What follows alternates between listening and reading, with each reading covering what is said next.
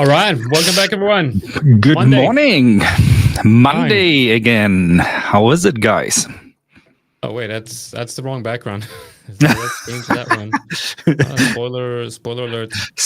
Big spoiler, guys. Something new is coming. Yep. Something new is coming. How are you, man? Hopefully Alex doesn't see that one. And everyone watching, make sure you don't tag him, like in a Discord or something.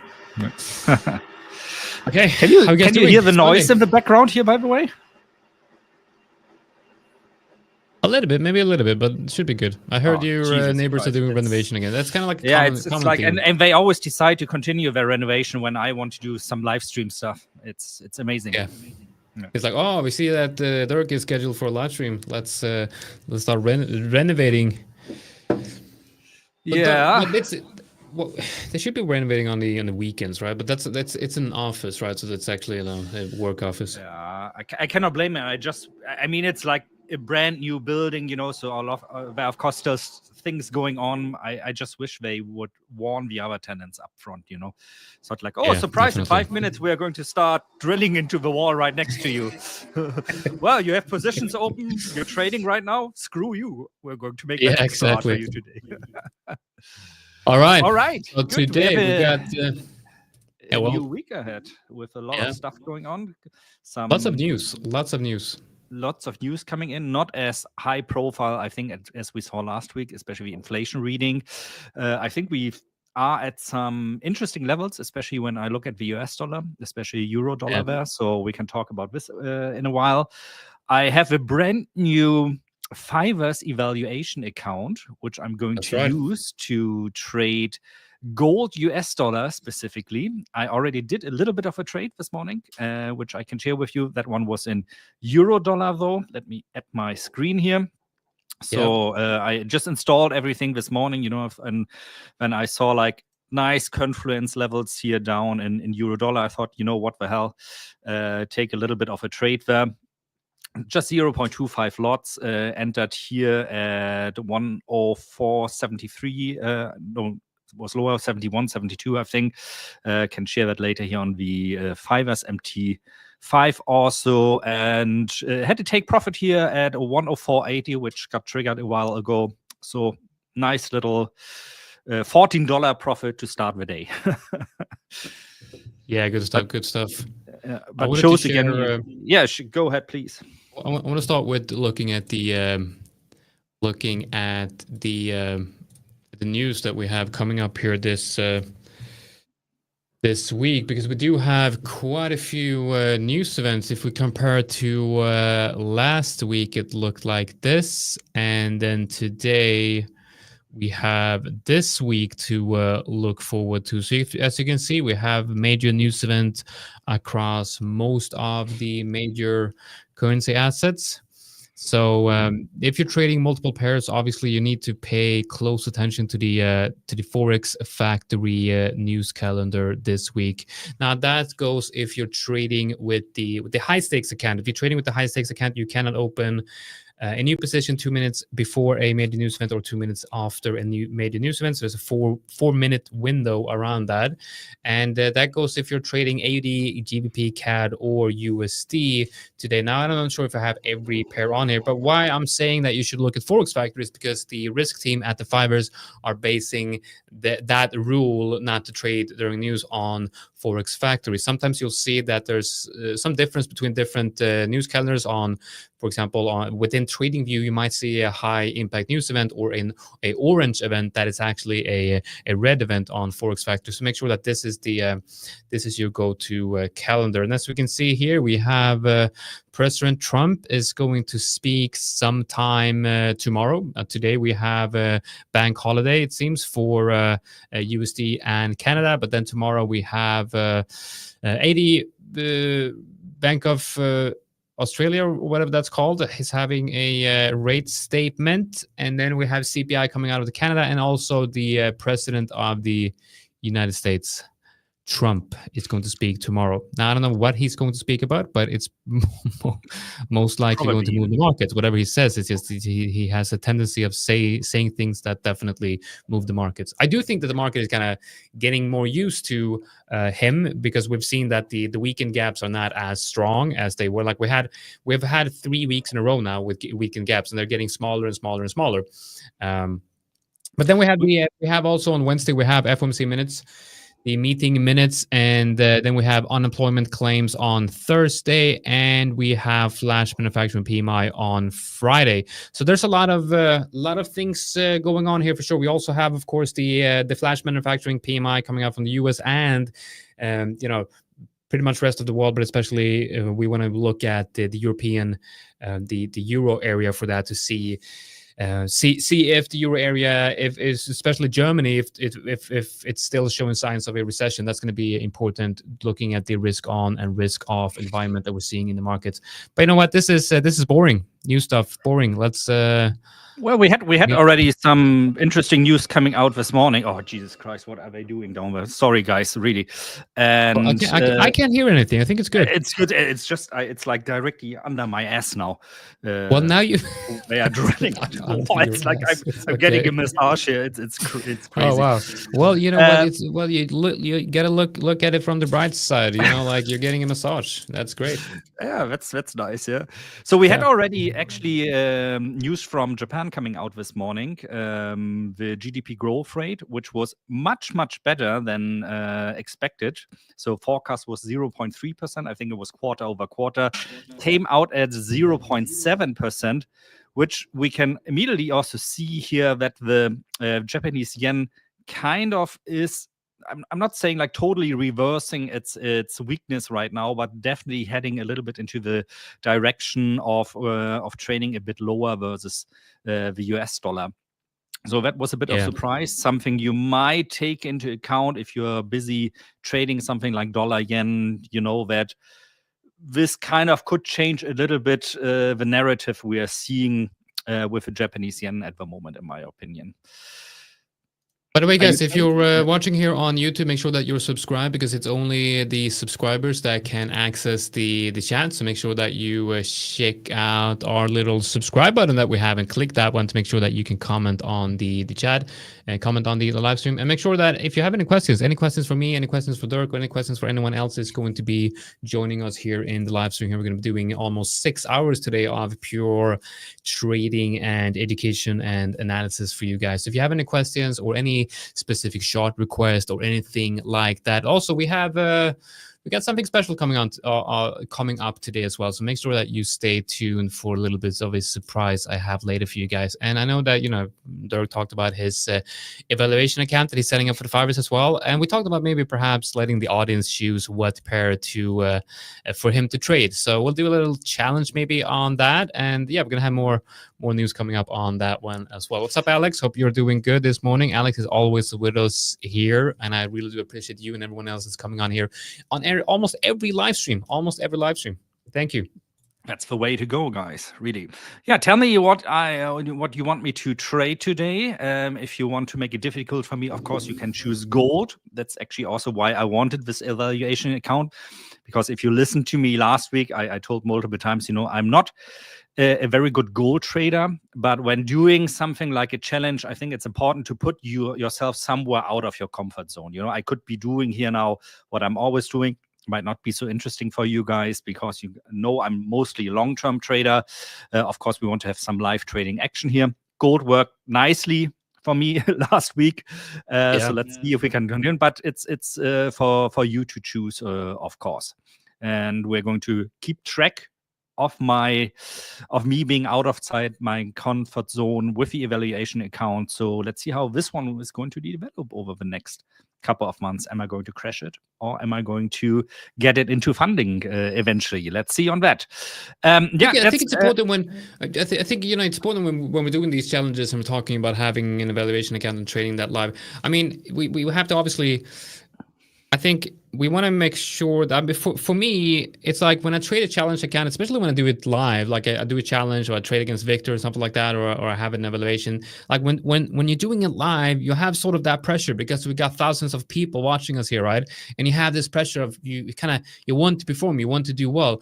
But the truth of the matter is, if you start trading when your system is like naturally enter a drawdown period, it's going to be very difficult to create good results, right? So I think we have to be realistic here that, this is not, Dirk is not going to take a few trades and then he's going to pass the challenge. I mean, to be able to do this in a controlled manner, it's going to take a while. But I think it's going to be very interesting to see how people like us that we've been trading for many years, how we manage that risk. Because I have an account that's $50 from getting stopped out, and if I play my cards correctly, I should not be stopped out on that account for a very long time if I risk accordingly. So yeah, it's going to be, I think you guys want to pay attention to not just the trades we're taking, but you want to pay attention to the amount of money we're risking per trade, because it's all in the risk management, really.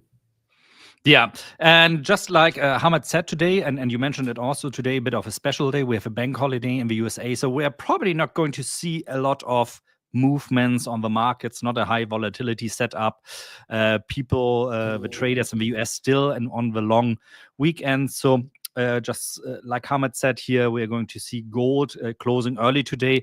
So what I would like to see is really a lot of confluence. Just ignore for a while if I show you here my trading system, my indicators, you might jump to conclusion when you see something like this. Oh wow, like picks the bottoms and tops very nicely. It's not like this. You usually want to see a lot of confirmation. So typically what I would be looking for is something like this, for example, where I have multiple signals from different proprietary indicators I use, and not just a simple signals that can go very fast in the wrong direction. So I'm extremely picky about the signals I'm choosing. This is why this morning, like this euro dollar signal, where is it? Here we go, was also one that I wanted to trade because it's you can hear it now, yeah? Formula One. It's like, oh Jesus Christ! This is great distraction, though. I feel like it's great. I feel like this is the way it should be. Like, do scalping challenge, and someone's gonna be drilling in the background. And it's coming like from all sides. Now it's coming from this wall behind me. Interesting. Well, now we're getting a full body massage. That's amazing. Yeah, it's great. Tonight I'm going to be dead, I think. Yeah. And well, so live streams. It's live stuff like this. You cannot make this up, really. It's happening. Yeah. You want to be extremely picky. Yeah. So I'm always looking at confluence zones, and like Jonathan said just shortly before me taking over here.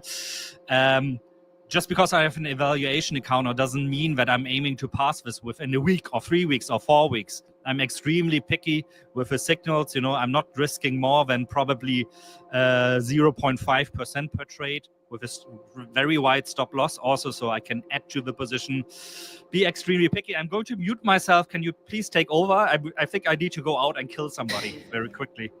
Yeah, you do that.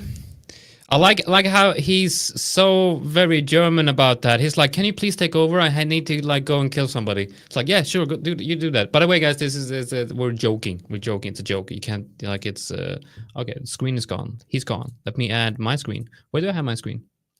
Let me see. I got my screen right here. Where is it? It's gonna be right here. There it is.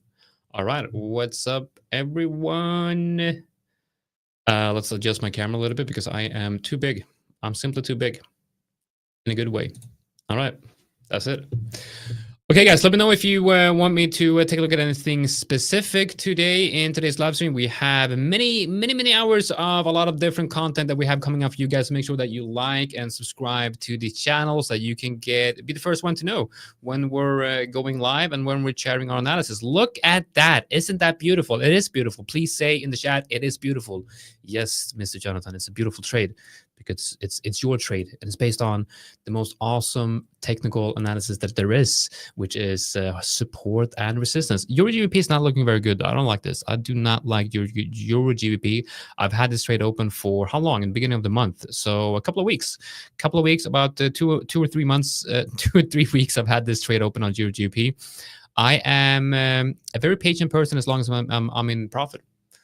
Very patient person as long as I am in profit, which is a good thing, right? You want to be patient with your winners and impatient with your losses. The problem is though that when I'm in a loss and drawdown, I usually close the trade a little bit too early, if I'm going to be honest.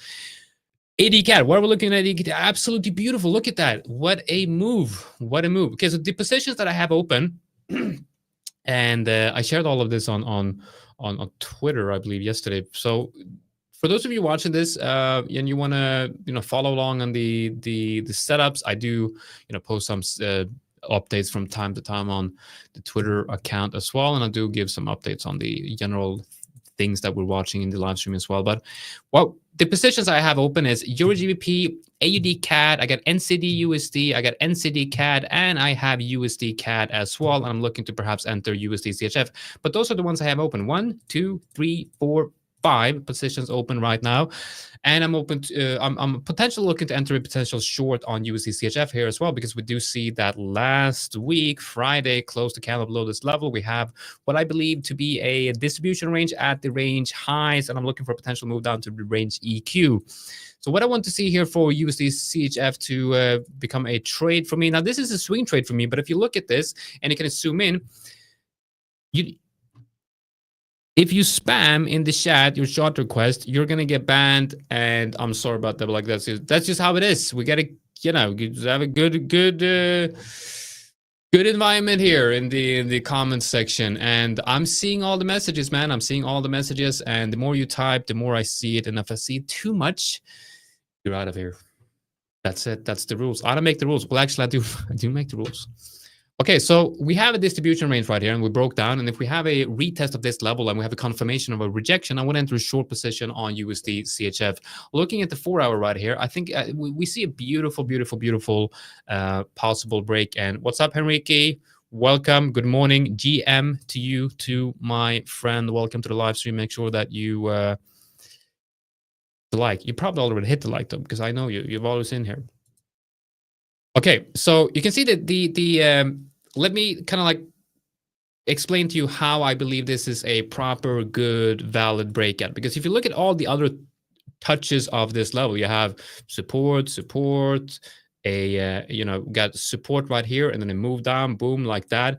This, however, I feel like it's different because we've hit that support area inside this level. Then we broke down, and if you look at the breakdown area here, it's a perfect confluence with that, what I like to call the reload zone. And the reload zone is the area between the 0.786 and the 0.618. It's just a fancy word of a specific fib area. If you're an ICT trader, you would probably call it the OTE, but ICT just did some fancy work with the numbers and added a 0 and a 1, it's some special Fibonacci numbers of that one, which is not really Fibonacci numbers. These are Fibonacci numbers, though. I believe they are. Well, at least the 786 and the 618. The most important number in the Fibonacci sequence is the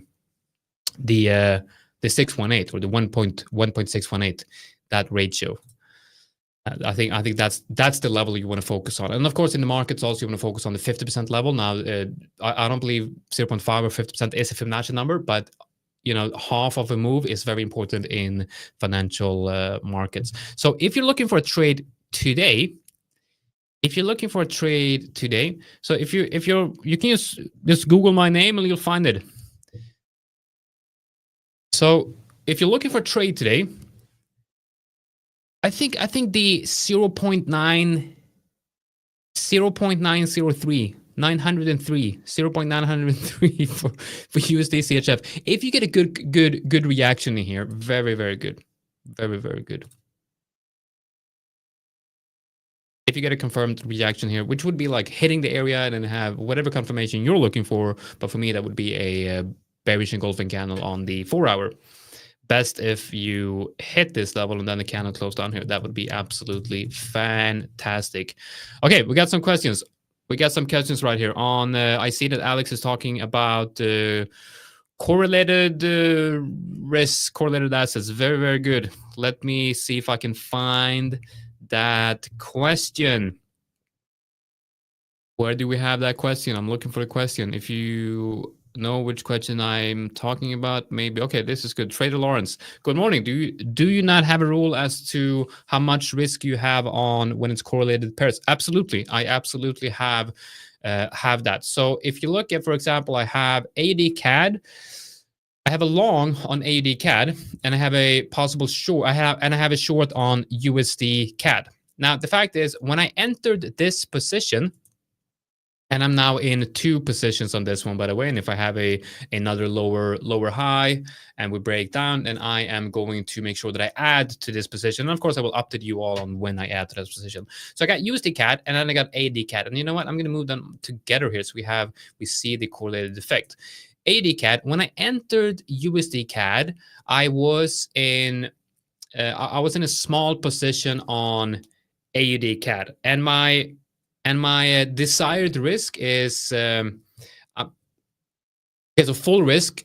It's different depending on what account I have, but I'm going to use 1% as full risk. Okay, so my desired full risk on a position like this is 1%. So if I'm able, let's say, for example, if I have a bounce down here, or if price basically just follows the arrow that I have here, then I will be adding to this position so that my risk is 1%. Now, currently, it's about somewhere between 0.25 and 50% risk. But because of the fact that I have another trade open on CAD as well, now these are obviously hedging. It's basically the same. Actually, no, it's not even the same, because I'm going long CAD here and actually short CAD here, so they're actually playing against each other. But because I have 2 trades with the same pair, I want to make sure that I take that 1% and I split it up on the 2 different positions, so that 50% goes to, or half a percent goes to this trade, and half a percent goes to this trade. So if both of these ideas are stopped out, it's could be perhaps of a movement on the Canadian dollar, and then I'm only going to be risking 1% on both of them getting stopped out. But if I enter full risk on this one, I will be moving my stop loss up here, and if I continue to move higher and I'm able to move my stops into profit or at break even, then I'm free to take that risk and add it to USD CAD. Okay. So if I was not in this trade, but I have secured AD CAD, then I'm free to use that 1% risk however I want. Now we can look at NCD USD and NCD CAD. Now the thing with NCD USD and NCD CAD is these are very similar setups. I'm basically looking for a long-term accumulation bottom here on NCD USD, and on NCD CAD, I'm looking for something quite similar. And the same thing goes for this one. I will be having 0.5% risk on both of these positions, but then when I start to secure them, I can start increasing that risk, but still have the ratio of 50-50. Looking at Euro GBP, this one, if we reclaim that level, that's going to be 1% risk. I'm looking to enter this with 1% risk. If I am in this with 1% risk, then obviously I can't enter a new position on Euro GBP. So basically, full risk 1%, divide that up into however pairs you want to be trading that is correlated. All right. And then Alex says also widespread risk on correlated pairs and not just concentrate on one. Because, okay, this is a good question, but just because a pair is correlated doesn't mean they move exactly the same. Okay, it might mean that they're correlated in the way that, I mean, look at this, for example. AUD here moves very strongly against the Canadian dollar, while USD obviously moves quite weakly against the Canadian dollar. So this is a short on, this is a long on the Canadian dollar, and this is a short on the Canadian dollar. But the momentum here comes from the Australian dollar, and the momentum here comes from the play between the USD and the Canadian dollar. Okay, so I believe that these are 2 completely different setups. This is a long on this area. This is a break and retest of a high time frame level, and we have a higher low on the daily, or this is a 3-day, but we have a high time frame higher low. And a USD CAD, we have a break of a distribution range, and the trade hasn't really matured yet to have me to enter size on this trade. So even though that they're trading both on the Canadian dollar and they are somewhat correlated, you can see right here that correlation breaks in some cases, and therefore they're 2 different setups, but it's just a risk management approach that you have to be careful with the risk here. So that's it. Okay, Dirk, how's it going? Are you done? Like Mohammed is asking, did you kill the guy? Oh God, hey guys, don't like this. Really? No, I was joking, obviously, about this, but yeah, it's annoying. They promised me to take things a little bit slower now for the next hour, so let's see. But of course, they also have their work to do, so let's see. Whenever they start again, I'm just going to mute myself. Yeah, interesting what you just said about the question about correlations, obviously. And there are correlations, but there are deviations from, like Jonathan just wrote on the correlation. That's why it's important to understand what is the foundation, what is the root of the specific move you're looking at right now. In Jonathan's case, it's obviously something correlated to the Aussie dollar. So the root of the move is that the Aussie dollar is moving, maybe still due to what we saw in terms of interest rate decisions there last week. And if the move is like something stemming, for example, from the US dollar, yeah, then you should be on the lookout for how the correlations also on the minor pairs are. So I would, for example, not do something like trade euro US dollar at the same time and also US dollar. Another example for this is like dollar yen, for example, this morning. Yeah, we had news coming out that are good for yen strength in this case, and so the root here, or you can for sure see a deviation from what euro dollar is doing to what dollar yen, for example, is doing. And these windows, they rather close very fast as well. So in tendency, I agree. I think it was Alex who asked the question earlier, about correlations. I'm not such a big fan also on trading too many pairs that align with the same major pair. But there are specific scenarios where you can do that. And Jonathan just showed one of these scenarios, which can be very lucrative scenarios, by the way, as well. Because when you have those moves, they tend to have a lot of momentum also. I would like, were you finished with that, Jonathan? Or did you're muted?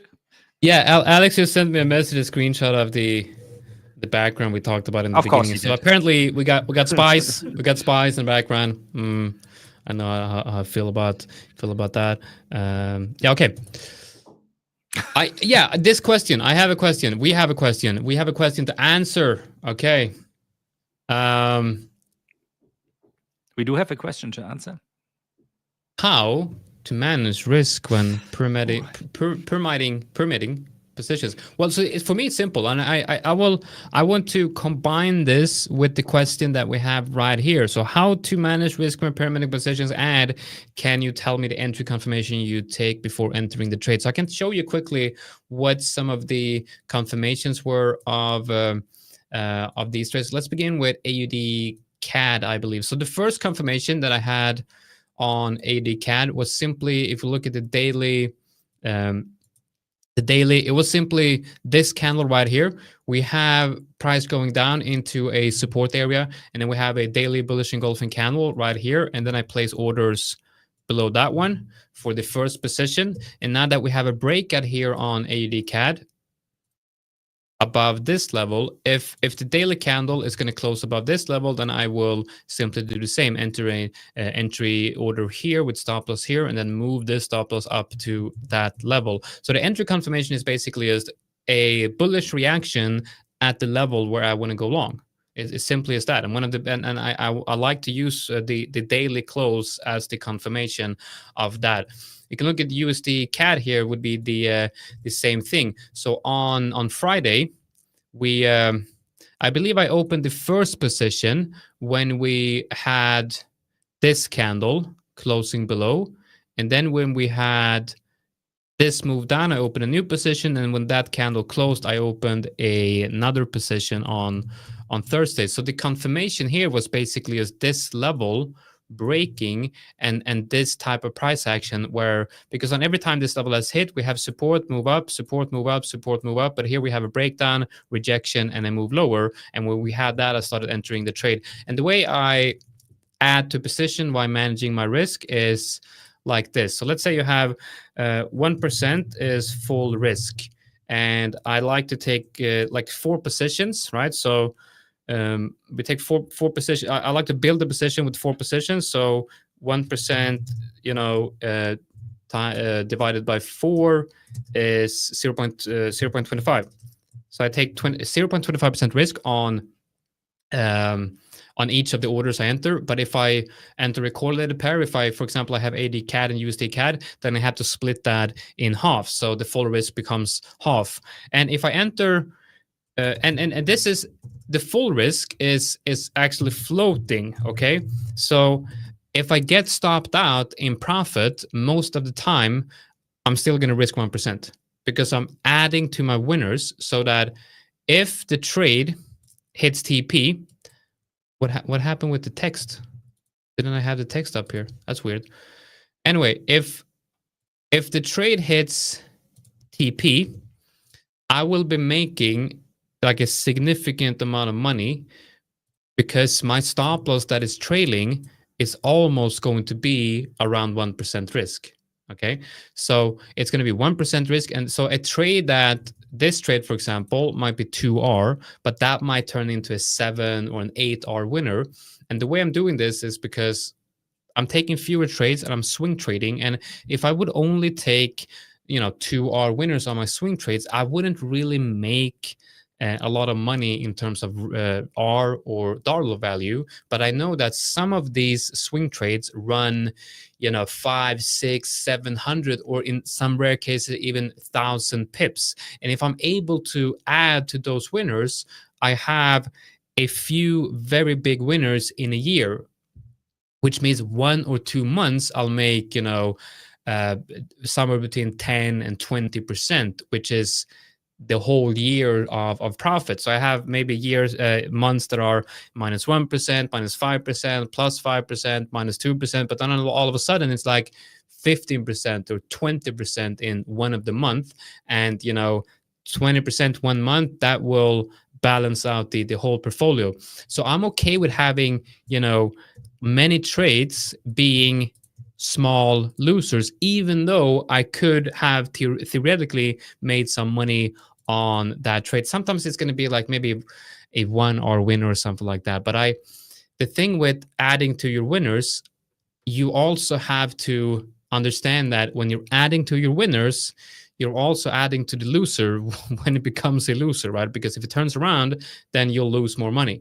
So I basically, if I enter one trade here with this being a stop loss, when the trade moves like this, I can move this stop loss here, and then I take the risk that I've taken off here and add it here.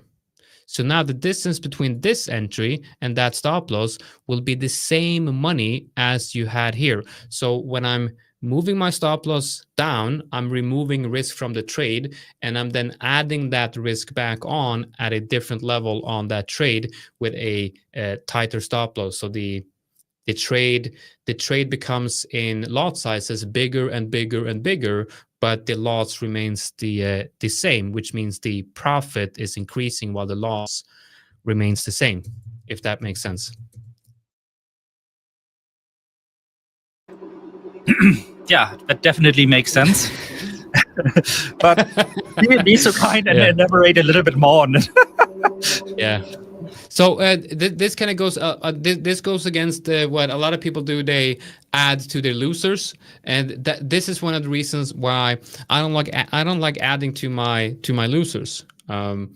Sometimes a lot of people say like this is the area where I want to enter, and then if price starts moving against me, they start adding to that trade. But I want to make sure that I'm never adding to losers. I'm always adding to winners. I will never. I mean, I have rare occasions where I add to a trade that's on the water, and I believe that one was on NCD CAD. Yeah, that's right. So on NCD CAD, I entered my first position here, but then I saw price coming down into this level, and I told myself, you know what? I cannot ignore the fact that you have a high time frame, higher low printing within this area. So I entered another position here. So now my average entry is here, and I think that was a good decision. So in some rare cases, I will add to positions underwater, and that's usually when I feel like I might have entered a little bit too early on the first positions. Okay, so we have another. Okay, when you swing trade, swap fees don't eat. Well, it only becomes a problem if I'm not making enough money on my winners. Now the swap fees are like, if on EuroGBP, for example, yeah, I've been in this position for a while, but if it's going to hit TP, then the swap fees are going to be nothing. So you have to, of course, account for the swap fees. But if you have winners, and if you're trading in a way where you have good winners, the swap fees aren't really going to affect you that much. I can do a calculation on how much I've actually paid in swaps and see. I mean, on some trades, not great, but it's not like it's the swap fees on is huge. But I should definitely. You also want to make sure when talking about swap fees, when you're trading something like euro dollar and you're not holding onto your position for, I don't know, half year or something like this, it's not going to be that huge chunk of money, you end up paying in swap fees. If you're, of course, trading like high yield currency pairs, thinking about the South African rand or especially the Turkish lira at the moment, there you really, really want to be careful. If you are short that emerging markets currency, for example, like the Turkish lira, this will very quickly eat up your profits. Absolutely right, especially if you hold your position longer than Wednesday, because Wednesday we always have this 3-day swap. Why is that? Because currencies are always spot plus 2 bank working days. So on Wednesdays, you pay also for Saturday and Sunday, which can be good, of course, if you get a positive swap, which will be devastating if your broker is charging you very high swap rates. And I know there are some brokers out there whose whole business model is actually ripping people off of swap fees, where you especially. So I can look at just a quick example here. I am so now these are very small positions, right? Very small positions, but currently the pair out of these open trades that I have the highest swaps on is Euro GBP. So I got about $20 swap on this one. I've stayed in this position for almost 3 weeks, and I'm currently at $20 swaps. That is about 5% of the profit I will make if it hits TP. So 5% of the profits, or in some cases 10% of the profit, will be on swaps. Now, if I look at NCD CAD, I have a total of $1 swap.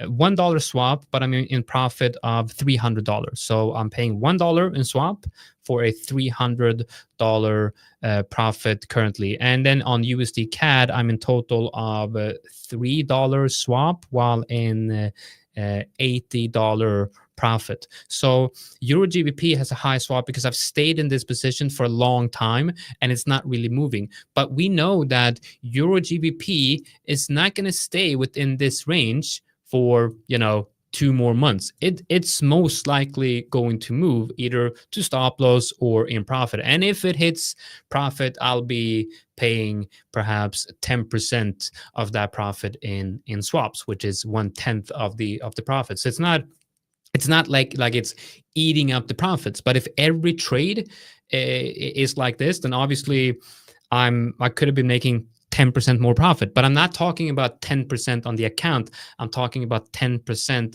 of the actual profit. So if you make $1,000 in profit, you're paying $10 in swap if you stay in it for weeks and weeks and weeks and weeks, which is not that very often. Now, indices have higher swaps, so obviously you gotta think about what you're trading. Now, we have lowered the swaps and commissions on indices, but the swaps on indices are still higher than Forex pairs. I'm not going to be holding a swing long position on S&P 500.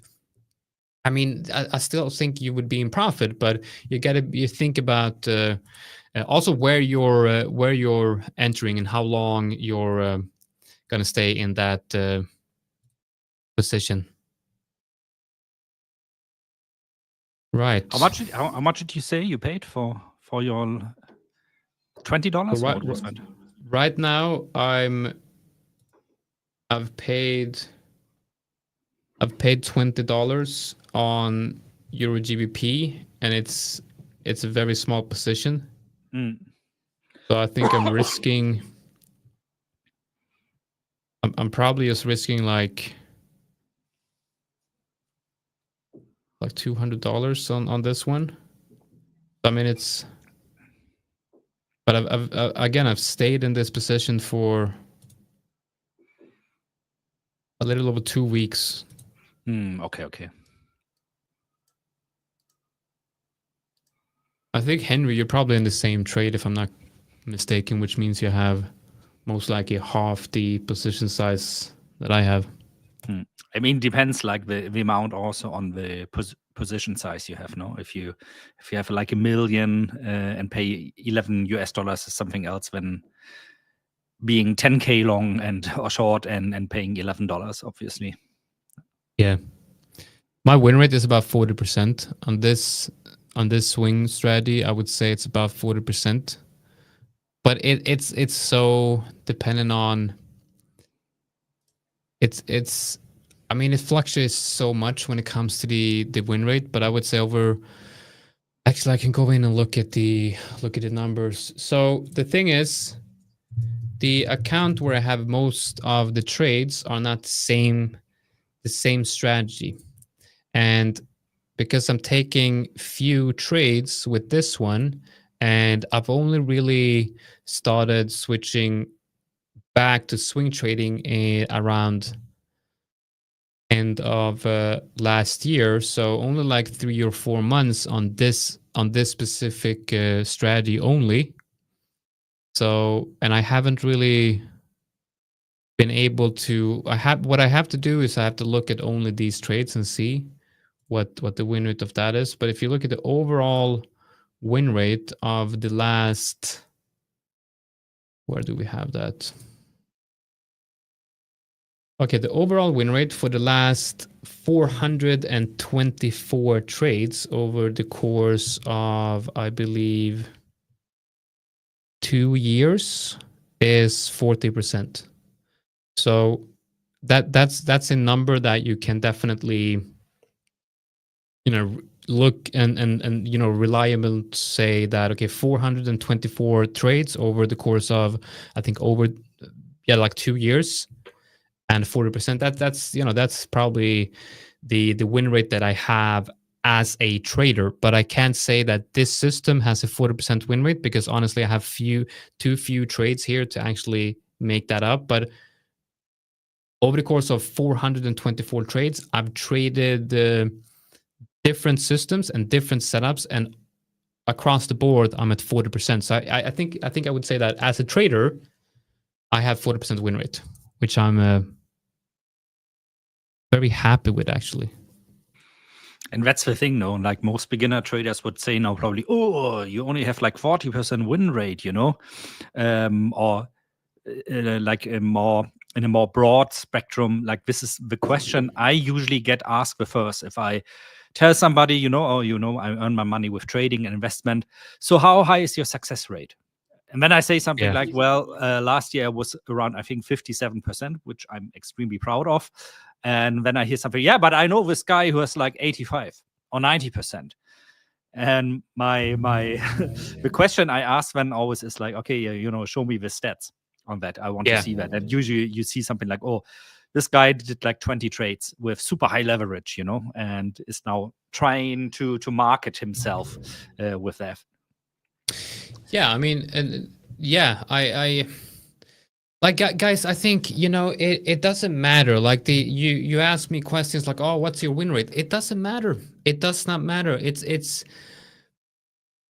difficult to explain. It really is difficult to explain, but win rate doesn't matter. What matter is what's your statistics, what your average are, what's your win rate, what does your equity curve look like how are you trading. There's so many more variables that are much more important in trading than actual win rate. And if I look at, so I have another account where I have 150 trades, and that is also 40%.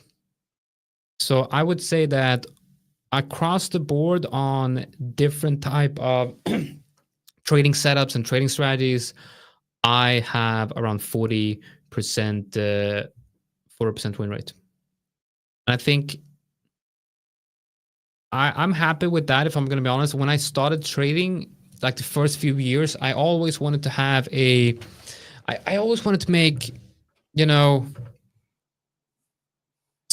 Like 60% was the level at where I wanted to be, because if I had a 60% win rate, that means I could be profitable with one-to-one risk reward. So the winners didn't have to be in as much a profit to close them. But the way I'm trading now is, and the way I like to be trading, and I feel like in the beginning I wanted to be a scalper and a day trader so much that I kind of focused on the wrong things. But now, as I've kind of matured as a trader, and I'm looking more at the higher time frames, and I feel like that's, I found my personality in the way that I want to be trading. I also saw that my personality and the way I'm trading based on that actually has a lower win rate. I mean, for me today, it just makes sense to have a lower win rate with the way I'm comfortable with trading, because I'm really I'm really patient with again, I'm really patient with my winners, which means I should let them run.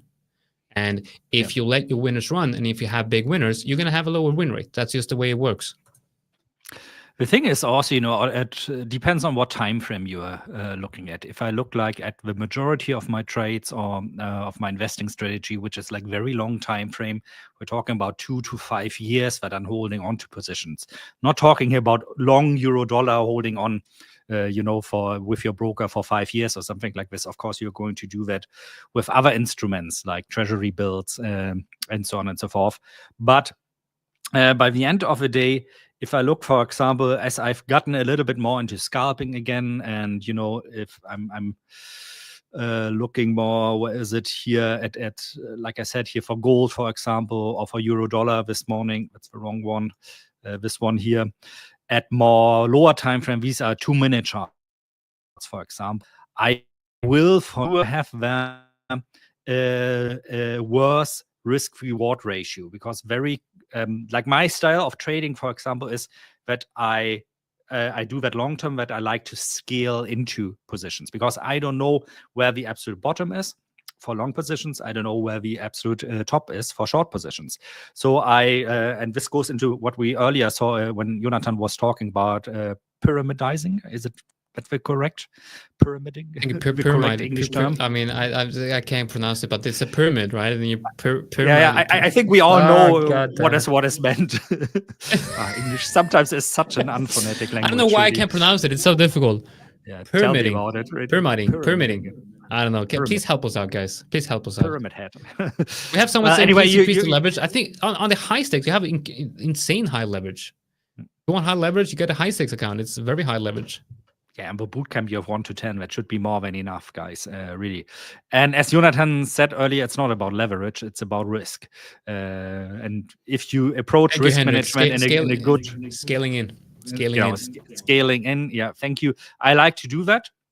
So, and I also do that here for my shorter term positions. So here in scalping, for example, what I'm showing you in euro dollar, if we would have went here further down, I for sure would have waited, for more confluence signals that point into the long direction. So I'm a contrarian trader there, which is more difficult than being a trend following trader if you're a beginner. And please mute yourself when you're typing, Jonathan, please. Oh, sorry about that. No worries. And so I want to have still, powder in the keg, meaning like if a position goes against me, I want to be able still to open more positions. So what I'm usually end up doing is that I have in my mind or set already, let's say for this 25, 30 pips away, a total stop loss. And then when opening the first position, I'm going to make sure that the total global stop loss is never going to be more than 0.5 to 1% of my current account balance. So as I'm trading now with a 100K evaluation account, bootcamp account here, that would be like, if it goes like 25, 30 pips against me, I would lose something like 250 to a max of $500. And this is just my style. This works for me.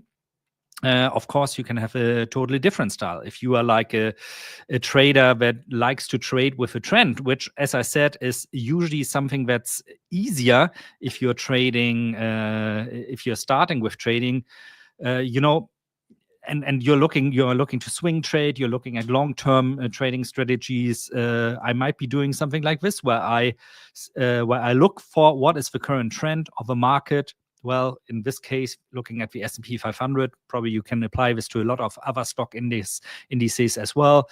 I would look for re-entries into the bull market, which for me are always these bull market support bands. So the red and yellow line here. So whenever we see the stock markets, the price of a stock market touching those, and we just had this here like 2 weeks ago. We had this here a couple of days ago. This is when I re-entry into my long positions. This is how I would like trade long term, and I would just get out of this position if I see like that the structure is breaking. And this is very interesting what we are seeing right now, in my opinion, here, for example, on the S&P 500, because we are quite unusual, honestly speaking, here at a zone right now. We closed here on Friday almost exactly at the all-time high.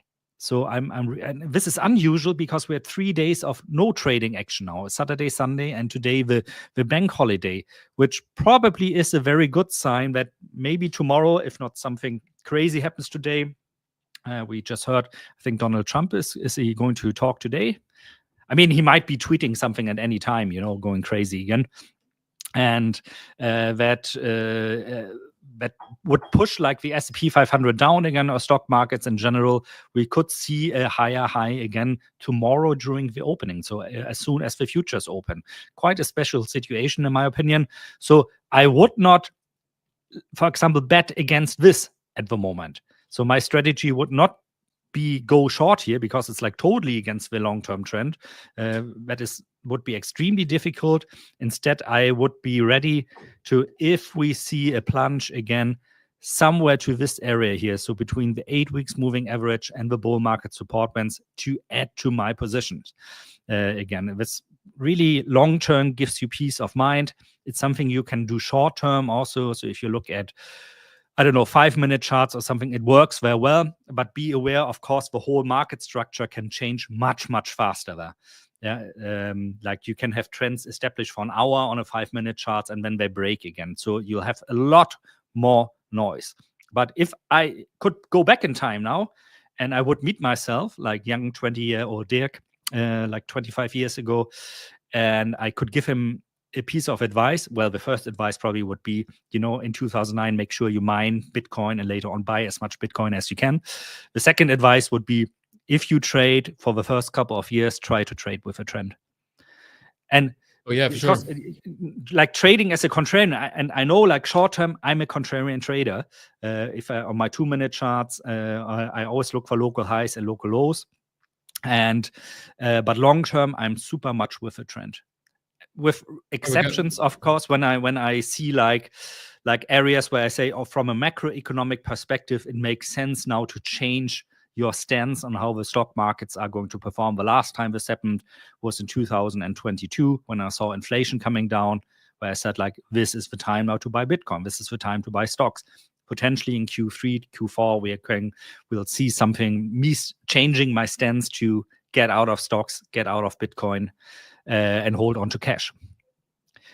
I want to tell you all, we got someone in the background, but he has to wait in the background about 10 seconds more, because I got a very, very exciting and important announcement to share with you all. I'm going to set up a poll in the YouTube chat, so I want you all to give me some some pairs that you want Dirk to be trading here on the evaluation account, and then the most requested ones I'm going to put in the poll, and then you're going to be able to vote on the ones that you want him to be trading on this evaluation account. Okay, so we have Nasdaq, we got Euro, USD, another one saying Nasdaq, gold or cable. Interesting. Okay, let's see if I've got DAX as well. Are you? Please don't let me trade with DAX. Everything goes. Okay, GU, nice. Okay, we got someone in the background. Welcome, Modus Mike. Welcome to the live stream. Welcome, man. Hello. How's it going, man? How are you doing, guys? I am good. What do you have? Like, is that an iPad you're talking through, or what is that? I was just asking myself the same question. Yeah.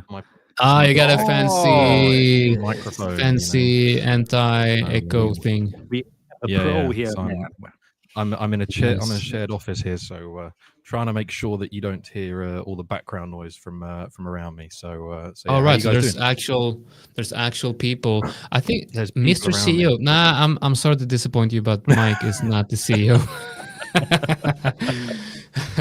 So are you in an office where there's actual people in the same room as you? Yeah. I have physical human people around me. Oh, and they're like, oh, so you, all right, living humans. Yeah. Oh, living nice. I heard rumors that those exist. Yeah, they do. Yeah. That's interesting. We don't see many of them when we're trading. I know. So.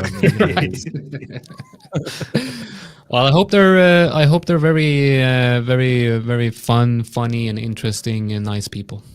Absolutely. How you guys doing? We're doing good. We're doing good.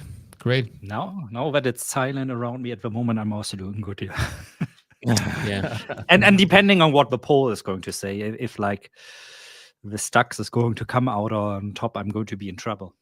Yeah, I just Harash is saying that Harash is saying that I want that too, but I have all the my whole room is full with that stuff. And it's funny thing. The reason why I put this up. The reason why I put that up, what's up, Alex? Nobody answered their phones. No one. I'm like, guys, what time do we have to be on there? Jonathan doesn't answer. Michael, what time do we have to be on? Nobody's answering. I'm like, okay, I might as well just check the YouTube channel. And then I see Michael. I'm like, okay, damn, I'm late. Well, it's not. I got news for you. It's not today though, but welcome. You're here. See, might as well do it today. No, I thought it's. Oh, it's like, you want to be on every day? Well, then go ahead. Be our guest. Okay, nice. I guess we could do a couple minutes, 15 minutes, just have a little bit of a break. No, but I want you guys on. You can be on for as long as you like, guys. And okay, we're gonna let the audience decide. If you want Alex on here, if you want Alex or Mike on here, type yes or no in the chat. It would be really fun if you all just type no. That could be potentially very hurtful for your egos. What we could do is, Alex, we could just. Please, I just want a place to be. We'll just go and do our own channel. Alex and I got our own channel. We'll just go do our own channel, right, but it's not launched yet. Though, so you can't advertise that one. 20 subscribers actually. 20 hardcore subscribers. 20 hardcore. I was telling a story about my background here. It's very black, right? And I had people telling me you have to change your background. It doesn't look good, right? So I set this up, all black, it's all my walls are black. And then it's like, can you put some color on there? I'm like, it's just black. So now I gotta buy lights and stuff, and I'm gonna make it colorful. You got the nicest. To be fair, I gotta give it to you. You got a nice background. But I got a square down here that's white because I ran out of money, so I need to make a couple of good trades to buy some more. I can if you want a good trade, Euro yen long. Euro what? Euro yen long.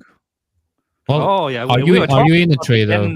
And about the much better GDP growth that came out this morning. Yeah, we're returning to the mean. Yeah, that's the trade. Maybe I think what we could do is you show us that trade, because I better hope you're in that trade if you're recommending us to buy it. Of course, I will. And just to be transparent, I've already lost this morning on the trade. So you're trying to manipulate the market. Okay. No, definitely. Funny. Okay. myself and Michael were actually long here. Was that correct, Michael? Yeah. Here We were this long morning. there. Yeah. And then it came down. My stop here. The trade's still in play because we've obviously had a little bit of consolidation here. It looks good, but now I turn it on the screen. Now it doesn't look that good. No, I don't know why you went along that. The 5 minutes is going to kill you. It is. It's quite a volatile pair actually. The this euro yen. This is the Yen is a bit 5ers. crazy this morning. Yeah. Yeah, this is the 5ers challenge that I've been doing.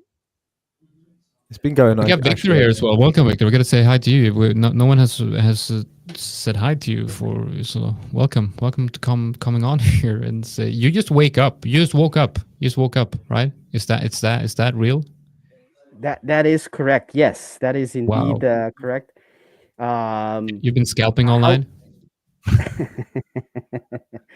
You could say something similar to that. How is everyone doing? Today is the 17th of February.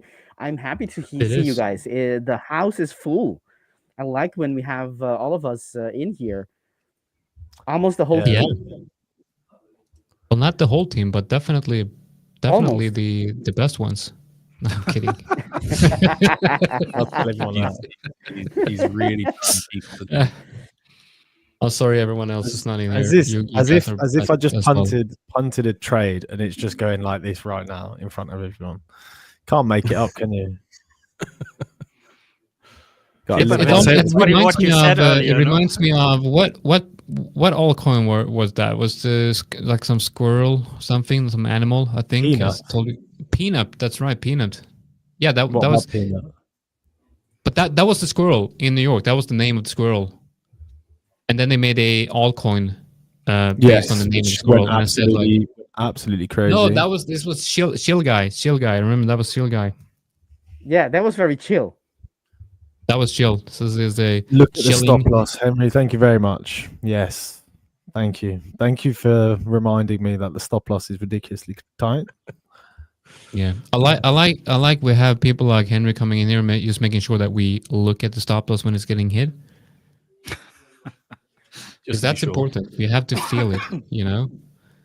You got to feel it. We have to feel it. You mean I have to feel it? Well, we kind of feel it through you here, though. I bet sometimes I love it though, because when stuff like this, I bet there's a little bit of Jonathan like, oh yeah, this is definitely, yeah, for sure. Taking a loss on this in front of everyone, he loves it. Yeah, I mean it's a competition, you know, whether you like it or not. It is what it is. Should we do a poll if it's going to hit my stop loss or not? Okay, let's do a poll. Let's do a poll. Okay, I'm going to set one up. The losers have to wear clown suits. Even though we're not going to see you all, you're going to have to wear a clown suit. What is that with you guys and wearing clown suits always? Yeah, I mean, it's definitely an obsession with Alex for like a year or two. I think when he actually put that on, I think he realized something. I think with all the, you know, I put on all the makeup and everything, and he realized that, you know what, I like this. Right on this one. The stop loss should be realistically underneath this low. Okay, it should be underneath this low. But it is definitely tight. It shouldn't really be this far up. The reason being it was a tight stop loss because I was looking to trade. Where was this? Looking to trade this momentum, and it was pushing up, and then it just started consolidating. So I decided to put in a stop loss. Okay, guys, go in the comments. You answer the poll. Will Alex stop loss get hit? Yes or no? Select one of the options in there. Any options is good. Yes or no? Right, it's too late now. Well, we got 85% saying yes, and then we actually have 15% saying. Yeah.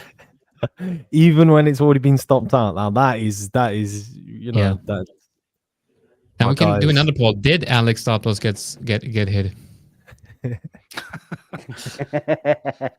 Okay, so let's see if we can get I want to see if I can get a trade in. Okay, so we are, you know what, we're going to do a poll for Dirk. He's going to start a new Bootcamp Challenge account, and we're going to do a poll on what pairs he's going to be trading. So what should we include in that poll? I think we should definitely do... not the DAX, not the DAX, not the DAX. You don't want the DAX? Okay, so how many want me to add the DAX? Type DAX in the comment section. We got one. At this stage, two. it's already a self-fulfilling prophecy, you know. Is this going to be? Is this going to be a day trading? Yeah. Or a swing trading account? This is going to be a scalping account, man. Ooh. I said, wow, a scalping account I'm on. still Okay, well, gold, you know. Since last week, I'm like very much into gold because I had 2 nice trades where. Not that I want to influence you in any way, guys. But of course, yeah, it's everybody's going to say the DAX now because they want to see me fail. What is wrong with you guys? they want to see how someone with your experience are taking on a new market. I mean, you've been in the market for how long? Like 20, 25, 26 years? 26 years, but never scalped the DAX. Well, me neither, but I mean... Well, okay, but you have the experience to understand, you know, when there's momentum, when the horizontal level is hit. I mean, I'm sure that you can take your knowledge and your, you know, to turn it into it's an experiment. Like, we don't care if you're gonna, you know, lose money or, I mean, we do care. We really do care. Everyone who watches here do care. But it's an experiment. Now it's an valuation account, so I'm not going to lose money with it. But okay, I mean, it is. You know, I was like having my big mouth earlier today and last week saying like, oh, I need to push myself out of my comfort zone. And now that we are there, but not too far. You know, not DAX. Okay, so we got DAX, we got gold, we got Euro USD, and we got GBP USD. Is that good? Sounds great. But choose one. So we really want to concentrate on one asset. I thought you were going to do all of them. No. Do you know what the nicest bet would be? Just Euro USD. Yeah, but we have Victor already being the master of Euro USD scalping. You know, that's then we have somebody also, I think, trading gold heavily, if I'm not mistaken. And I mean, in that sense, DAX makes sense. You know, then we have like indices also covered. And it kind of also, because we have the movements in the DAX also in the morning sessions. It does make sense. Notice how I'm trying to sell that to myself right now?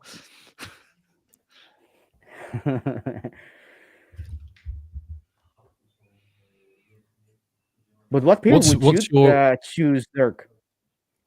Sorry, come again? What pair would you choose if you didn't have I would have said gold, but I think we already have somebody who's like active on the lower time frames for gold, right? Do we? Don't we? I think I let the audience choose like every time. We can also do two. Since my scalping is also, we're not going to have trades every day. You guys know I'm very picky about picking my trades there. So I don't mind also if we have something like DAX and gold, for example. Both are assets I almost never scalped or day traded. So it's definitely out of my comfort zone. For good reason as well. For good reasons. Like if you want to really make me cry, you want to add oil to that. Then I can almost guarantee losing money. Well, thank you.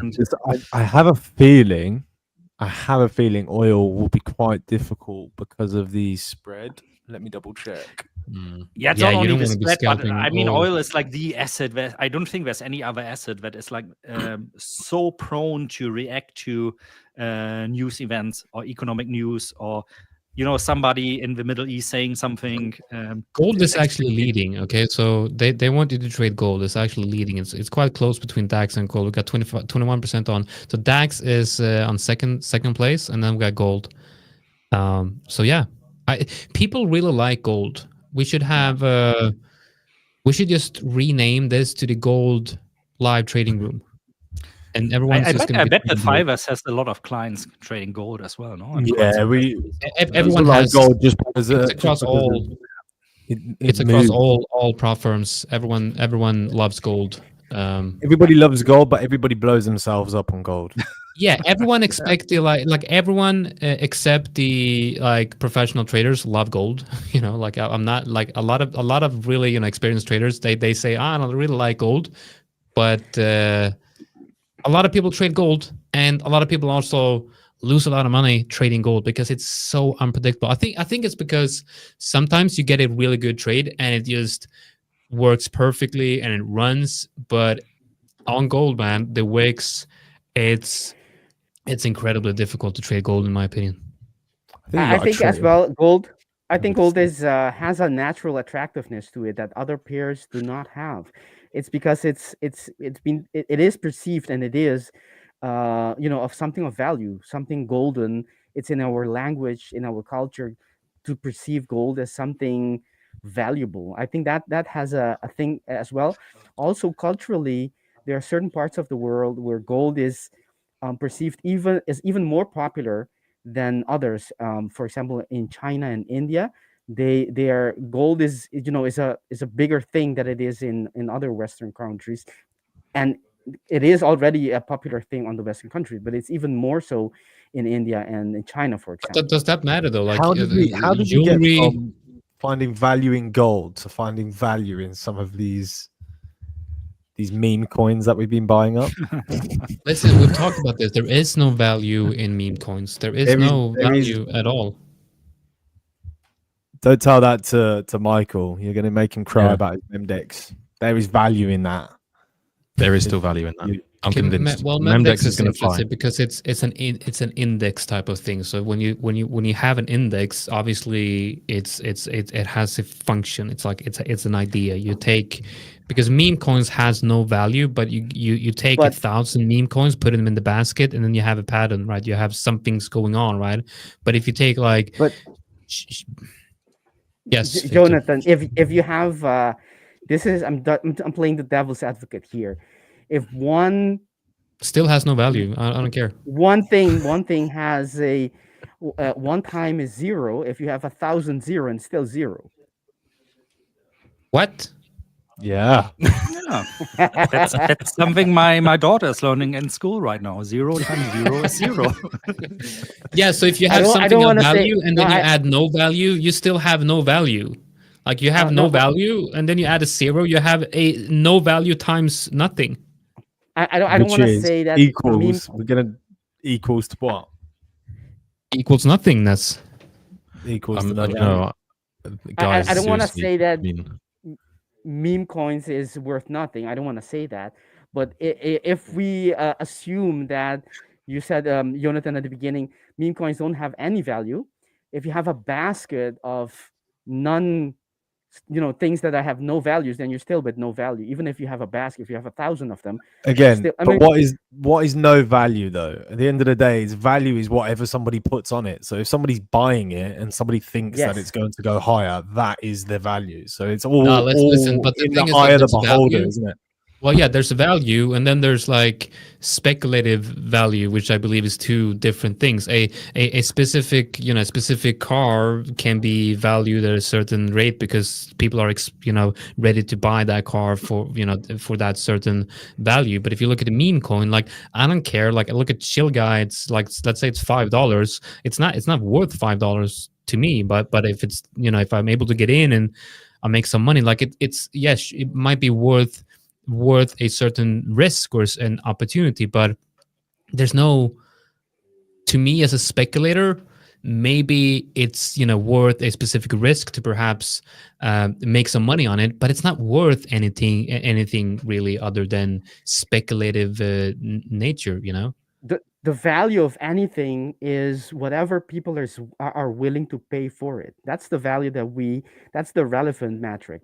However, I think what you're meaning is it doesn't have any intrinsic value in itself. It doesn't produce anything or do anything. And in that sense, yes, a meme coin doesn't have an intrinsic value. But however, if people are willing to pay $100 for each coin, then that's the value because the market, decides that. Okay, I'm going to be ending the poll on Dirk. Oh, there's a lot of comments coming, lot of votes coming in here, but I'm going to end it right now. And the winner is gold, so we're going to see Dirk is going to be trading gold on that evaluation account. I think I'm quite happy with that, and I think he's going to be happy with that as well. Dax actually come in at a third point. Yeah, okay. So we had a question. What day was the trading battle between Alex and Wait, can I And me. before we go there? Weren't we Michael and I booked in today for? Yeah. Well, if you say if you show me a message where I've said that, then yes. All right. let's pull it up. Let's go get it. Just because you know we've organised our day around being part of the 5ers stream. So Okay. But it might be the case. I mean, I've booked in many people this week, and it might be the case that this is your time. However, I have a specific time for you guys between 11:30 and 1 GMT time, which is so you do want us today, just not now. No, I want you I want you today. And you're already here, so you might just be here. But I'm not sure where we've agreed with having you on during this time. I do, however, really like your session that you had with Anastasia last Wednesday. That was really good. So I would love for you to be on Wednesday. And there's in my schedule I have on Tuesday. But I mean, we'll get it done. We'll get it done. You guys are kids when together. Yes, we are. Definitely. Yeah, we are. I don't think we ever. I mean, do you? Do we prefer streams like this when we're like this, or do you want the hardcore education and serious faces? Well, I think what we want to do is we want to be live trading while having these conversation and not just looking at Dirk's screen because he's not even here. You know what? There is literally at the moment there is probably nothing else that I would take, and I've already taken. Yeah. Okay. Well, that's already gone. Cricket, we stream every Monday, Tuesday, and Wednesday. We start at 9:30 GMT till 3 p.m. GMT. But then this question right here, we have not set a date for Alex versus me trading battle. We're gonna do it, right, Alex? We're gonna do it. Yep. Yep. We have to do a bet though. I only play for bets. And if it's going to be simulated money, then it needs to be something else. Okay, so let's do a poll. Let's do a poll. So first, we need some alternatives here, guys. So in the comments, could you please type what you think would be a good bet? Now, make it realistic. Okay, make it realistic. We can make it so it's actually embarrassing for one of us. Yeah, I'm definitely up for doing embarrassing things. If that, I mean, it would be fun. If let's see what they have first. I have an idea. If Alex loses, he has to eat a can of what is that weird Swedish dish called surströmming. Now, the thing with that though is it's not tuna. It's surströmming. It's the thing is you can't really do it in the office. You have to do it outside. Otherwise, the office is gonna smell for days. So you have to do it outside. That would be extremely fun, but I don't know if he wants to do that. It's like eating something that's not meant to be eaten. What's the protein intake? Let's talk. Well, it's fermented fish. Wow, so quite high in protein. Yeah, but you're not getting a lot. You're not going to keep it in, on the fermented. Yeah, but you're not going to be able to actually, keep it. Are we talking 10 grams of protein per 100 grams? It doesn't matter if you vomit, right? Well, okay, I don't feel like putting anything. Yeah. In other words, Alec, what it means is that you basically be single for a month afterwards because nobody's going to want to go near you.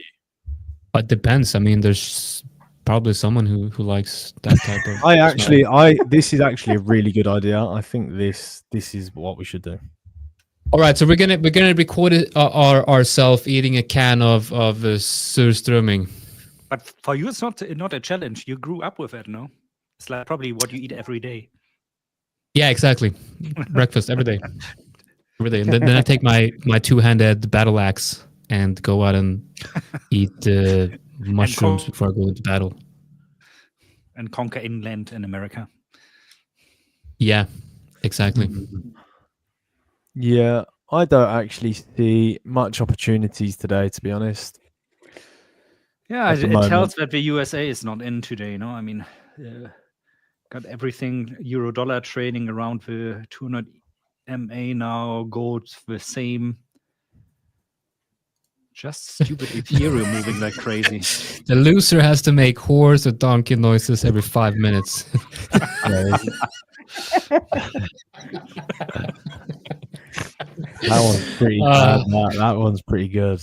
That was pretty good, but I honestly I don't know how the management of the 5ers would feel if they come onto the 5er streams and we're doing horse and donkey noises. I know we try to make them entertaining, but they... nah, there's definitely there's I love, honestly, the value that we're providing to traders today is just immense. 0 plus 0 is 0. We're doing maths, maths education. We're doing animal noises. It's just, this is just top It's just a prime example of what happens when you put 4 or 5 kid guys into one room or one live stream. What happens when you add me and Alex, basically, and me? And that's we do have a tendency to bring down the okay. So can we I'm just looking at the schedule that we have here. Yeah, seeing what I'm seeing. What was the outcome of the? Oh, it's still going on, or what? The vote, what I'm supposed to trade. So I think it was gold, Dirk. Yeah, you're into gold, Dirk. That's great. You got your wish. Gold is a challenge. So it's let me highlight that again. I said it last week a couple of times. Gold is something I usually do not trade because for whatever reasons, same as oil, I always tend to lose when I trade gold. The exception was last week, but those were only demo trades. And so it's definitely a challenge for me, but I think it's a good challenge because it's a fair market also. It's a market with a lot of liquidity. So I cannot have excuses like, oh, the spread was so, normally I wouldn't have been stopped out. It was all the fault of the spread or whatever. Does anybody want to, did that wick happen on futures? Did that happen? There was across the board a sell-off on crypto. I actually haven't looked. No. When? What time frame are you looking at right now? No, that was earlier in the week. Oh yeah, it's a 4 hour. Yeah. No, I saw that. Because today, especially altcoins have been, Ethereum especially has been quite strong, which is great because I'm building up short positions on Ethereum. Really? That's interesting. Yeah, but just for today, Oh, just for today. I was thinking that it's in a bit of an accumulation type of range, like on a macro time frame. Let's have a look. Let's pull up. Dirk, by the way, the poll was chosen to be gold, so you're going to be trading gold. Not sure if you've heard that when I mentioned that, but the poll was on gold. I'm still picking up ideas for the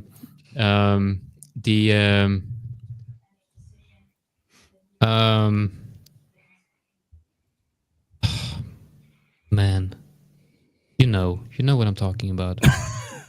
Who? The battle, the bet. That's right. Oh, the bet. The bet. Yeah, I'm still picking up ideas for the bet. So let me know in the comments, and I will be selecting the best one. Loser eats a block of butter. No, dude, that's no problem. Like that, it's not. That's a block of butter, gross. Dude. It is. No issue with that at all. Where's the protein in that? Well, it's I don't know. You need fat as well, dude. Like you need fat. I still like the clown idea because I like an ongoing enjoy thing the here. clown idea. I think it's been a long time since we've pulled that out. Yeah, when was guys. the last time we had the clown? Clown was like mid last year. Yeah. That was a long time ago. 6 to 9 months ago. Yeah, we should bring back the clown.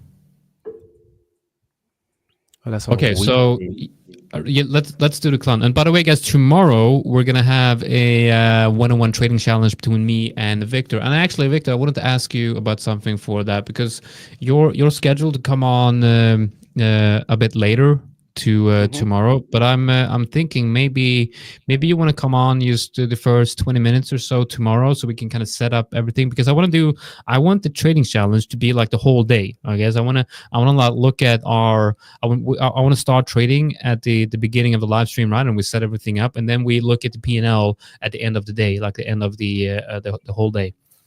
I like that. Nice. Sure, we can. I can come on at the beginning as well, at the open, and we can start. This time around, I will be trading in the background as well, Jonathan. Last time I only traded while I was live, and me too. But when I was away and you were still live, you catch up with me. So you lose, man. That's it. That's how it is. You caught up with me. So this time I'm gonna be active while live, and if I'm taking a break, just so you know. I'm still gonna win. What are you guys going to trade? EU or? We haven't decided yet. What are we going to trade? I'm gonna. Well, no, we're gonna let the audience decide what we're going to be trading. But let me show you guys this. This is. Really I'm gonna love you all and leave you, and I'll see you guys later. I'm gonna. Right. Okay. That's a good one, Alex. Bye bye. Stuff done. All right. Bye. See you. Take care. Let me show you our.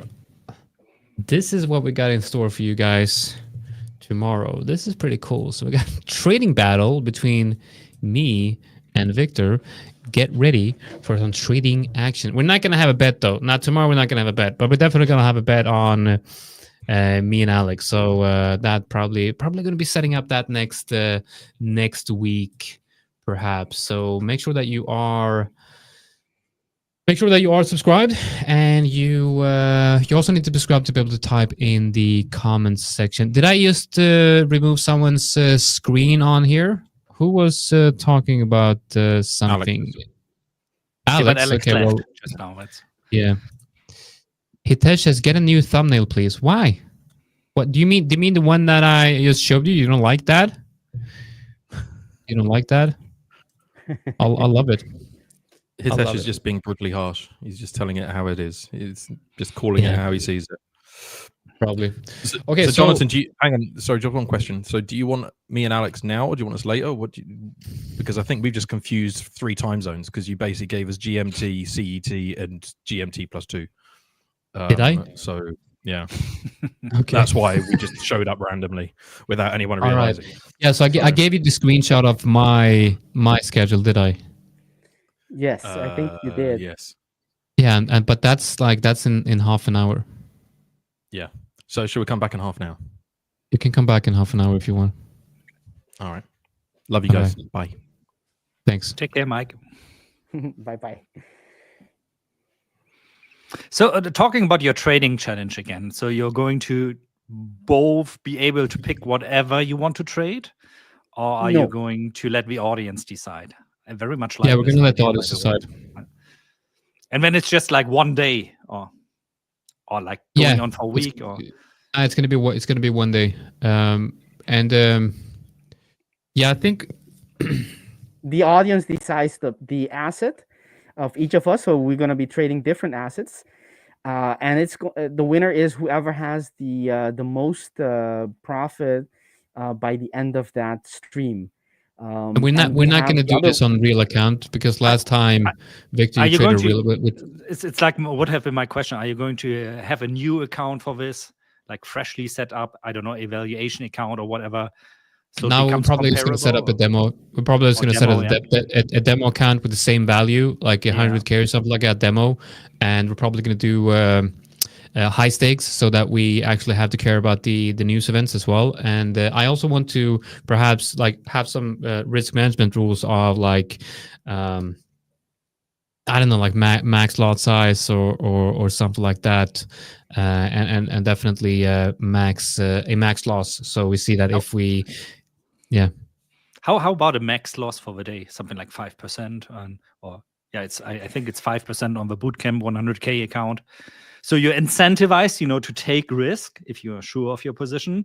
But at the same time, if you take the risk, you run into the danger of crashing your account to 95K. Yeah, exactly. We want to make sure that we can't just put in a 20 lot trade and then close it in, 5 pay profit and win the challenge. So we want to make sure that, we have, obviously, if we have a stop out limit, then we're not going to hit that stop out limit, but it will limit the amount of money that we're able to make. So if we have, for example, okay, we can only lose $1,000, so exactly 1%. We can only lose $1,000. If we lose $1,000, then we've failed, and then we have to manage our risk according to that max loss. That means that if we're trading the same pair and we have the same stop out level, then that should make it fairly fair. Quickly want to touch base here on what Cricket Live is commenting right now. Short-term scalping idea for gold is that if you see any weakness around 29.10 to 29.15, that in a nutshell also would be my idea if this would be a normal idea. So I'm looking right now for somewhere in this area, 2906, a little bit lower than what you mentioned, but on the 2-minute time frame, to see some confluence signals there. Then I would under normal circumstances say, hey, this might be a good idea to take a short there.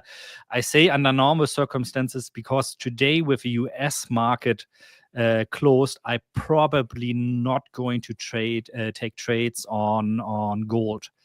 Because I'm a little bit afraid that the market, it's not representing, due to the lack of liquidity coming from the USA today, like what the price really would be. And usually this can, like, you might just see that when tomorrow, when the US come in, that prices, you get like a lot of wicks to the upside and downside.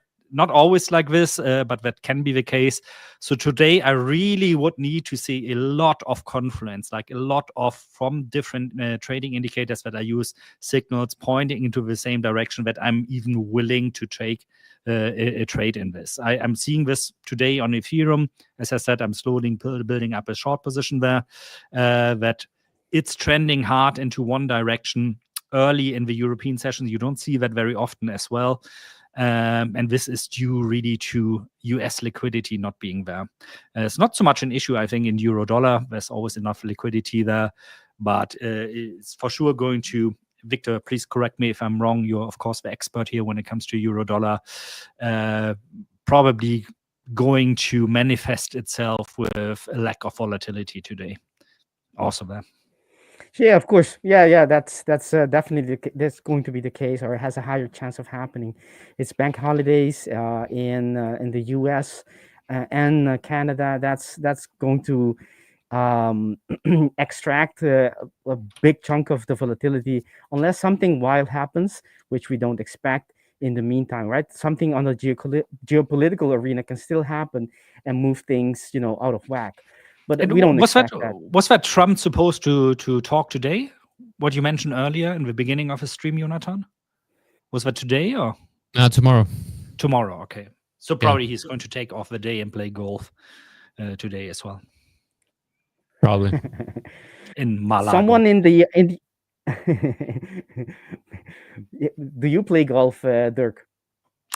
I used to do until I became a father, and because golf always eats up like at least 4.5 to 5 hours of your time.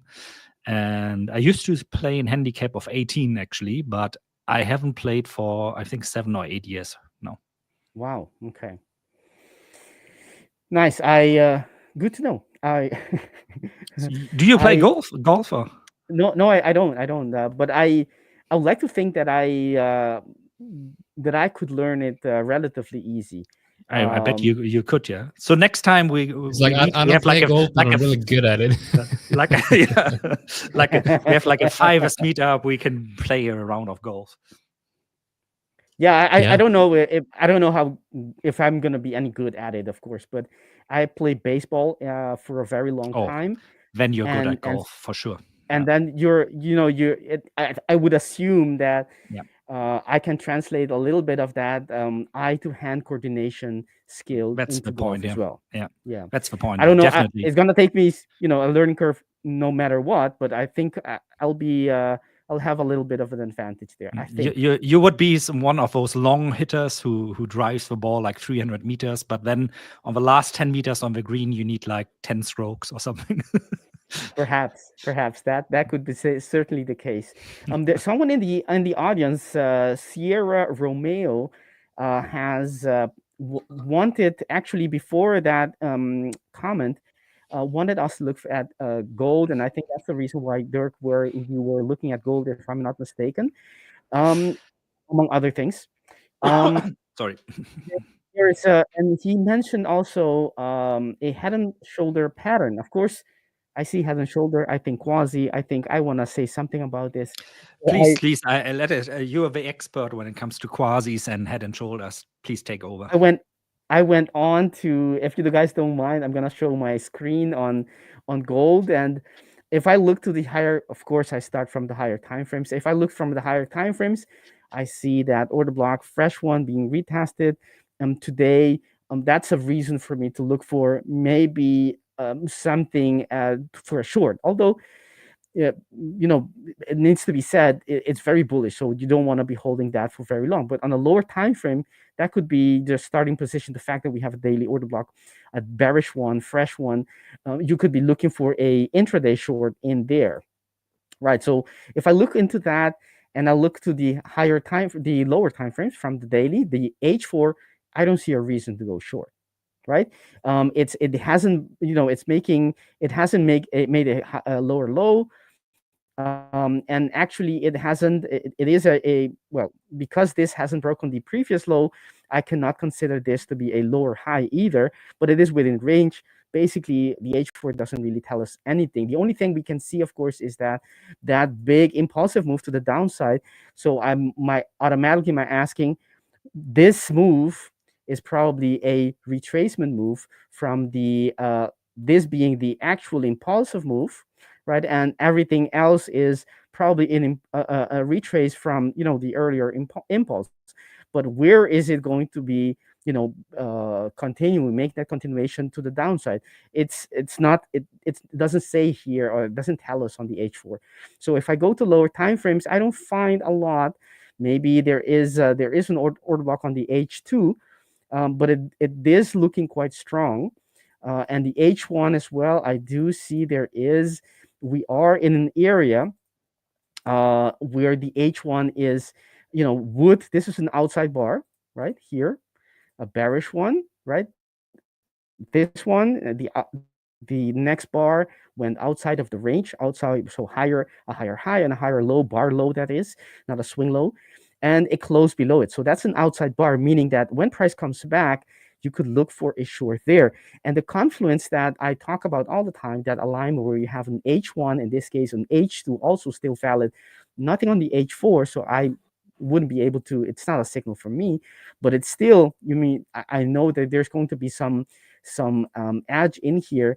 You can see as well, because we are playing with that lower border of that daily order block, right? That lower border, it's not a coincidence. Price reacts to that, comes back, reacts again. Why? It's because of that lower border of that daily order block, right? So that is a valid reason to look for at least the inverse of a pop, right? Not a pop, but a drop in this case. And if I go to the 5-minute, as our dear friend Sierra Romeo wanted us to look for, I see that I could find my quasi would be already here on the 5-minute, and you can see how price, that means that the order block, this would be the head. And I know it's very difficult to see, but that's because that's how this would be the left shoulder, the actual head, and it moves away. So basically, let me mark that out. It depends on your rules, of course, what is and what isn't a quasi. But in my book, this is a quasi. It came back, and already you can see how it closed as a bearish engulfing, indicating that it is reacting to that first one. It went on, and came back. And again, here you can see the rejection of that level. And again, here it's the same level, the same area. Doesn't mean that it's necessarily going to go down all the way down, but it's clear that we have here, it is interacting with that lower border of the daily order block.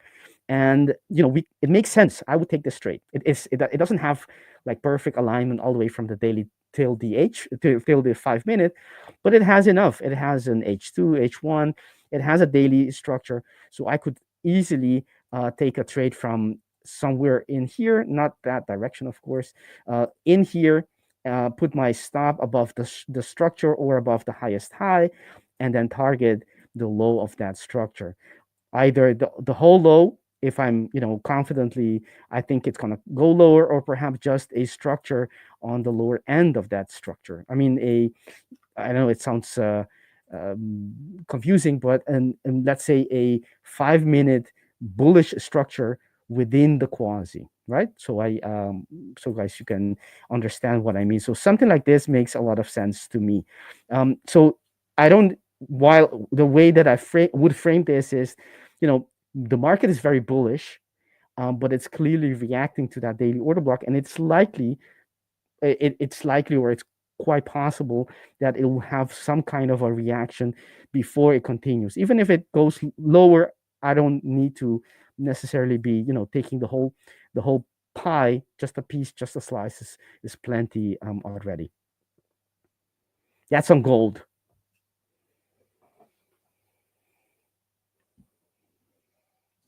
I think that's a good question here. How you guys manage your exits? That's the only thing I'm struggling with. Take trades on short-term charts and try to time the markets, but exit too soon. My personal mantra when it comes to that, no matter on what time frame you are, is if you are managing to take out something like 60, 70, 80% of the move you're looking at, you're already in very good shape. Don't go down that road of, looking back at charts and saying things like, well, in a hindsight, I could have entered there, I could have exited there. It's not going to work out for me. It's really pure luck when you manage to exactly time the bottom, and if you exactly time the top of a market or the entry and the exit. So don't do that.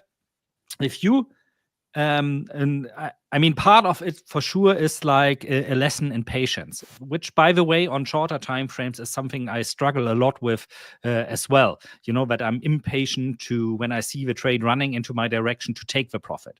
I think that's very normal because on a psychological level, we like to be rewarded. Our brains are addicted to dopamine. And when you exit a trade, even if it's just a small profit, you get this dopamine kick in your head. And that is extremely, extremely difficult to stay calm in a situation like this and to keep your finger from clicking on closing the position. In my opinion, it's something that comes with experience. And I'm, for myself, surprised that I experience the same on the lower time frame when I have experience on higher time frame and longer term positions. When I started like putting in longer term positions, like of 1 to 3 years, in the beginning, I also ended up like, oh, I'm quite nice in profit there. I should take the profit. I should reward myself. It's a lesson in discipline by the end of the day.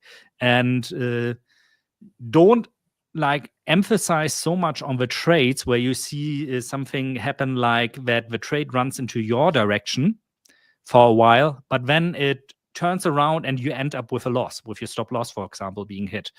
We tend to focus too much on this. Oh, I don't want this to happen to me again, a trade that's a profit to run into loss. Focus on what your initial trade setup was, what your initial analysis was, where you initially put the stop loss.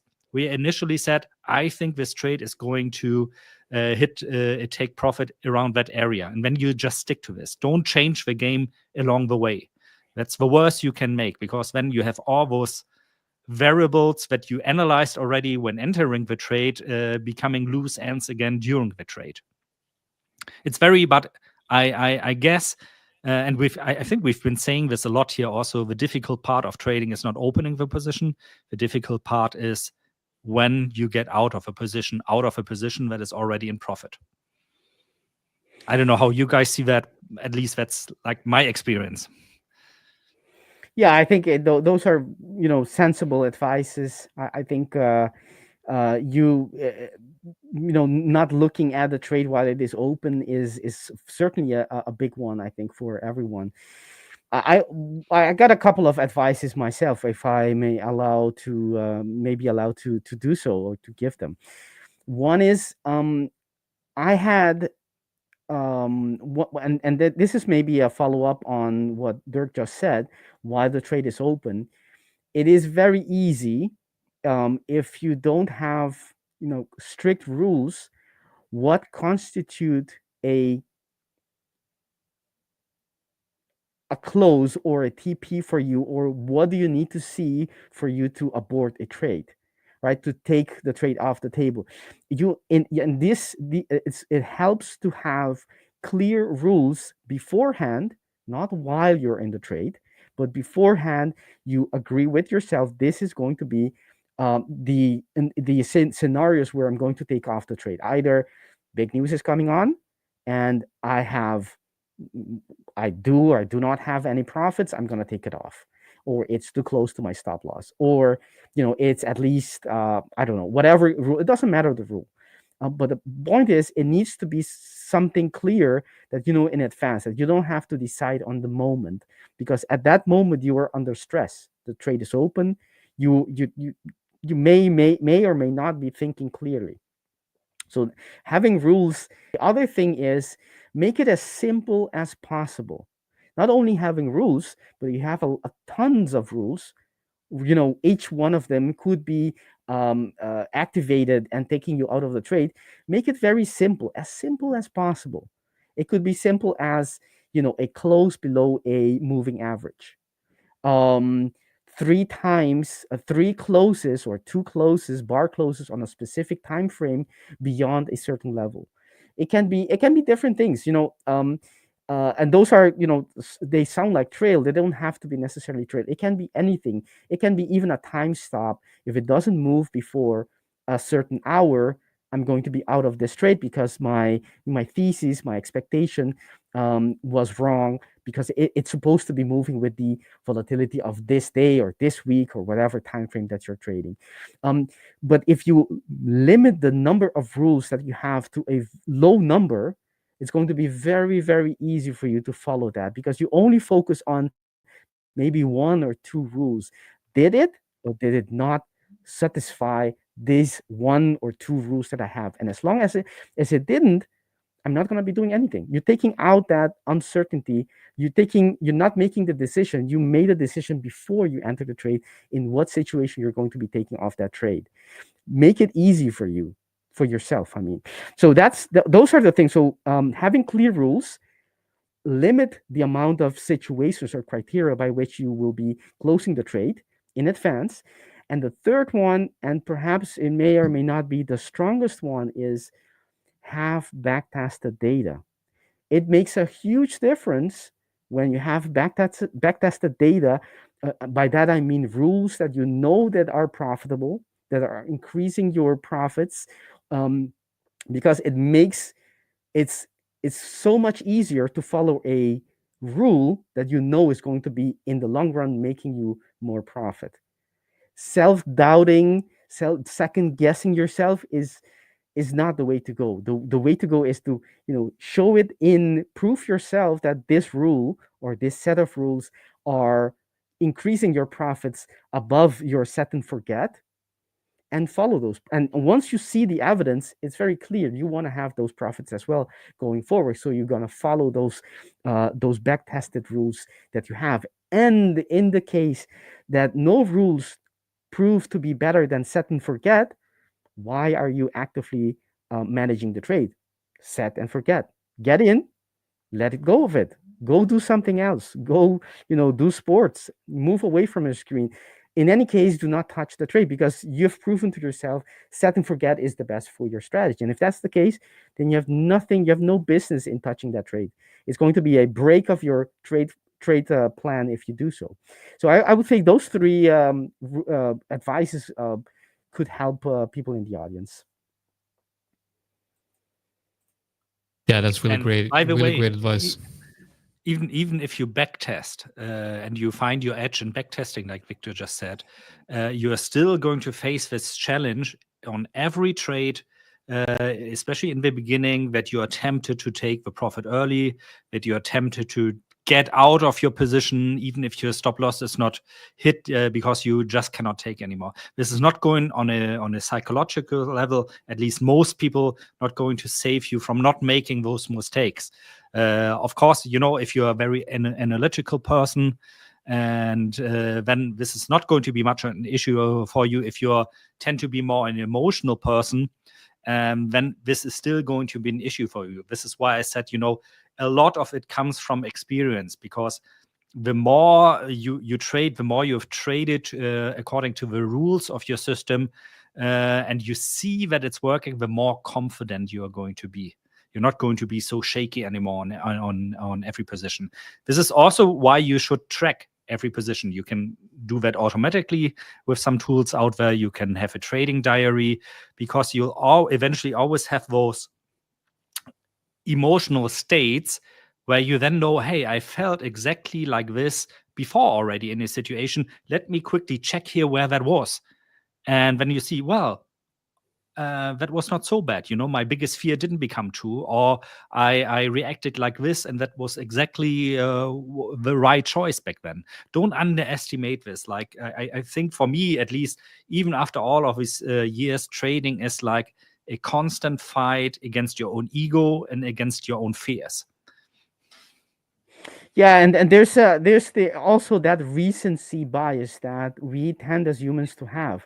We tend to remember the last trade much more clearer, and of course that's logical because it's so recent, than the trade we had 3 weeks ago. Most people don't even know the trade they had, especially if they have many trades every day. They're not going to remember what they had 6 weeks ago, 4 weeks ago, 3 weeks ago, but they're going to remember the one yesterday and the day before that. While in the statistics, the trades, if you took 5 trades in the last 3 days, they shouldn't have any bigger weighing on your statistic, and they don't, than the 5 trades or the 10 or the 20 trades that you took 2 or 3 weeks ago. So that's the importance of what Dirk is saying, you to keep track of your trades, because you do not rely on just your memory or what you think, your opinion, because your opinion, it's vulnerable to biases like recency bias. That's something we as humans have. It's normal to have, so you need to be aware of that and not allow it to bring impurity in your decision-making process, because that's what it is. It's an impurity. It's making a decision that is, not in your best interest. Yeah, I couldn't have put it better, really. Yeah. Okay, so if the schedule is as it should be, if they got the time correctly, then we got Modest Mike and Alex coming on here in a few minutes for some live trading. And yes, this comment is a beautiful comment, telling everyone who got Victor helping traders live here during the live stream. And I've seen a lot of comments like this, how we're really helping people, and that's why we're here. We're not only here to entertain, we're here to actually help you guys. And I know that we've been developing a lot of quality educational material that have helped a lot of people with their trading. And I saw a lot of videos, Victor, on especially with your risk management approach, how you helped a lot of people, including myself. I thought that I had a good view on risk management last year, and like last year I've been in the market 7 years, and like I've been doing my risk management for 7 years, and it's been working well. And then I do these live streams with you, and you talk about your risk management approach, and I'm like, well, wait a minute, this is actually, I believe, the way you should be doing it. And now I'm following that risk management strategy, and works great. I'm trading from a much more calmer point of view, because I know that if I follow this system, I will basically never lose my account. Yeah, it's to me, it is a game changer. Having optimize your risk management, your risk approach. It was to me, and I think it is to most traders, if not everyone as well. Your risk is not to be the way you handle risk is not to be underestimated. Of course, we hear this all the time, but it is so true. I think it's at least equal, if not more important than your actual trading strategy. I'm actually very sure, like if you have a good approach when it comes to risk management, you can have whatever position you want. You can randomly roll your dice probably in the morning, and you can still have a good chance of being successful because you know how to play the odds. Yeah, I remember reading, if you were on if you roll the dice, no, if you flip a coin 10 times, there's like 0.05% chance that you're going to have like eight heads in a row, But if you flip it 1,000 times, that becomes 60% chance that you're going to have 8 heads in a row. So it's interesting to think along those terms when it comes to risk management, because the same thing goes in reverse. Like, what's the chance of having 15 losses in a row? Well, if you're taking 20 trades, that's a very low risk, right? If you have a profitable system. But if you take 1,000 trades, then that risk becomes increasingly more real. So if you know that sometime down the line in your trading career you're going to take 1,000 trades, well, then you know that you're going to have most likely a 15 trade losing streak, or at least a 15 trade drawdown, because there's a difference between drawdown and losing streak. You can have a 15 trades drawdown, but you have a few profitable trades in between. And I think that's what risk management is all about, understanding the law of big numbers, basically. What happens when you take many trades. All right, we got the dream team in the house. We got Modest Mike and we got Alex. Welcome back, guys. You're on time. How's it going? Thanks. You guys miss me? You miss me and Michael? Always. Definitely. We did. We wanted to give you a teaser early. That's all it was. Yep. Just checking your timekeeping. And then you just left us crying here. Yeah, exactly. That's it. I just had to leave after that atrocious trade that I pulled up on the screen at the first. I love the fact they're like, EG, that's a really EJ, good that's buy the one. right It's here. going. Boom. RTTM, yeah. Okay, it's hit the stop loss, guys. Bye. I'm very sure you guys are going to make up for it again. I'm going to have to leave you at this point. Thanks everybody for your attention and bearing with the noises in the beginning of the stream that were coming from my neighbors, thinking it's a good idea to drill into the ceiling below my butt. And going to start trading gold then on the new evaluation account. You missed a lot, really. And drill into the ceiling below my butt. It is. Yep, it was like this. That's a quote. It was like this. Yeah. You're never going to forget that one, I'm sure. Yeah. And going to start trading the gold account, evaluation account, probably tomorrow. As I said today, with the US not being in, I want to keep things a little bit on the slow side. But tomorrow the action is going to start. And once I do the first trade, let's see if I can jump in tomorrow then as well. So take care, everybody, and goodbye. See you later. Take care, Dirk. Thank you. And then it was silent. Yeah. Okay, I'm looking at EU for possible trade here. I was literally just looking at EU as well. Short, right? You've been shorted. Yes. How do you know? Because it's a break in retest on the low time frames. Ah, my boy. But that's what I'm looking at. That's actually what I'm looking at as well on this evaluation account. I'm looking at MetaTrader, man. This one right here. So I'm thinking, you see, where do I have my stop loss? Probably gonna have my stop loss up here. And I'm going to TP down at these lows. So I'm going to be entering a low. It's Small position here, short. Let's go. I got my position in there, and now it's time for lunch.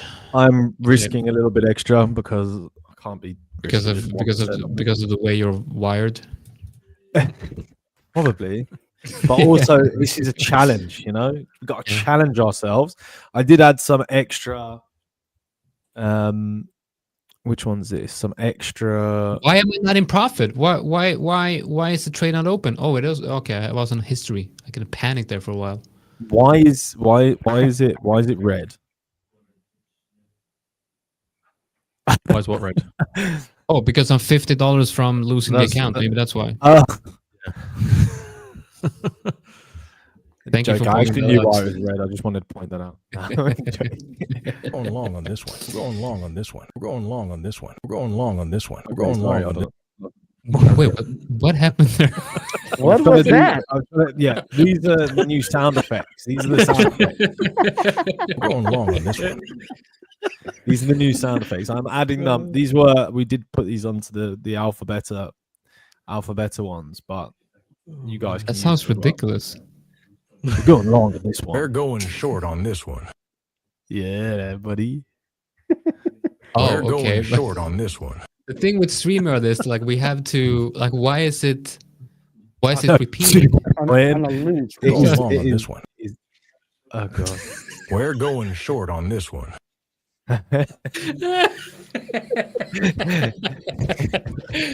Oh my god. That sounds terrible. Who came up with that idea to use those voices?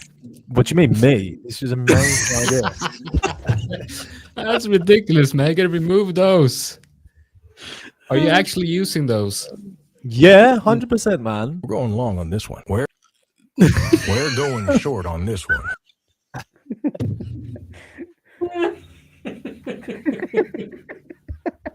Oh, I'm dying, man. Could have done it in a British accent as well. Let me see if I can do one in a British accent. Oh. Damn, sometimes you kind of like have to try it out to see how it sounds, you know? Oh, see, this is why you bring me and Alex on, is just to make everyone just wet themselves with laughter. Oh dear. I wasn't Oh my actually supposed God. to do that though. I'm fully serious about you. Yeah, that you can't use that, dude. Like that is Why? I think that it's. why can't you just say we're going long on this one? We'll go short on this one. We're going short on this one. We need some graphics that say that, Al. Okay, there's this one. This one I was testing out, but it was a little bit. I didn't know whether it didn't really sound very good. I'm going to show it just for the crack.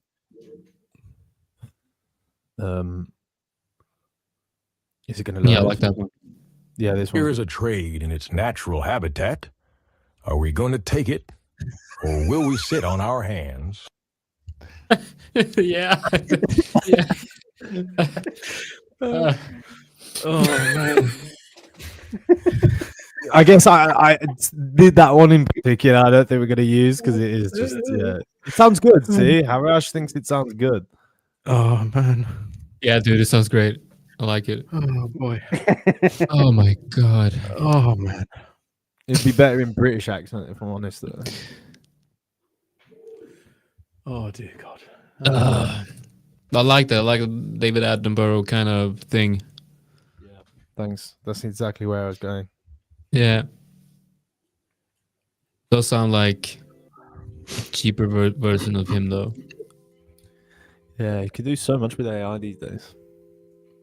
Oh, so that's AI. That was like AI. Oh, we invited Optimus Prime to the studio. Nah, I was going for the rural type of like American farmer thing. That's what I typed in. Yeah. Rural farmer. That was a rural farmer talking about trading. Yeah. Here is a trade in its natural habitat. Are we going to take it, or will we sit on our hands? Here is a trade. Stop. He's in a loop. What are we thinking with this then? Is it gonna push down? So the reason for getting into this trade. Yeah, I'm thinking it's gonna push down. That's why I'm shorting this. That's EU. Okay. EU going I don't down. have I don't have any on in terms of order block. I don't have any expectation for anything. I don't have any setups for EU or GU. The only thing is that we have we haven't closed or completed the quasi on the higher time frame. Maybe I should show my screen, because what I'm talking about is this is the target that according to the quasi needs to be, this is the target according to this quasi, right? That's the break, the head, I mean the left shoulder, the head, the break of that neckline. It comes down to a relevant order block below us, and this quasi is completed when we take out the previous high, and we haven't done that so yet. Doesn't mean it always going to happen, but it has a very good chance. You're looking at the 4 hour though, like we're on the 1 minute. I think that's the point. That's the point. That's the only thing. That's the only thing that I have. Other than that, on the local time frames. So I'm expecting for price to eventually either right now or later to reach this level. But locally, I don't have anything here, either short or long. There's nothing that I can use. So basically, I'm neutral in terms of expectation, other than eventually we're going to be taking that high out. That's what I was going to say. I don't have any signals. I don't have any directions. Can I just pull up my screen here? I want to show this. So we got right now. So this is on the 1 minute right here, right? And I entered on that break to the downside, as you can see right here. And then on the 1 minute, you see a beautiful, a beautiful move coming back up and retesting that level. And the thing is, I got my TP a bit too low, because I'm looking at the bigger structure. Now, of course, could just put my TP here. That would probably be the best option, but the fact that I have my stop loss all the way up here, I want to see a move down to down to this level, because we're failing. It looks like we're failing to hold this area, and if we fail to hold that level, then the next level below would be this one. But honestly, like, the only thing that's good with this trade is probably the entry. You know what? I will move my stop loss down a little bit, and then I will. That's where I've got mine. Yeah, and I will add risk. I will add $10 to this. Remember, my stop. I'm about $50 to get stopped out, so I can't really risk a lot of money here. But oh, okay, that's the wrong stop loss. Well, I guess if I move that down, should be good. Okay, EJ. Euro JPY is melting at the moment. Really? Yeah. Which is good for EU as well. Yeah, same with USD JPY. Got a really big move here as well. The thing with USD JPY is it's at this high time frame support, so I feel like I might want to be trading that momentum, but maybe on the lower time frames, like down to. Could perhaps get a scalp in down to that level if we have a break and retest here. Henry. He's not looking at my. That's not my chart. That's Jonathan's chart. My stop loss is extra close. Oh man. But yeah, a break and retest here on the USD JPY. Maybe if you're anticipating that move to the downside, maybe get in on that one right there. That looks quite good as well. But let's see, USD, your USD.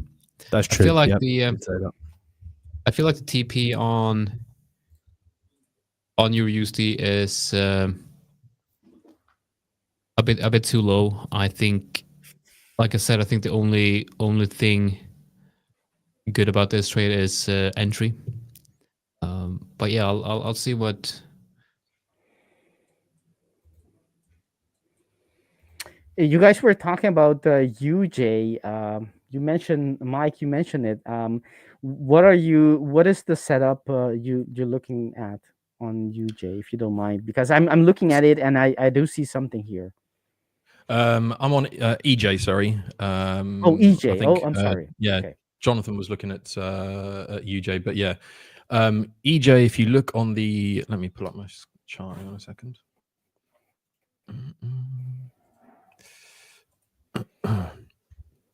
So Japanese yen is really, really, really strong, showing a lot of strength, and that generally has to pull back somehow. And the reason we're seeing that strength today is because of the news that came out with the growth rate.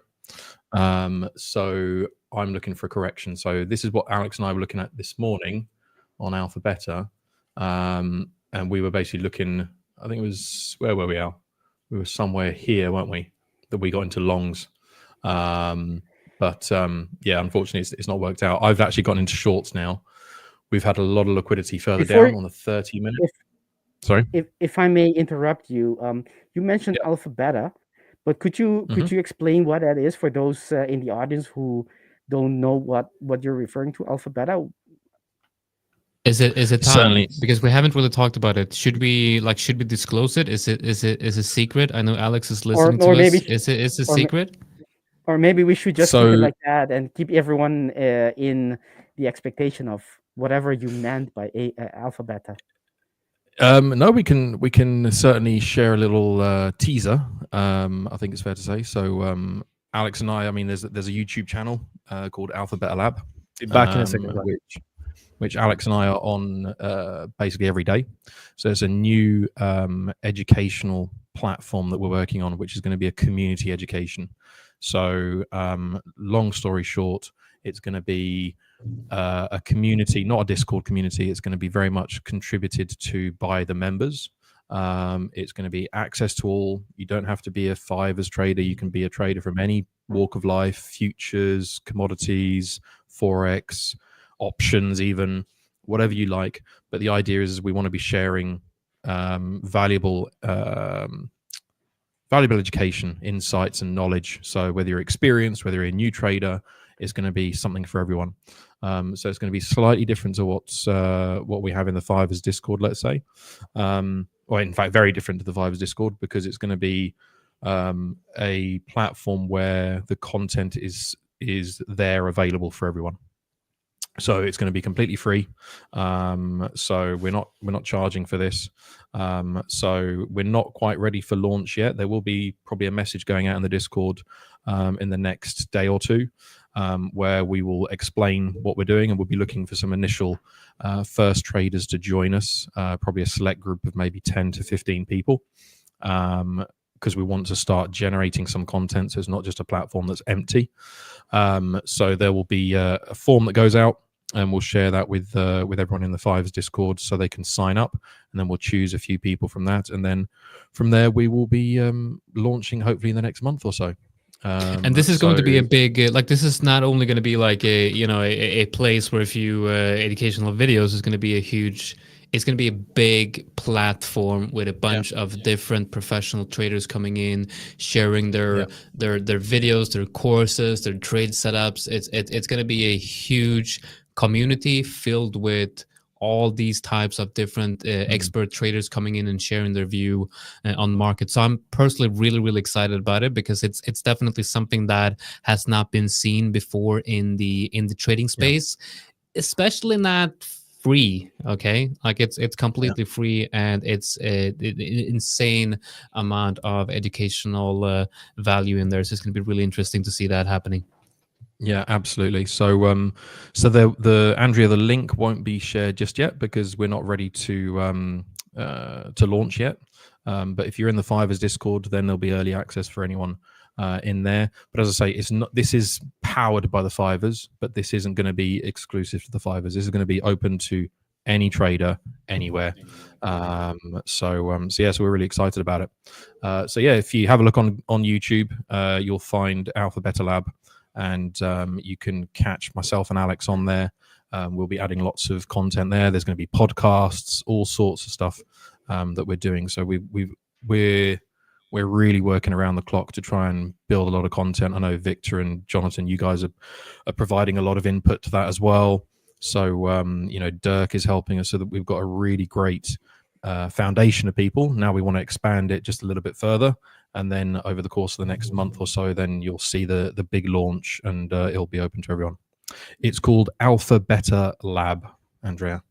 So all one word, Alpha Beta. and then lab at the end. So you right, can very find us there. exciting. All right. I'm Awesome. I'm Awesome. gonna take a quick break. I'll be back in a while. No problem. No problem. Cheers, Jonathan. Take your time.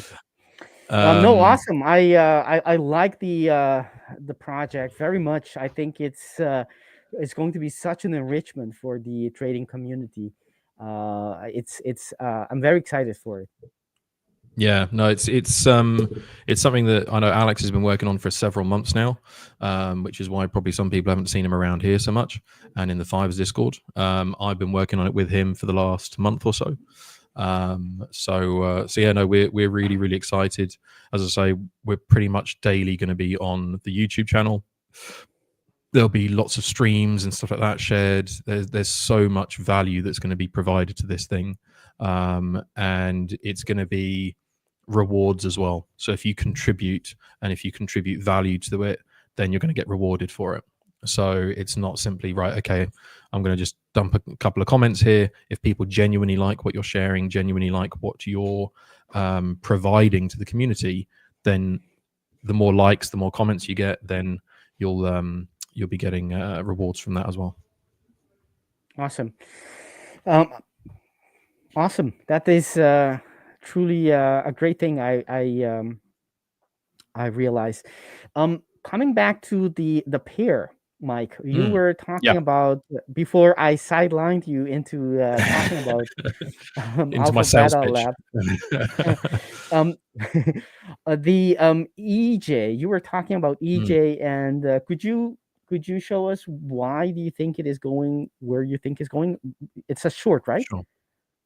Yeah, I'm in a short at the moment. So, as I said, Japanese yen, whenever I'm looking at trades, EU and GU, they're nice pairs, but they're not showing a kind of a separation, a divergence between them, right?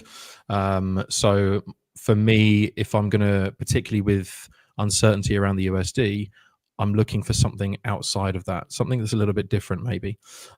So when I see the Japanese yen is really, really strong, I'm then looking to see, right, well, what else is maybe worth trading? So you can see the euro is showing some weakness. The Swiss franc is showing some weakness. And so then it's just a question of looking on the charts, taking a step back and seeing, right, okay, what do we see on the charts here? So those of you who have been on my Discord sessions, you'll know that I like a lot of colorful charts, but basically looking at the daily, you can see that we've had this big leg up on the last few days. Price has come up, reacted from this order block here, and it's now starting to pull down again. Now, I don't think we're going to... Sorry, go on, Victor. If I may interrupt a little bit, because how, just for everyone to understand your process, and I think that's what they want to get into. How did you go about from the currency strength meter, where you identify the yen as being the weaker currency, and you had a couple of choices. You didn't want to do anything with USD because of the uncertainty, volatility, etc. Yeah. But how did you end up choosing EU? Because we also had Swiss there, very strong, and I believe there was another one, CAD currency. How did you make the choice between CAD, Swiss, and Euro? So great question. One of the reasons was the Euro was showing the most weakness this morning. So this was at my first start of the day, so 9 AM GMT. So it's showing significant weakness. Now, the CHF is indeed also showing some weakness. The Japanese yen is showing weakness against the Swiss franc. And there's also liquidity. So what I'd be looking at is, right, have we had a big move lately? Have we had some kind of big gap playing out? And if I look at it on the daily, then drill down to, say, the 4 hour, I can see that there's almost like an arena for trades to take place in. Just because the Japanese yen is so strong doesn't mean that it's going to continue, but it also doesn't mean that it's going to pull back. It's a question of trying to identify where might there be an opportunity, where might there be something, considering things like the ATR. So let's say, for example, I saw the Japanese, let's say actually I saw the New Zealand dollar here, and I don't know, the Canadian dollar down here, right? That's not really a pair that's going to move very much. It's not going to have a big ATR. So there's not necessarily something that's going to excite me and suggest there's worth a trade looking at. But when I see something like the Japanese yen showing such amount of strength, and something like the euro where there's a lot of liquidity, then I'm going to be more interested in getting into something like that. But as I say, it's not a case of, right, this is what I'm going to trade. It's a bit like looking to see what's worth my attention. Because if we think about it, there's 28 pairs potentially to trade, plus gold, plus the indices, plus crypto. You can't monitor all of them. So the idea is to try and act as a filter to say, what do I want to get into? What's worth my time? Where am I most likely to have a move that I can potentially catch? Nice. Thank you for that explanation. Sure. So as you can see at the moment, it's selling off nicely. It goes along with the bias that the guys were saying about Euro USD as well. So on the 5 minute, what we were looking at with Alex earlier was we saw price come down here, and we were looking for price to now pull back up. And then I was actually looking for sells later on. I was expecting price to maybe come back a bit here first, but it didn't. It's actually basically just fallen through. So initially we were looking for buys into this area. That's where Alex got taken out. And now obviously the sells have already taken over. So there's no guarantees when you look at the strength meter, whether you're going to be looking at a continuation or whether you're going to be looking at a reversal. It's just a question of analyzing the charts, analyzing the market, and seeing where is the area of interest for you. You know, whether it's a break and retest or whether it's kind of a mishmash of what I look at. It's just a case of looking at what you can see and then going from there. What I can see at the moment is I can see this massive drop here coming in. So we had this big spike up, and so that's why I'm looking for price to come back down. It's create this little order block here and on the 4 hour, and I'm expecting it to come further down. We've got a big level of liquidity here, and we've also got liquidity at other levels as well, which I've marked out previously. For those of you that haven't seen before, my levels of liquidity are defined basically by 3 characteristics. The first is an example here. So it's basically a wickless candle. Actually, maybe that might not be a wickless candle. It was potentially previously, but I'd be looking for a candle where there's no wick at all. So price has just shot straight up as soon as that candle opened, particularly on something like the 4 hour or anything higher time frame. That's a really powerful price level where price has shot up. Something's created that impulse move, and that's why I always expect. What does it tell you? It tells me price right away, doesn't have any drawdown, moves in one direction straight from the get-go. For me, that means that something has spiked the market. Something has pushed it immediately, right? Especially when you think about the economic news and things like that comes out. Something's suddenly kicked it, whether it be a big set of orders coming in or whether it be a reaction to news coming out. Something has made the market shoot up or shoot down. So that for me is always a level that I look to get retested. Have you considered that perhaps the fact that it's on the start of a 4 hour in this case, as you mentioned, or at the start of an hour, that perhaps this is the effect of algos coming in and activating at a specific time at the turn of the hour? It can be, but again, that's also why I would then expect that level to be taken out later on. So that's what I look at. The other area I look for is an inside candle. So something like this one here. That level would have been something that I'd be looking to be taken out. And as you can see, price came down and took it out later on. Again, that's a level of liquidity that I'm looking for where price has not taken the entirety of that candle, especially when it's an inside bar. And then the last one that I look for is perfect equal highs or perfect equal lows. When you see 2 candles with the exact same price, then again, that is some kind of algo I can't define it, but I do know that those are levels that price really comes to take out before it makes any kind of other moves. And then what I'm looking for is I'm then looking for my kind of main setup, which is this one here, which I've got highlighted in orange. On the 4 hour, this is a really nice one.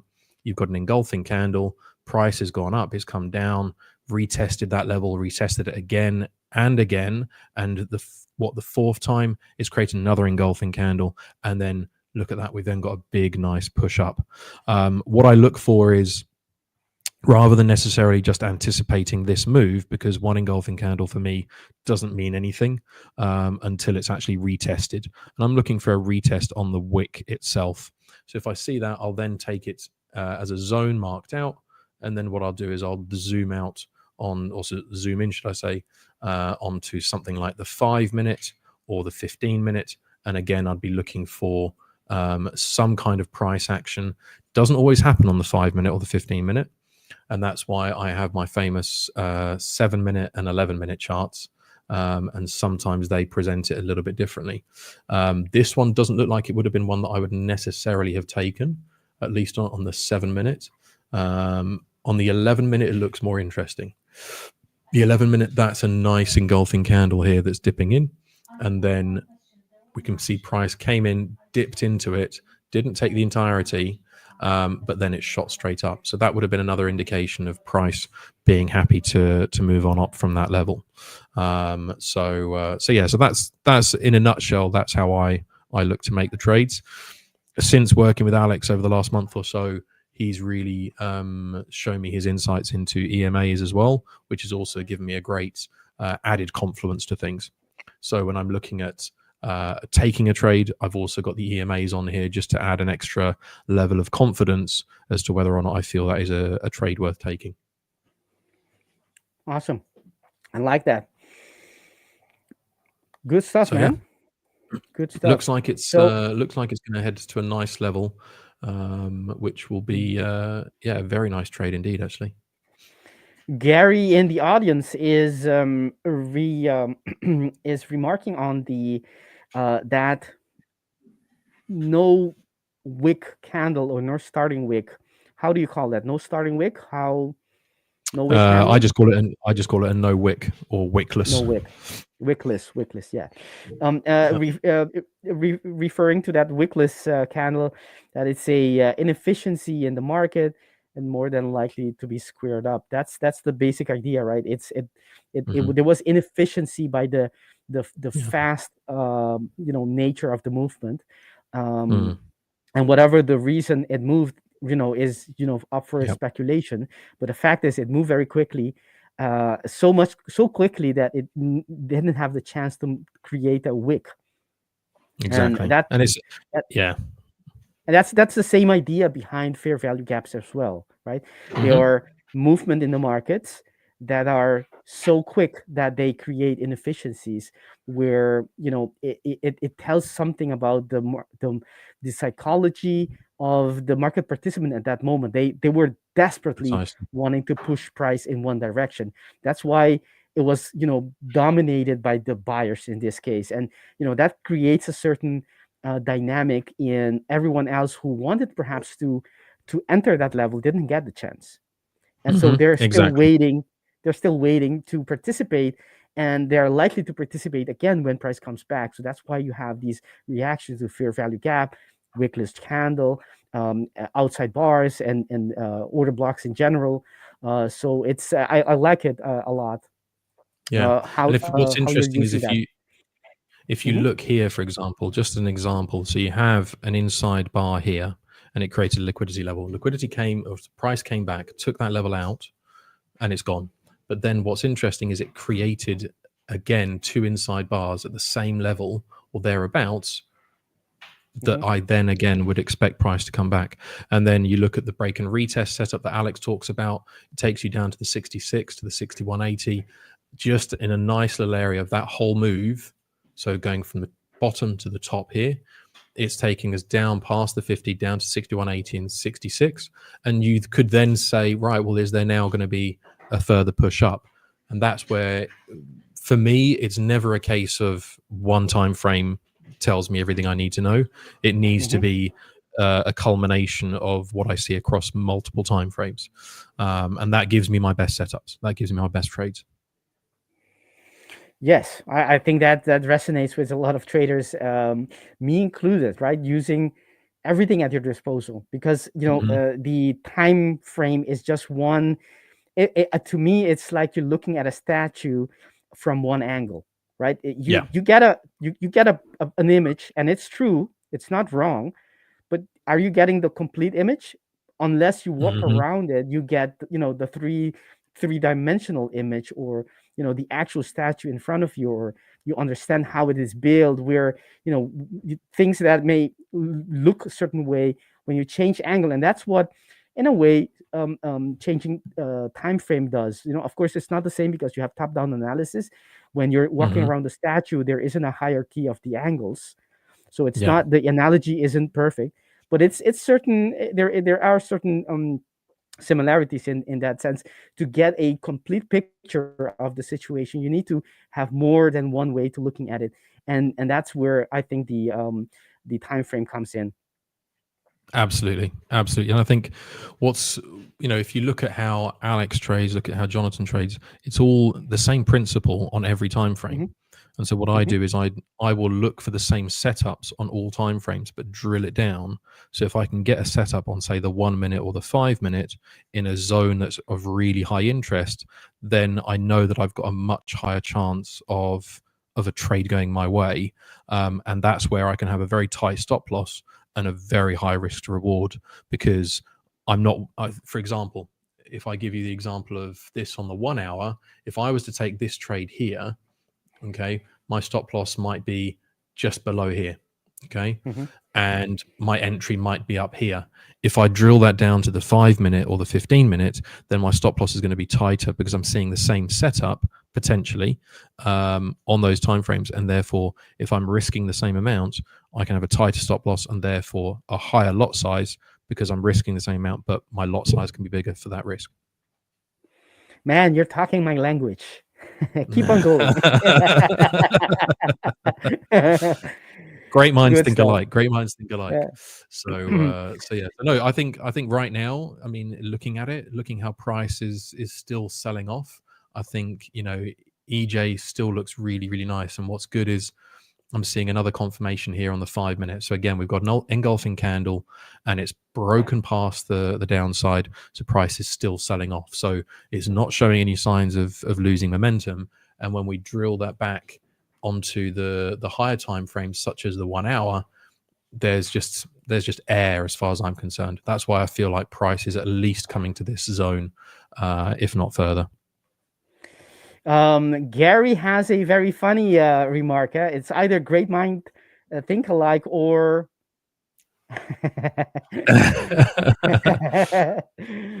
we like to poke a little bit of fun. There is something else.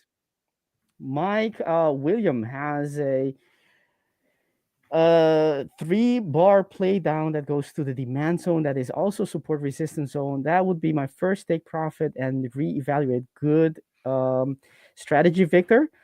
I'm assuming he's referring to this one, is it? Or this one? Not sure which one you're referring to. Is it that one there, Victor? William?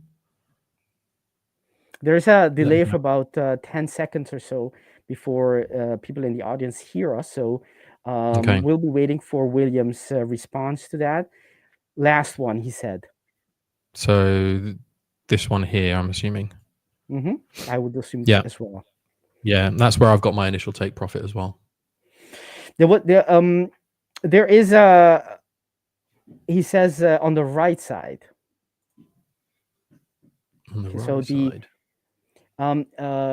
The last 3-bar play down that goes to the demand zone. So something on the right side. Well, okay. There was someone in the audience as well had a I think a very interesting question here. There it is. This one. Have you? So you use them as to build your setups, right? These wickless candles and those inefficiencies. in the market. But do you use them as well as targets, like when you are already in the market Absolutely. and you see on the opposite direction Yeah. something, a wickless candle? Do you use them as targets? Yeah. Absolutely. Yeah, exactly. So what I see, basically for me, they're major liquidity levels. So they're where price is going to be drawn to, a bit like a magnet. If I take it to gold, for example, so on gold, it's the same principle, but gold has obviously big wicks. So again, what I would be doing is, and the colors may seem confusing, but my setup is fairly logical. The color determines the price, the time frame that the zone is valid. So if it's, for example, a pink one, that means for me that this is a major significant 3-day to 1 month zone where we had an engulfing candle for the most part. Those are mainly the zones that I'm marking out. In particular, I'm marking out where I've seen those setups appear. So if I'm looking at the 1 hour at the moment, I would be probably marking out this area here. Let me just delete some of these zones because these are old ones. I'll be marking out this one here. So we've got this long wick, and then we've got price come down and retested it. So that would be my 1 hour zone. So green one, I know it's going to be a decent area, but it's not going to be hugely significant. But what's interesting is I then have a candle which is not only, I think, wickless. No, it does have a wick. It came down by 1 cent. So it does have a wick on it, but it is still an inside bar. So it's still a level that I think price is going to come down and retest. And these areas tend to be quite strong. So particularly on gold, when you mark them out, they do tend to indicate a very strong area. So if you're able to analyze it and really kind of drill down, you can find some really strong levels of target. So again, here on the 2 hour, for example, that's also an inside bar where I'm expecting price to come down. Awesome. Yeah, it's very similar to, it's not the same, of course, but there is a recurring theme there where we use the same phenomenon or the same structures or the same patterns one way, right, to get into the trade, and use the opposite of the same. It's the same phenomenon, but in the opposite direction, as something relevant. And it makes sense, of course, because if price are coming back to them, let's say in order block, for example, when I always say this, the market moves from one station to the other, right, in the relevant time frame. Meaning, if we have a daily outside bar forming a order block, and it's moving in one direction, it's probably going to be stopping at the next daily in the opposite direction. And Exactly. that's something that's a recurring theme, right? You can use the same tools and indicators because that's what they are. They indicate something. I don't mean like technical indicators on your chart, but they are patterns that are indicating something. You can use these indicators and these patterns in the opposite direction as targets as well. So it's awesome. I like that.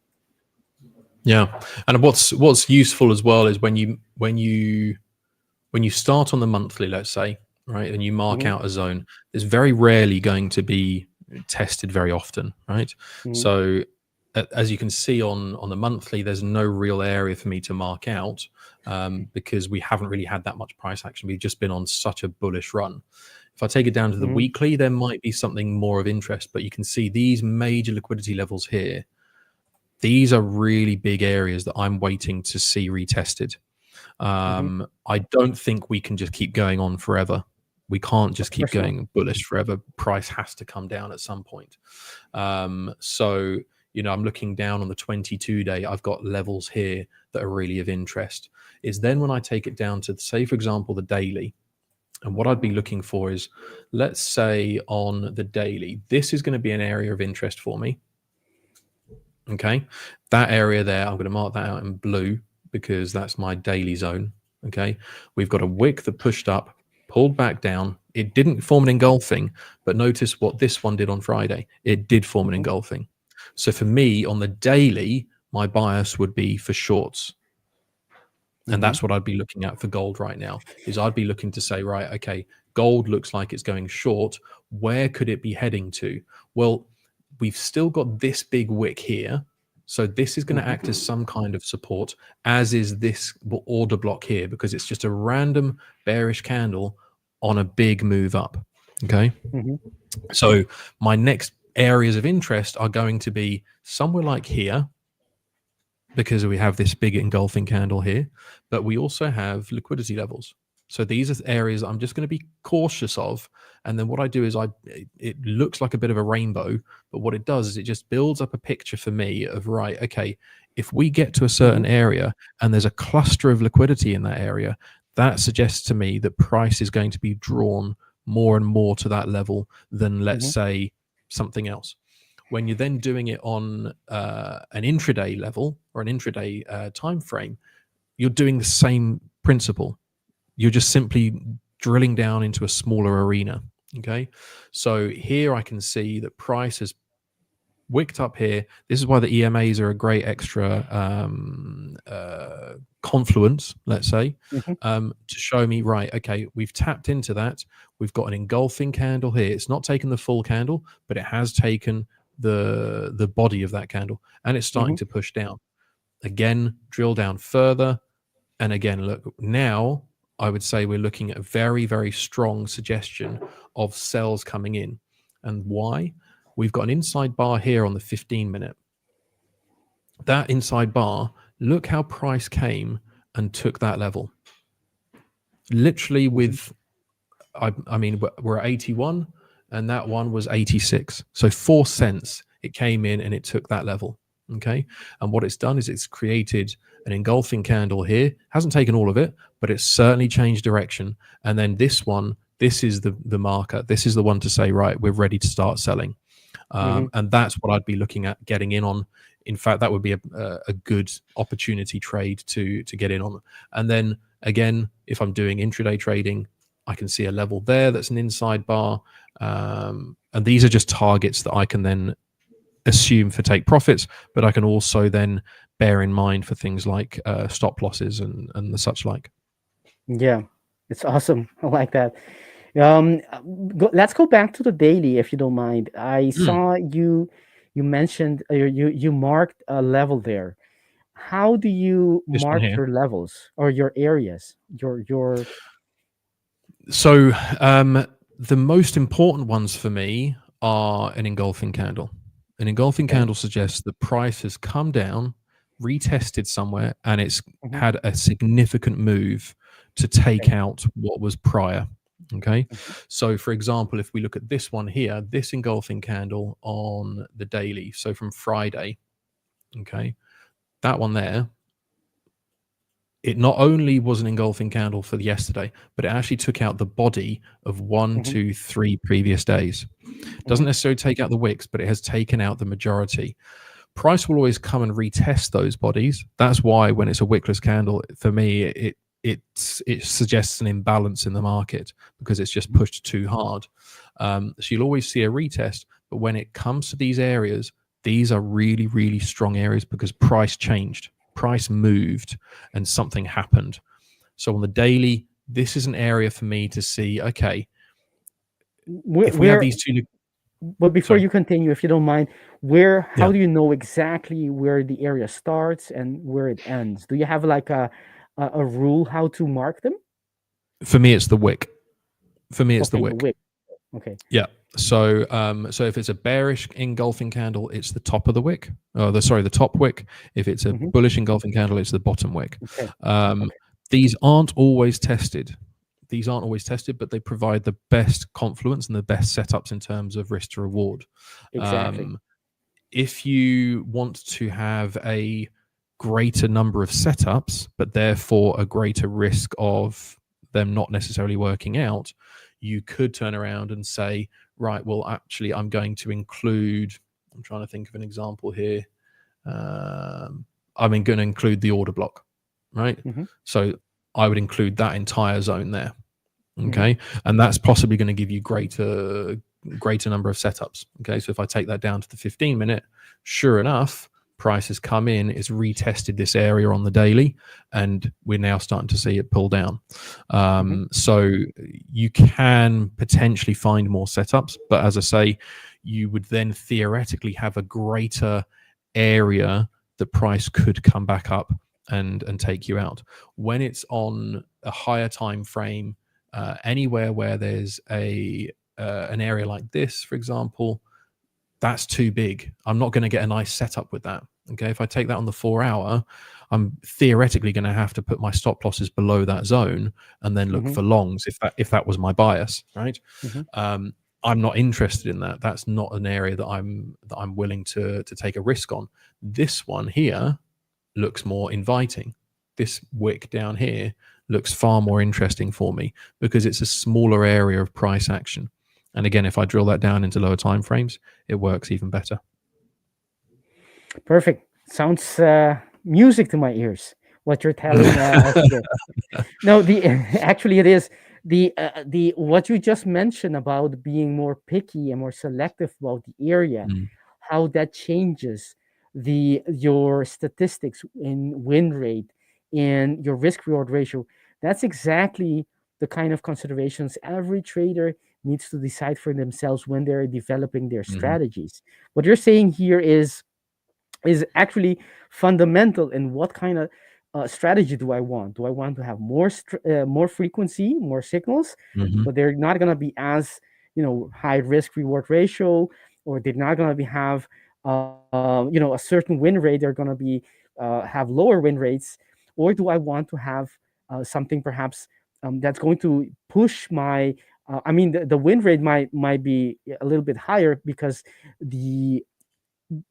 you're not being as selective with being as tight, with the stop loss. Or do you want to have like tight stop losses based on either a tight area or a lower time frame entry, but have huge risk reward ratio? That's the considerations that every trader basically has, even if they don't know it. They're choosing one or the other. So exactly. And it also depends as well as to what's your tolerance for risk and how do you cope with that risk, right? There's certain trades that can really stress you out because you're going into significant drawdown, but then other ones, it's a nice easy win, it's gone straight away and there's no drawdown whatsoever. Those are really, really hard to manage psychologically, and it just depends on your tolerance for that, whether you prefer, for example, a 1-to-1, or even a 1 to 0.5 even, where you might have a much higher win rate, but your profits are going to be much less, right? Because you're not going to risk 5% on a 1 to 0.5 trade. So you shouldn't probably risk 5% on any trade, if I'm honest, but particularly on a prop account. But do you see what I mean? It depends on, if you want to see significant gains. If you take, for example, a 0.25 risk and you put that on a really tight stop loss, that trade is going to have a much greater potential for you because you can put on a bigger lot size than were you to have a much wider stop loss on a 0.25%. Yes, and if you've done everything correct, doing your top-down analysis, and you have those setups on the higher time frames, let's say the daily, or sometimes even the weekly, you can have a weekly setup and enter on the lower time frames as an intraday. That's exactly what I do all the time. When when the opportunity arises, of course, when I always trying to look to get to have my 1 minute or the minutes entry, 2 minute, 3 minute, 5 minutes entry with my stop on those time frame, but trying to upgrade to whatever higher time frame setup that is valid. And sometimes you have alignment that goes all the way to the daily, sometimes even to the weekly, and you can get some insane risk reward ratio. It's unbelievable. When you show other people, they'll say this is not true, and it looks incredible, but you can actually get them. Only they're not as frequent, of course, because that alignment doesn't come along as often.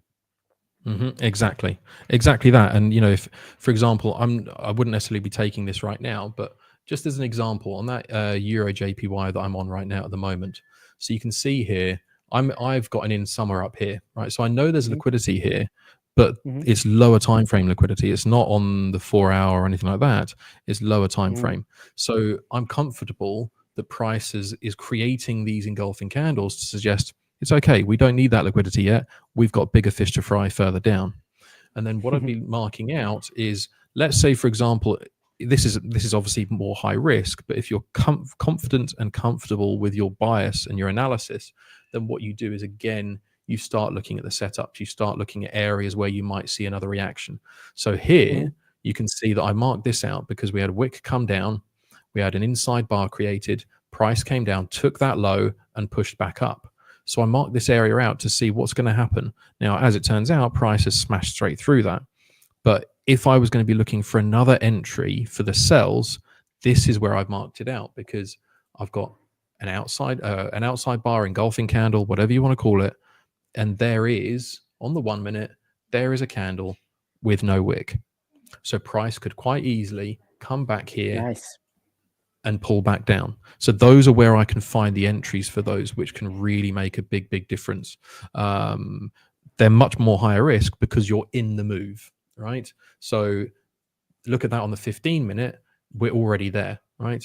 There's 4 minutes left on that 15-minute candle, but look how engulfing that is. That's a really, really nice move down. Would I necessarily take that? I'm not sure, because you're in no man's land. That's what I like to call it. You're in the middle of a move, and at any point, price can come back and retest these higher level time frames. I'm quietly confident that this one's going to play out quite nicely because of the fact that this was such a big move to the upside. So therefore, there's going to be a lot of buyers that the sellers are going to want to try and take out. So the length of the inefficiency, or other people might identify it as fair value gap in another time frame, but those three candles, big candles, with very little wick, if any, right? Those three candles, that's sign of inefficiency. Does the size of the leg of the inefficiency, or the area, how you want to phrase it, does it tell you something in your experience as to how price will behave as it is coming back? Will it close that, or how does price does it tell you anything about how price will behave when it comes back? So normally when it's again, higher the time frame, the more powerful this is, but the bigger the body, the bigger the move. So if you look at the bigger candles, where you've got a really, really big move, price has always come to correct itself on those moves. It's always got to kind of create some kind of balance, because that's the end of the day. That's the market. Somebody's got to buy for somebody to sell, and somebody's got to sell for somebody to buy. So there's always this give and take in the market, and there's got to be some kind of equilibrium in terms of what is happening. The bigger the move, the more likely it is to come back and retest it. Here we've got a significant area where price has pushed up, and again, you had it here as well. What happened? Price came back down. Price is coming down again to retest those levels. That's what I'm looking at in terms of these moves and in terms of what I expect to happen. As I say, this is a numbers game, and it's a game of probabilities. The more you back test and the more you look at these setups, the more likely you are to find something that works in your favor. Perfect. Someone, Cricket Live, wants us to look at gold. Let me show my chart on gold, if you don't mind, Mike. Yeah, go with for your it. permission. We talked about this trade before. It was something. It's not a signal. In any case, we don't do signal here. It's not about taking the trades or the setups that we. It's not about telling to you to do anything. It's just we observe and we see things, how price behave, and based on that, we can have an idea of what are the probabilities of anything, what is likely what price wants to do, what direction does it want to go. And this is what we talked about. We saw on the daily time frame, there is an order block that is fresh and that is being retested today. Maybe I should go to the daily to look to show what I mean. It's the same order block that Mike was talking about, that we indicated Right, this is a fresh order block. It's an outside bar that created that bearish order block. And today we have the first candle since the creation of that order block, and it is being retested. This I call the immediate retest. And you can catch those as soon as it penetrates these order blocks. You can start looking for an entry or a reason to get into the trade on the lower time frame. That is exactly what I do all the time, every day, for my profits. And in this case, there wasn't anything, at least not at the moment that I was looking on the H4, right? I needed alignment going from the daily H4 to the H1 or 2, and then to the minutes for the execution. There wasn't anything to the left for as an H4 reason. So to me, I would have stopped there. And I did. That's where my analysis normally stops, because I need alignment. If there is no alignment, there's no reason for me to, look any further.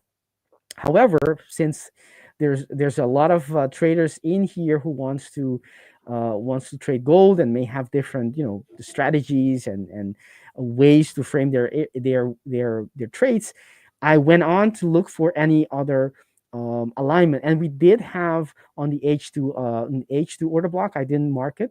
I just left the H1 and as well as the H1. So we did have, although it's not very selective of an alignment, there is an alignment H1, H2, and the daily telling us that here we could see some push to the downside. And we go to the lower time frames. There is some indication on the 15-minute. You can see it here. That order block got retested. Here it was created. Let me indicate that was the creation of that order block. Actually, before already, you could see that it was in the 50-minute order block, retested, went away. To me, that order block, that initial order block, has already been used up. So, and there is another one that was created here that was retested in this instance. That's not a basis, but those are the things that I was indicating or pointing out. You could see a reaction to the downside once that order block is retested, at least if it's retested successfully, and it was. And on the 15-minute as well, we had a quasi, which let me have this like so. That's the initial quasi. It came back to retest that order block, but continue and created an even bigger quasi. I haven't talked about this, but as long as the quasi is still valid, it can be used more than once. So in this case, I can still trade. When it comes back to retest any structures it created lastly, and the last structure it created was this one. So actually, you could have taken the short from this move up, and again when it comes back, right? And that would be this order block when it comes and it is retested, and that created. When I talked about this, it was the trade was already moving. I think in this bar, or perhaps even in that bar that I indicated. But the idea is to look for reasons on the lower time frame, the 5, the 3, the 1, etc., within that order block on the 5-minute. That order block, and that's why it's be indicated by a possible entry order block, because it's part of a quasi. And you can see how price comes back to that order block from below. That's one thing. And another thing, as it comes back into that order block, you can find structures that indicate that price wants to respond or react to that order block.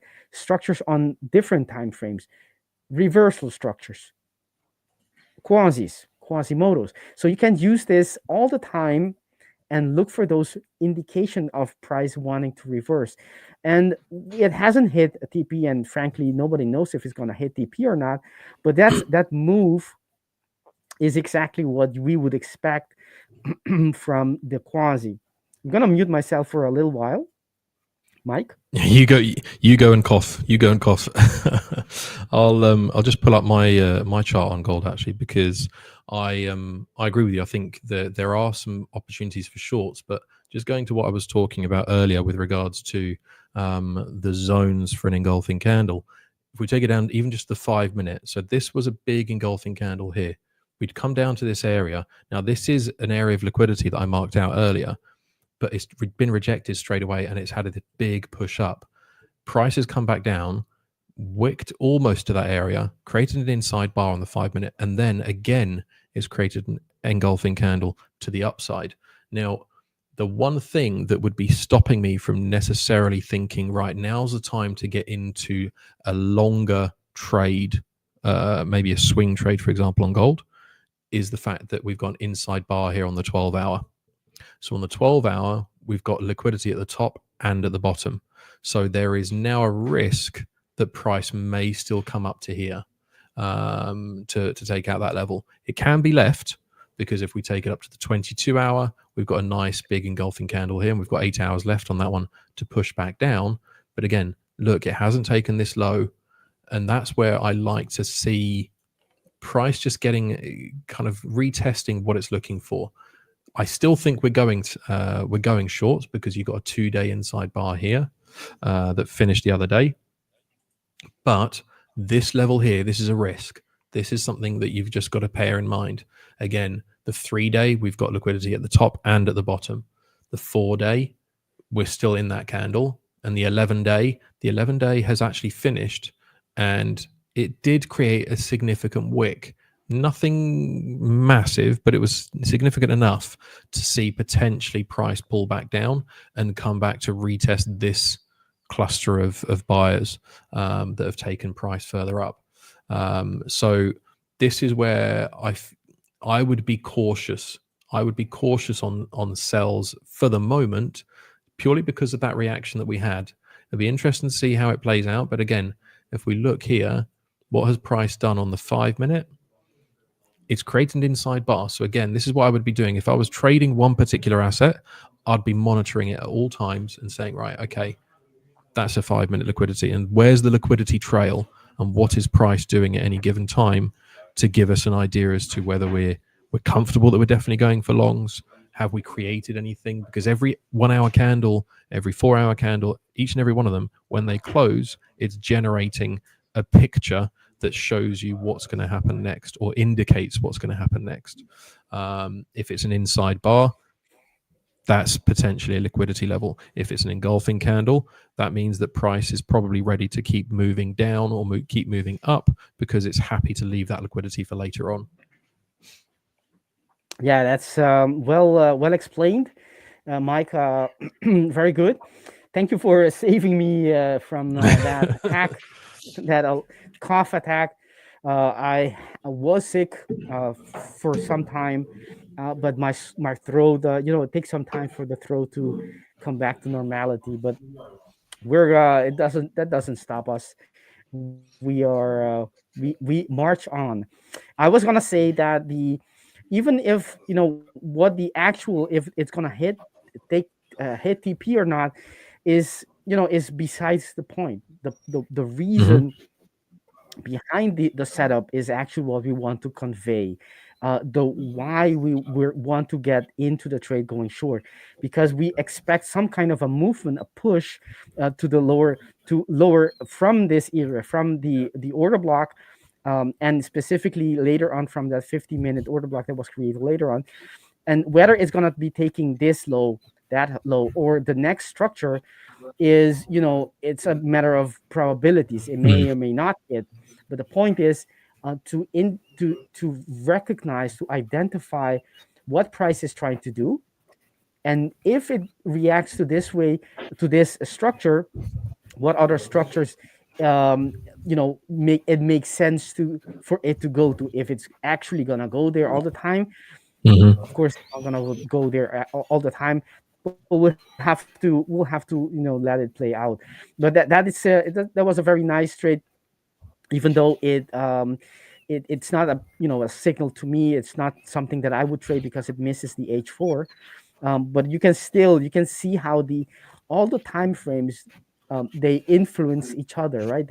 The daily, that lower border on that daily, it may seem like irrelevant if you're on the 1 minute.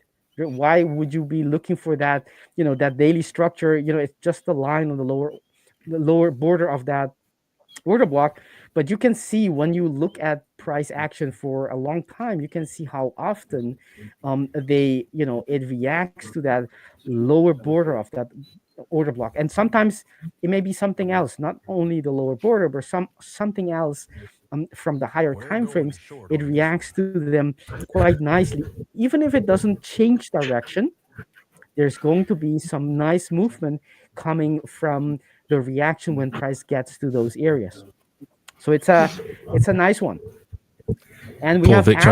Alex is trying to distract you there, Victor. He's trying to put you off your stride. Break even. No, we're not. We're not back in break even.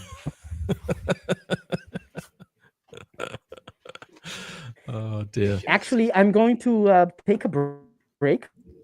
Yeah. No worries at all, Victor. So yeah, if that's okay with you guys, I'm gonna come back at in about 30 minutes. No, I'm gonna come back according to the schedule. I'm coming back in about an hour and 20 minutes. But I understand from your reaction that's let me no, because I saw we're getting off at 3 apparently. Are we? Oh, apparently that's in the diary. It's 1:30 to 3. I'm so confused. Oh, Jonathan in the background, everybody say there and back again by Alex Unfiltered. Oh gosh. Who is that Alex Unfiltered guy? Here is a trade in its natural habitat. Are we going to take it, or will we sit on our hands? Here is a. I'm gonna just play around with these. Come back fast, we miss you already. Yeah, Victor, come back fast, we miss you already. There you go. Yeah. So according to the schedule, I'm coming back for the last hour of today. Is that okay with you guys? Yeah, absolutely. You do your thing. Okay. We're happy to keep on rolling. Oh. All right, no problem. So we got work to do. Hang on, because Victor's not the only one here. So if Jonathan or somebody else is going to jump back in, so we're all good. Wow. Okay, perfect. I hope Jonathan is doing his courses in the background. Yeah, exactly. I'm coming back for the last hour, everyone. So I leave you in the competent hands of these two fellas. Enjoy them. Oh, they're leaving. It's like leaving, like parents leaving the house to the kids, but they go on like you know what it's like. It's like leaving a fox inside the chicken coop. Yeah, that's what it is. It's just there's just going to be chaos and feathers everywhere. Stream on fire. You know, yeah, exactly. Harash screaming at everyone. See you guys in a bit. Long gone. Cheers, Victor. Exotics. Poor Haresh, Haresh is just limited by the lack of GIFs. You know, poor Haresh just has to go with these little icons. It's not what he wants. Chuckle Brothers. You know, I can see it a little bit. To you. To me. To you. I can see it just slightly. I'm not sure which one am I? Am I Barry or what was the other one? I can't remember the name of the other one. Barry? Let's pull it up on the screen. Barry, Chuckle, and somebody else.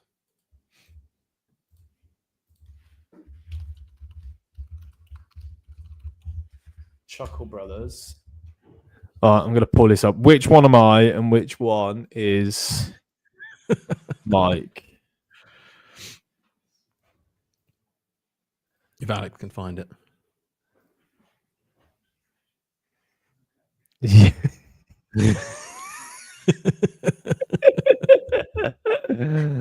Yeah, that is definitely me. Paul and Barry. There you go. Oh, is it Paul and Barry? Oh yeah. Paul and Barry. Alex, the EU on still in profit and going forward. Yeah, mate. Fair play for that short. Yeah. That was really nice because you told us about that short in the morning, man. Like that was really like proper nice setup. Well done. Very nice. Very nice trade. It's very good. That was my Borat impression, but it didn't work. Ahmed, where's your TP? Because it feels like it might be coming to a bit of a stalling point on EU. Super fast. Once you do KYC, super fast. It's all systems all automated. So, and like 10 minutes. That's only if you've signed the contract and you got KYC and all of that stuff. The 1 hour EMA on the 60. Oh yeah. The 1 hour EMA on the 60. Okay. Yeah. So yeah, I can see that. Yeah. So basically that wick. Nice. No, that's my TP though. What's his TP? Same. Oh. EU. Yeah. Oh, but no, his TP's here. His TP's on that 50. Oh, the 50 EMA. Okay. The 50 EMA. That's a really nice TP, mate. Fair play. It's a sensible approach. That is a very, very, very nice trade. So you must have got this then. You got that trade up here, no?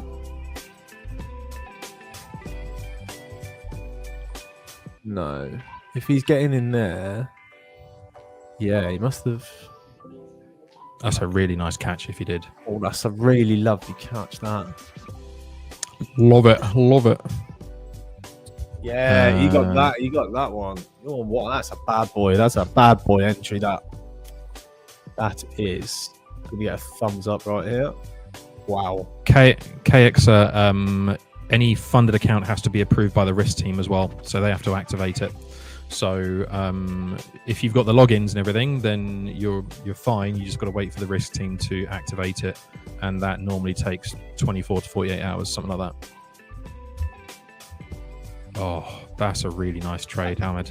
Beautiful, absolutely beautiful. EJ is still going nice, still in it. Yeah, that EJ. You know what? I don't trade yen pairs, and it's probably because I just don't trade them for a reason, obviously. Maybe they're a little bit too fast. I don't know. They're just a bit volatile. Only a little bit. You can catch some nice trades, but they do hurt.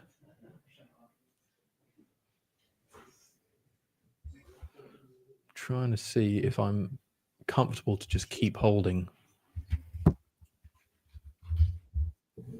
because we have tapped into an area of interest. Guess, GeoGuess. We're going to play a little game just to change things up, okay, guys?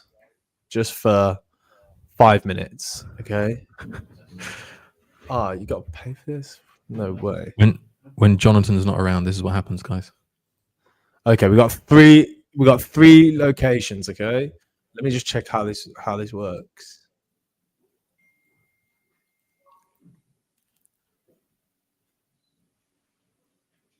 Okay, I don't know how this actually works. Okay, we got a test. Oh gosh, it's called the geolocator guessing game. Okay, we got to guess where this place is. So let's have a look at the signs. There's nothing on the signs. In the chats, where is this? What country? Oh, somebody help. No way am I going to guess this. It's either Ukraine or Russia, I guess. Is it? Somebody want to help? What is that? Nobody's interested. Nobody's interested. Yeah, that's definitely not Israel.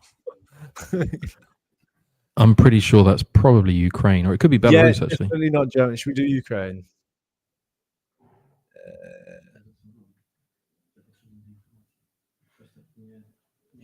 No, it was Russia. Moscow. Oh, there you go. Russia. All right, we got 2 more goes. Whoever gets it right gets 50 hub credits. Oh wow, there you go, guys. Oh, that looks. Can't like see the number plates. Do you think that's that? No, I'm not so sure. Let's have a look at the number plate. Yeah, they're not going to show you the number plates. Oh no, that's France. Okay, so we got Louis in France. We got France, we got Kazan, and we got Germany. It looks too hot for. No, that doesn't mean anything. It could just be taken in the summer.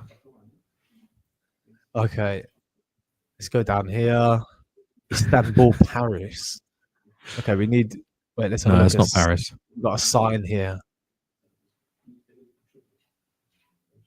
Some kind of dock. Is that in English? Can that Okay, be we're going to go with France. We're going to go with France. This is the content you guys will ask for, wasn't it? Hungary, Manchester, United Kingdom. Yeah, no, yeah, nobody got it right. Nobody got that one. We got one more, guys, and then we go back to trading. Not Wales. Yeah, this is not Wales. I think that's Spain. Actually, no. Do you know what? That could be Poland. Actually,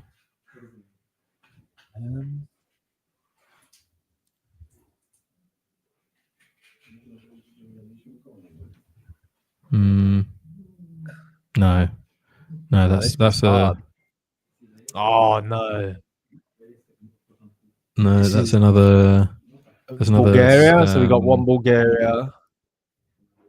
No, that's another Cyrillic. So that's, I think that's going to be.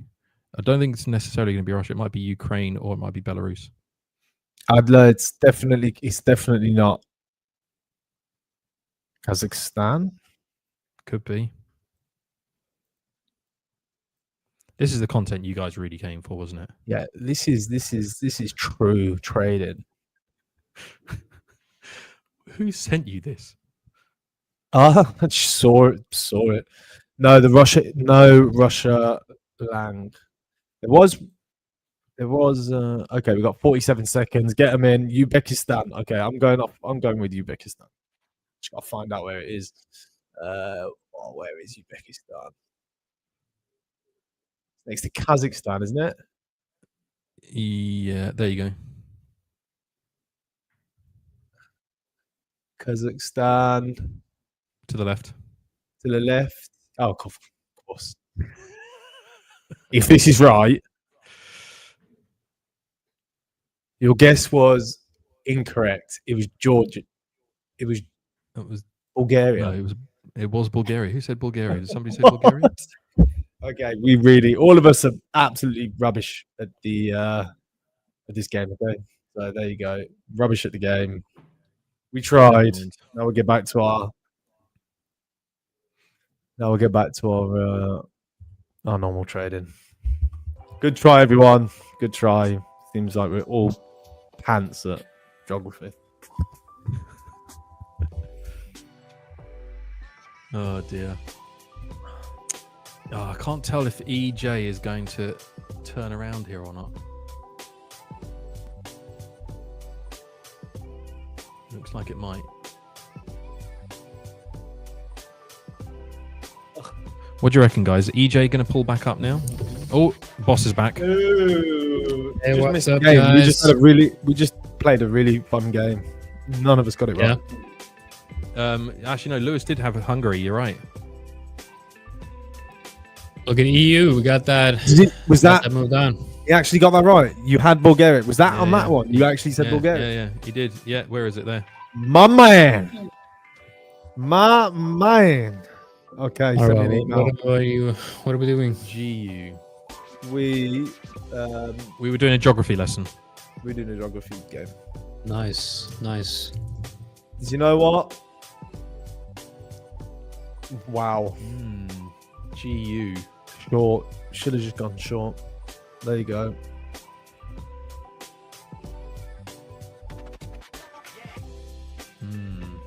Yep. Send me an email, mate, and I'll get those hub credits for you. Oh, so you're giving away credits now? We did for this one, yeah. Nice. We played. How much- What game did we play? Guess the country. Yeah, it was geolocator or something like that. All right. We can play again if you want to play it with us. All right, let's go. You're really good at it. You're Okay, really good at it. somebody else is gonna have to open up an account though, because you only get three free tries. All right. So What's type the- in who's putting it up. Just type All right, in what's the URL? geolocator game.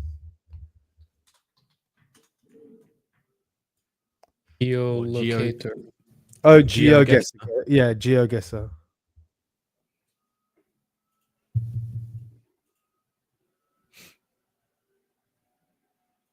Okay. See, that is what I'm saying. Isn't that, look, guy got funded, boom. He was asking when is it gonna get completed? 20 minutes after. There you Wow. go. Yeah, that's quick. Okay. This is the same one that you had, Al. Well, we're seeing Exactly the same one. Oh, hang on. it's the same. I'm sharing the wrong. Yeah. They repeat. If they no. repeat, that's not good. This is exactly Oh the same no, one. I can't. Yeah, it's. Let's see if Jonathan gets it. Everybody else doesn't. It doesn't count. But Jonathan, if you can get where Where is this? Well, it looks like Scandinavia somewhere. No, it doesn't. No. That's definitely not Scandinavia. What is that? Is that? Okay, it's Europe, isn't it? Okay, that's. Well, could it be? Well, I don't know. Russia. It says Russia. or You- is that your last? Is that fair enough? Well, we Let's weren't see close. if it's got that. We were in the right country, but not the right location. Well, That was yeah. All right. That's okay. That's France. That's Paris. Paris. Yeah. Final Wow. answer. Yeah, let's do Paris. Wow.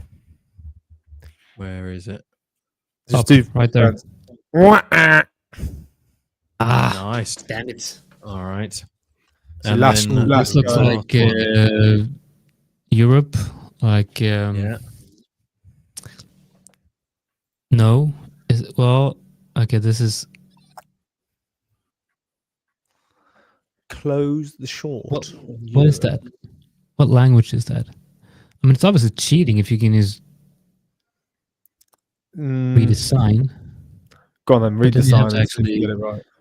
but then you have to actually know what The language that is. That is it Greek? Portuguese. No, it's not. All right, what language is that? Help us out. Apparently, it's what was it? Bulgaria. I don't know. Bulgaria. Oh, is that Bulgaria? There you go. Anyway, Anyway, we'll get back to back to trading. trading. But do I win anything? You didn't get no. anything right. I did. I got Oh, no, Russia right. you got Paris. And Paris you got was It Paris. wrong. wasn't Paris. No, Paris was right. No, Paris was Oh, wrong. was He it? was in- I was in this was Hungary. Yeah. Was it? Yeah. Oh, okay. Let's put some music on. Well, it looks like EU might actually hit that target of mine. We do have a nice breakthrough downside here, so let's see if we can. We are in that the all same together. trade. Really? Yes, we are in the same stop loss. Are we gonna move my stop loss down right there? If you're moving your stop loss, then I'll move mine as well, sir. All right. There you go. Copy trading at its finest. Yeah, I did check the thumbnail in the email, and it was definitely interesting. I like that, definitely interesting. But I'd say that the one we have now is better. So keep up the good work. Try again, and if you maybe, who knows? Harish, you really like that GIF. That sticker is like we're gonna have to come up with. It's the Yeah, only that it's is the only your thing that you sticker. can Nobody use. else is allowed to put that sticker on the streams other than Harish. That's your sticker, mate. Okay, who ruined it? Not allowed to do that. That is not this Hareshi sticker. Yeah, I'm sorry about that. Maybe we can restrict people from using certain emojis. It's all right, mate. You've earned that. You've earned it. Bitcoin analysis. Let's go. Bitcoin analysis. Let's have a look. Ranging. Mm-hmm. Ooh, The whole of crypto is ranging at the moment. we are in a range. Yeah, crypto looking quite boring actually. Mm-hmm. But that's probably the time when you need to keep an eye on it the most. That's also kind of true. Okay, Deanna will unfortunately not be joining us today. She's supposed to get on in a minute, but unfortunately I believe she's traveling. She can't join. Can't join today. I'm gonna see if maybe Victor wants to come in. I think he's trying to get rid of us, Alex. Thank No, gosh. no. We actually do have a little bit of work. We have a lot of work. Yeah, we have a lot of work. We just Jonathan, I don't know if we can do these live streams every day.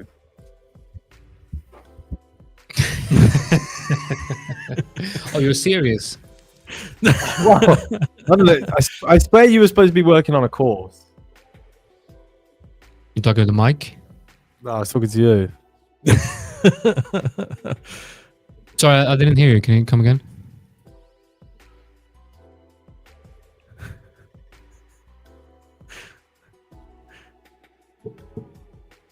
Awfully quiet over there.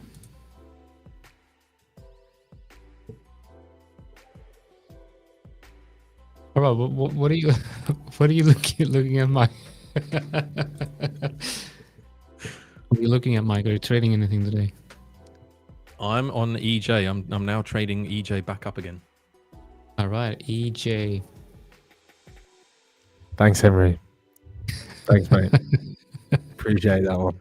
You're a real one. No, man, we got a course for ABL we're working on. Ah, now we're talking. Ahmed wants GU. This is going to be the most in-depth trading analysis course that anybody's ever seen. Yes. GU on the 1 minute. There's the 5. That is the most disgusting price action I've ever seen. Yeah. GU does not look nice. You would, Yeah, that does not look good at all. EU. US market. You know what? I didn't know the US market wasn't open today. Neither did I. It's not on the calendar.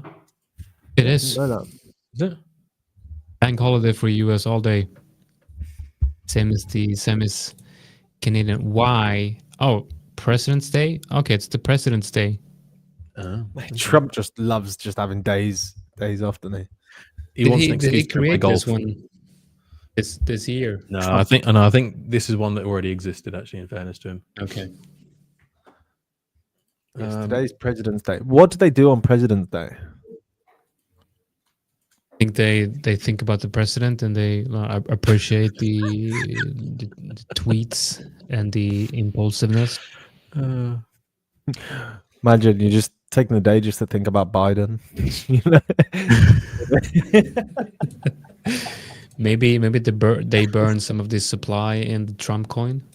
I hope so. Yeah, what is Trump coin doing now? Interesting. What about Melania, Alex? Yeah, it's gone. It's gone. All of it's gone. Well, surprisingly bullish, I must say. Oh, behave. I mean, it definitely show the chart. Yeah, sure. I'm gonna see if I can. Imagine if it's just like it's got a reverse head and shoulders. But I mean, it's if you look at it this way, it looks surprisingly bullish, doesn't it? What about Milana? But then if you zoom out, you'll see this. Yeah. And it doesn't really look that good anymore. Melania. Oh, okay. You That, want to do that to yourself, Alex? yeah, that's Yeah. not a good one. My buy-in was $10. That's up here. So you actually bought. You I was actually one of bought the here. first buyers.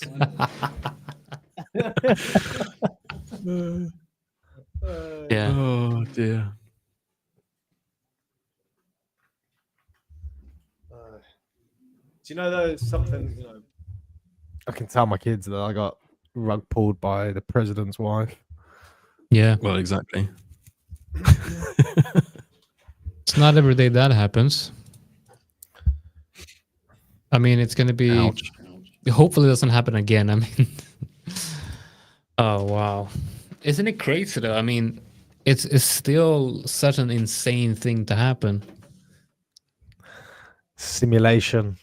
We're in the Yeah, I mean, you Matrix. had Trump coin and then his wife. I mean, it's just insane.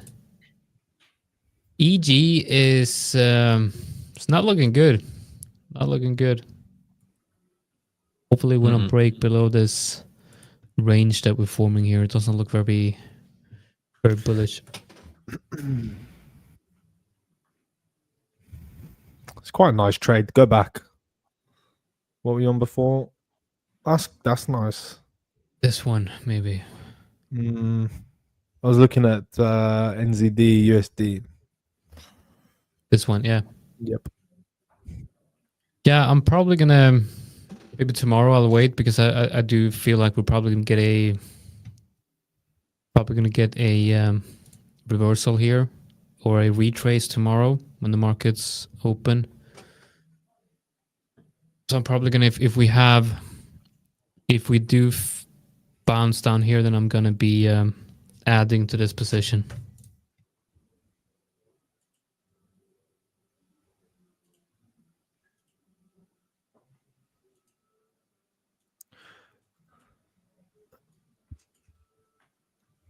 EU is looking good though.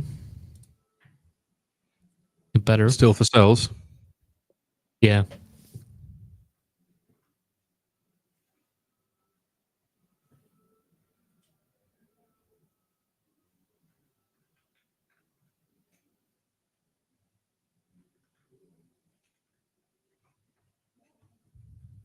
Does she know that she's in the live stream? Say hello to everyone. Who's that? Is that Maya? Maya. Hello, the Maya. Queen, not just Say hi to Maya. Not just Maya. Maya the Maya Queen, the not just Queen. Maya. Oh, Maya the Queen. Wait, there's another Maya. So how many Yeah, Maya do you have in the office? We've got Maya You the ha- Queen, and then we've got Maya the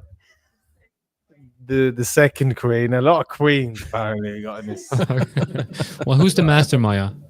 The master Maya, unfortunately, that's Maya the Queen number one. She's master Maya. Unfortunately.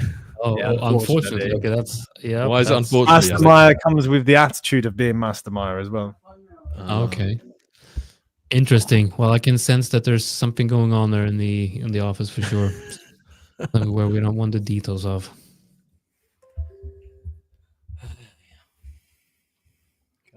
All right, we're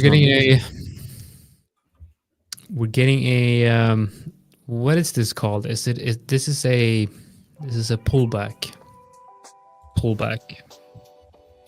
A pullback on what is it? EU USD. yeah.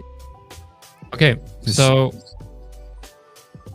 for the next 2 hours, Look- guys, I want you guys to give me some advice here on what to trade next. Give me a pair, give me a setup. Tell me what you're looking at. I want it to be no higher than a 15-minute base, and a 50 minutes of low time frame price CHF movement. JPY. Mexican CHF JPY. CHF.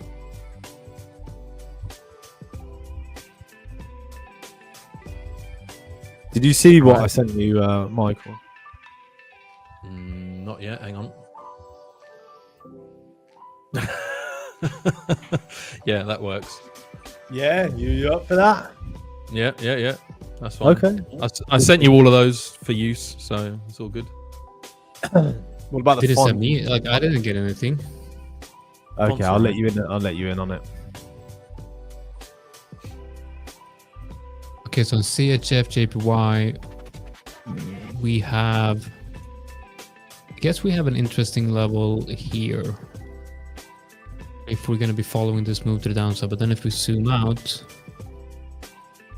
we're like right at what looks to be a. Yeah, I'll go with Hamid here. I'll go with GU. GU just is a horrible price action. GU just doesn't look nice. Yeah, this is Well, I'm not gonna be able to trade this. I mean, I might, but it's very.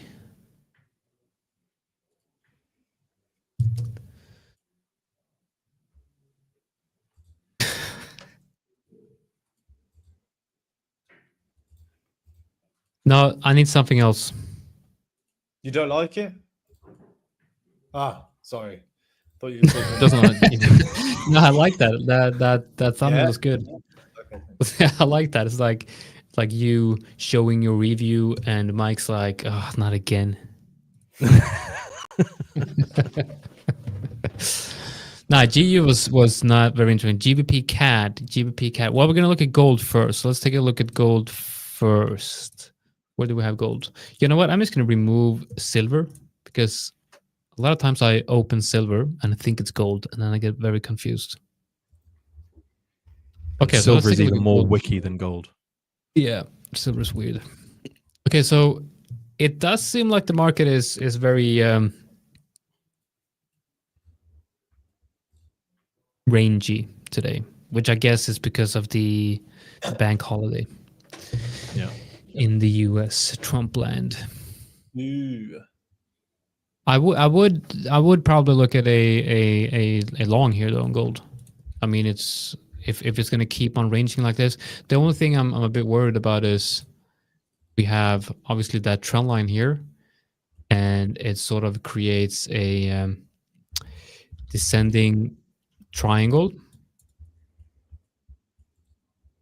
And how do we trade descending triangles? I believe that the target is from the high to the low, and then we double that to the downside. That would be the target of a trade.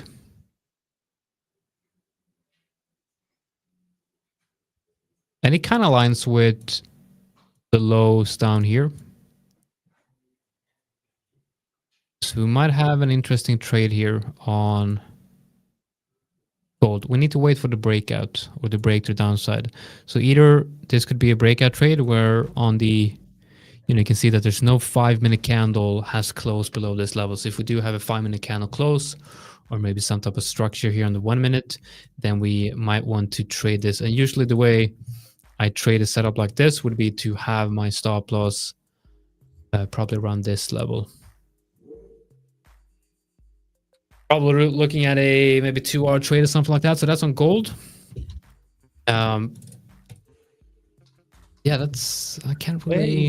Is there any music playing? Yeah. Yes. Oh, there is. Well, I'm gonna add some, a little bit of ABL music because we got some savage music, and we just need something different up in here.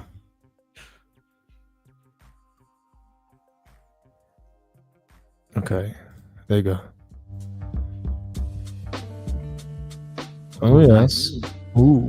It looks like. It Ooh, sounds I like. can feel the money. Simulated funds coming through my bones. All those Lamborghinis I'm gonna buy. And time flies. It's been 3 hours and 40 minutes.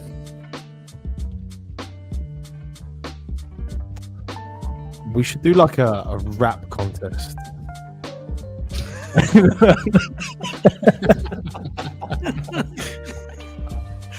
Oh my god, that'd be so vanilla. It's unreal.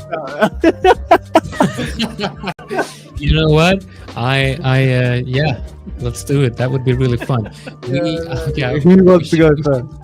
No, we should definitely not today. Not today. No. We should definitely trade. should definitely write Around our a strategy. like write some lyrics on trading related things. Yeah, that would be fun. That would be so fun. And of course, we would have to be. One of us would be a clown during that, obviously, because that would be after losing a bet. Oh my god, that would be fun. Okay, That's part of the problem. Lima says I'm setting buy limits on that zone also. So what type of buy limit are we talking about? Are we talking about buying gold here on support? Is that what we're talking about? Yeah, maybe that's our new thing. We're gonna do like rap battle 5ers edition. It's actually quite cool. I actually want to see this. Lauren, send it through. I want to see what I want to see. I want to see what they do. Yeah, if you can say, I don't think he can send the link though. But give us a name. We could probably look it up. We should look it up live, like right here on stream. It's called low. No, it's not the rapper is called Lower Box Area XAUUSD.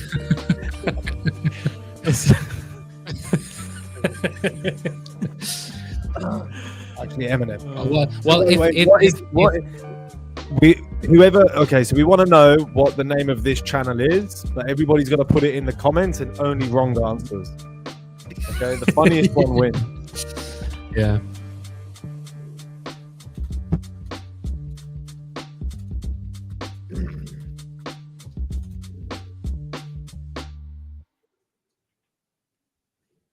Is that it? Ah, it's not on loop. That's why. That's why I keep stopping. That's why I keep stopping. Round 2. Okay, so Lima is looking at a. Oh wait. So do you have buy orders down at like 28.85, or is it at this level? Is it around 28.95 or 28.85?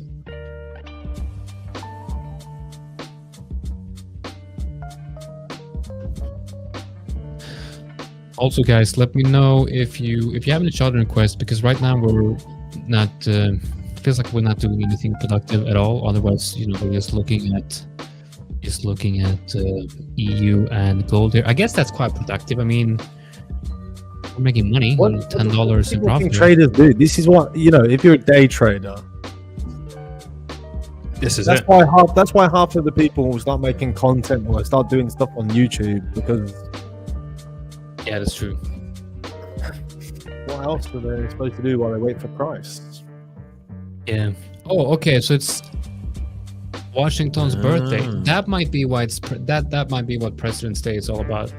I thought it was Trump. Like, people sit around and just think about Trump. So why did they have the long shrines of Trump? Yeah.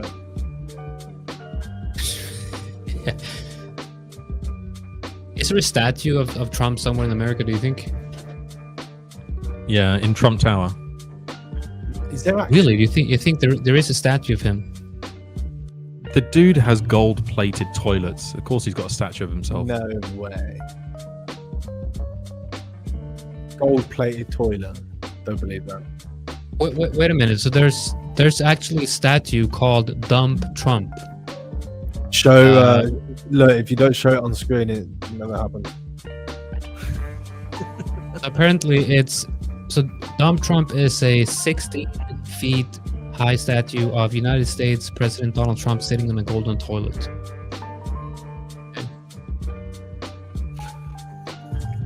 Hence why it's called Dumb Trump. Exactly. You're very smart, Michael. That's why I got into trading. I bet. I bet it was.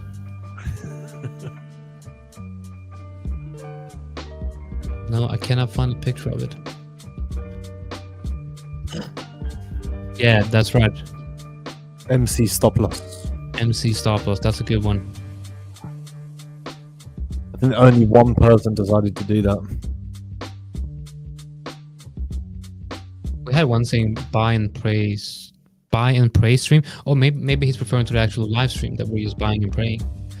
In a sense, yes, but like, this is a challenge account though, so it's fine. Yeah, why simulated funding? I wonder why is Euro GBP moving to the downside? We had some news, didn't we, on the pound? Not today. Not today. Okay, not today. Tomorrow there's a lot of news on the pound.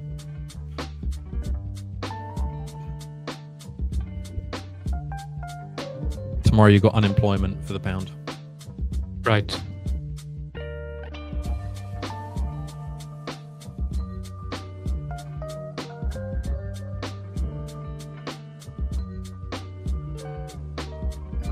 Drop your chart request in the comment section. We will. Did we give him a little teaser about my house got sold? That's a good one. Mike. I heard we did a little teaser before I left about ABL. Yeah. Ooh. What did we talk about? I basically just said it's going to be the best thing since sliced bread. Ooh. Jonathan and Victor were sold, even though they're part of it. You know, the only thing is I don't really like sliced bread. You don't like sliced bread? I don't like sliced bread. I like, yeah, and just cut have a loaf. You get a proper bit of sourdough bread and you cut it with a knife. That's the decent stuff. The sliced bread that you get from like. I used to have I had a conversation about this during breakfast today. It's interesting. Like you almost only see like sliced bread. Well, not really, but I don't like it. You know. Michael's like, what are we talking about? I just honestly, today's stream, we have really brought the tone down today. What did Victor say about the naught plus naught? Yeah. Yeah, I like that. Like you add zeros. Yeah, well, it's still. I understand though. Like you have a 1 value, then you add 0 value, and then it becomes 10. Okay, QA says, Jonathan, if you can review chart of GBP CAD, need your expert opinion as I see it bullish for us. Okay, that's dangerous. This is not financial advice. I can give you my opinion. Oh, someone died over the weekend apparently trading Bitcoin. That sucks. Okay, let's take a look. GBP CAD. My expert opinion is well, first of all, it's funny because GBP CAD, I did look to enter GBP CAD here and I missed that entry, and then I looked to enter it here, and I'm not sure why I didn't enter this trade because okay. I'll show my chart before I show it. So this is GBP CAD, right? And this is actually a perfect example of, first you have, I wanted to get on that move and I missed the entry on that one, and then I wanted to get on this move, and I can't really remember why I didn't place orders on this trade, because on that wick right there I would have been filled most likely, because that is, if we add the reload zone on the daily candle, see that it comes down and it at least hits should be hitting the 50 here, and that should have been my entry. But looking at GBP CAD now, obviously I'm not very interested in, well, maybe I am. Let's see, where do we have the 50% fib?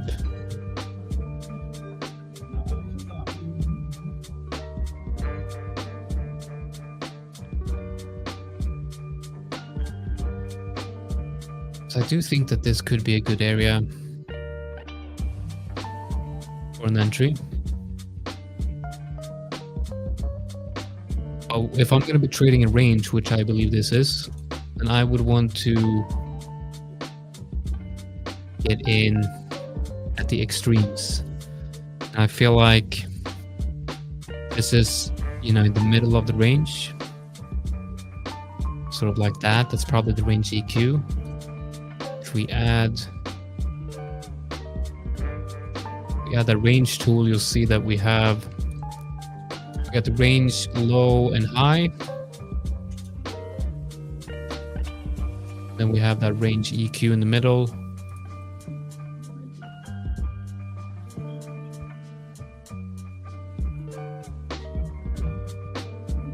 I mean, for me, it wouldn't really be a trade unless we have a very clear rejection inside this area and then break this trend here. So I'm not interested in going long here, even though the local trend looks good. It looks like there's a potential of a move higher. If we look at the bigger picture, we're at resistance. There's a lot of resistance to the upside. So the simple answer here is just I can't really see a trade right now other than a possible short trade if there's a clear rejection here at that level. Hopefully that helps.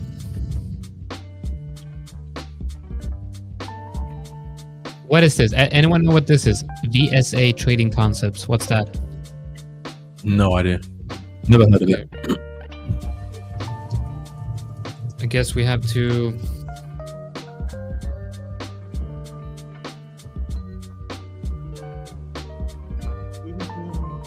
Alex, what's the soundtrack Tape is asking for?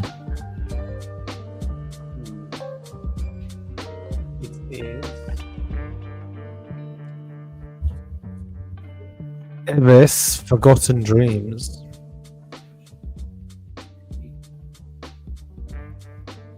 Volume spread analysis. Yeah, I thought it was something to do with volume. I have no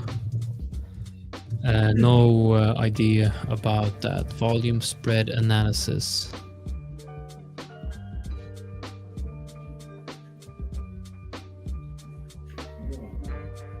But I mean, volume spread. What does that mean, volume spread?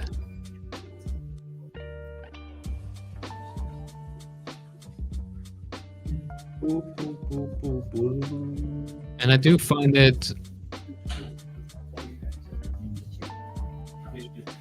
I do find volume, trading based on volume analysis in the Forex market is a bit tricky because it's not real volume. It's tick volume. You have to go to the futures market to find the real the real volume for a specific exchange. So if you look at the volume in the Forex market, for example, on Oenda, it's not the actual volume coming into the market. It's tick volume. So every price change is whenever there's a price change of a tick, it gets added to the volume, which is obviously not the real volume.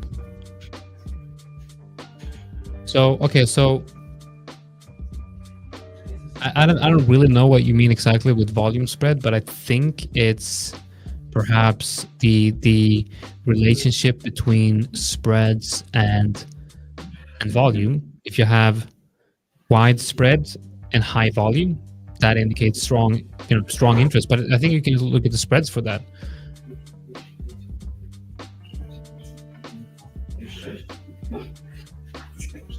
I don't really know exactly how we should use that in volume is useless on Forex. You can use it on the market based on CFTC data contract like futures commodity. Exactly. But you can also look at the difference between the volume on, let's say, Oenda and the futures market. And I see a lot of Forex traders that use volume-based indicators like on balance volume, and then they show like, oh, look at this, when this is a great indicator to use for this system and that setup, but they don't even realize that the volume that they're looking at is not even volume. The indicator is based on calculating volume on a whole different way than what they're actually doing. Oh, I got Jimmy. Oh, what's up, Jimmy? How are you still awake? It must be like at 2 in Let me know if you want to come on the live stream. I'll send you the link. We got EG.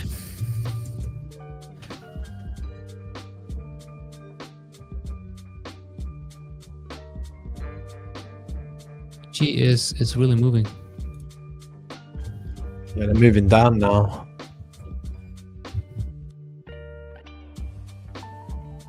This seems like it has a lot of momentum, and what I see is 2 levels here. Got this one and that one. I think, you know, if we can get an entry on this, and we might have one here. All right. If we, I mean, if we're able to ride this down to that level, it could be a good trade on the lower time frame. So if we perhaps break this level to the downside, we might open a short like this.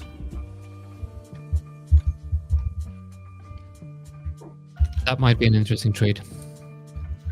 I'm gonna switch over to MetaTrader to see if what my positions are doing there.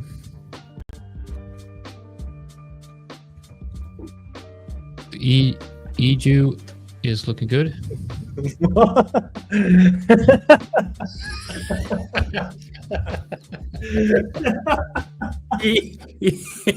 EU. Like Euro USD. I'm just gonna say Euro USD, okay? Oh, you're lucky English isn't your first language. Yeah. Oh, that was yeah. Oh, nice. Well, it's I like you know. Yeah. You know, I need a way to get some energy during these last 2 hours, or do you have any suggestions on, you know, boost of energy with a legal way, obviously? You know what? Honestly, water.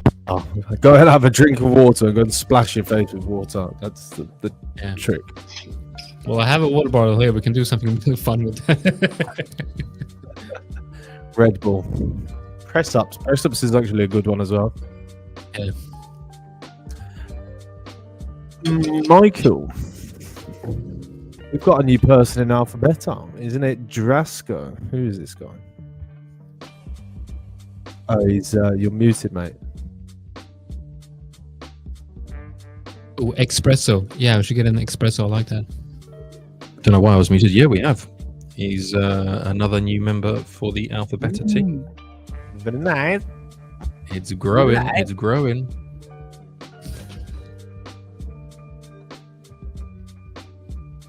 And he's number 668 on the leaderboard for the current competition at the 5ers.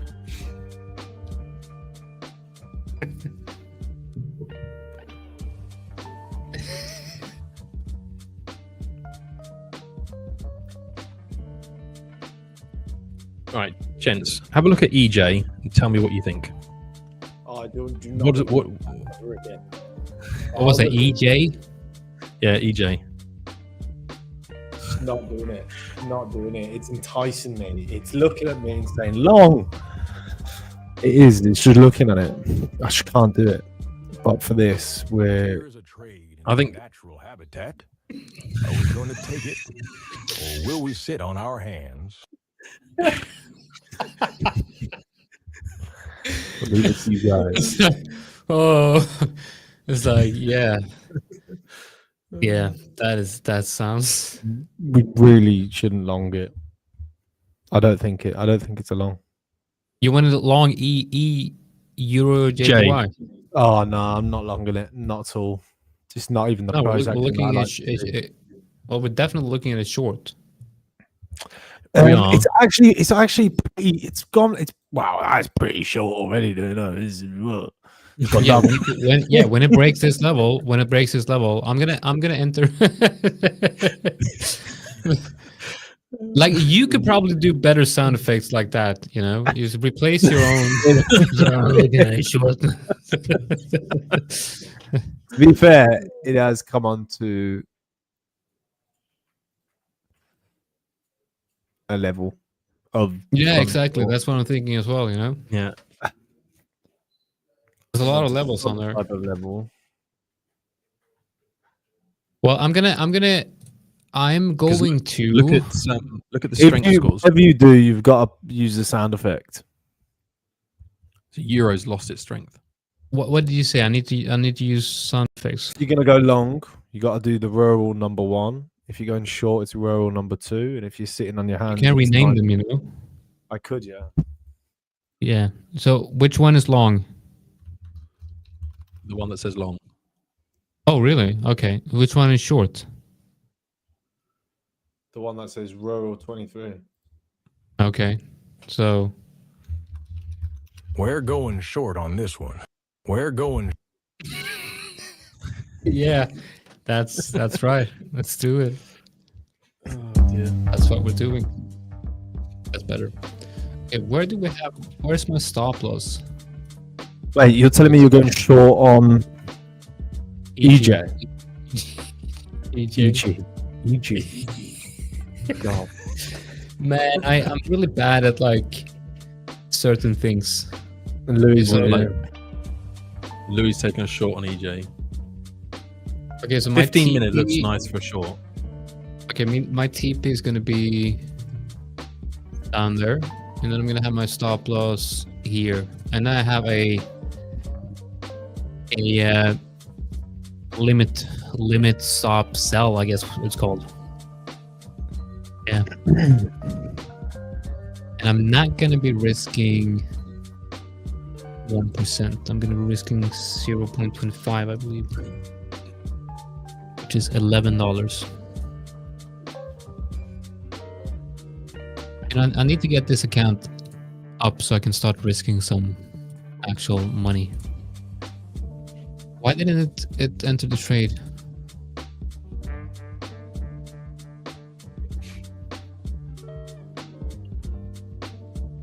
Okay, so it's not entering in orders. You've probably not got enough liquidity, have you? Or I got lots of liquidity.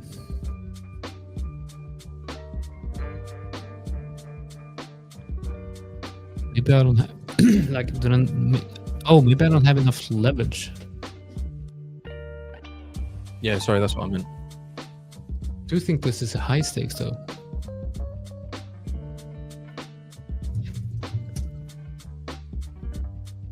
Go in and see what account this is.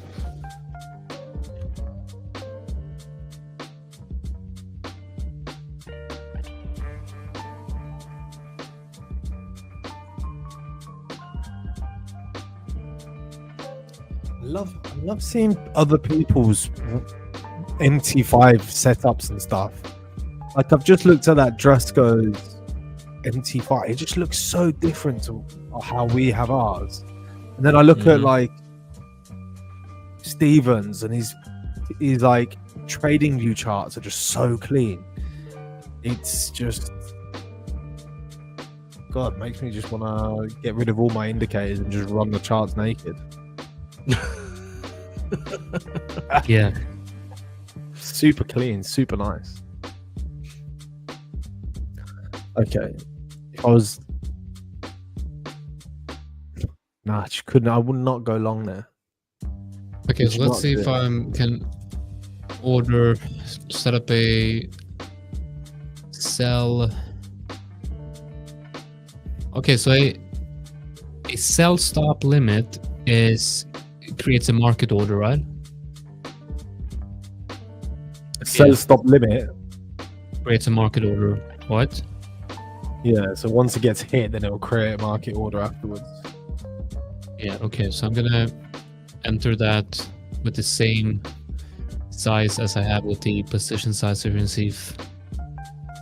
Okay, let's do it with 0.1 lot. But for some reason I can't. Because you've already got Why? trades open. What do you mean? Doesn't matter.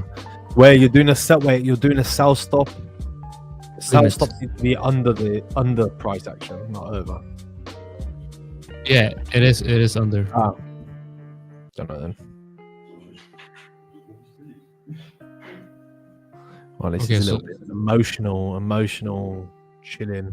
Yeah, we don't want to start crying. Okay, fine. We'll turn off. I gotta find something else. When the price action came back on me.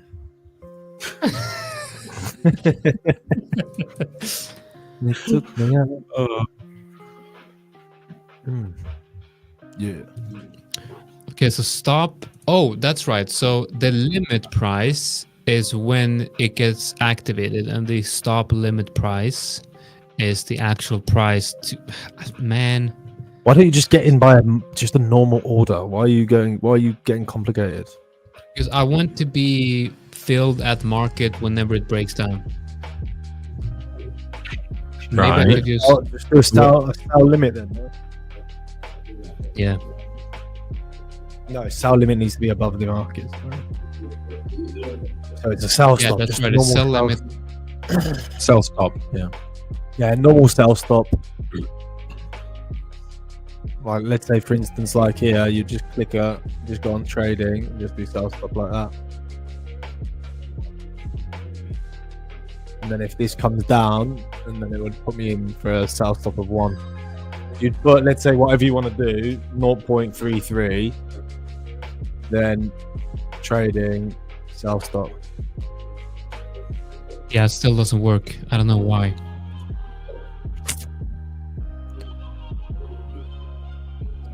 Well done, mate. Now, honestly, pat yourself on the back, big time. Yeah, definitely. Well done. I mean, Do not, because this is where you get impatient. You start putting on trades to get to the just to get there faster and to get to the end goal. No, grind through it, push through it. Doesn't matter if it's been to December or anything. Just keep following your process. Don't rush it. all right, it worked now. Now I have that. I have a sell stop open, and so you can see it right here. That's the trade. Wow, that's really bad entry. I want to get in here. Can I move to stop? Yeah. Okay. I'd stick that's the this trade. stop a little bit higher. What? See that on the 5 minutes? See that where it turned on the last leg? Just yeah. I mean, I'd stick yeah, it I mean above that it. one. Yeah. Yeah. I want it here.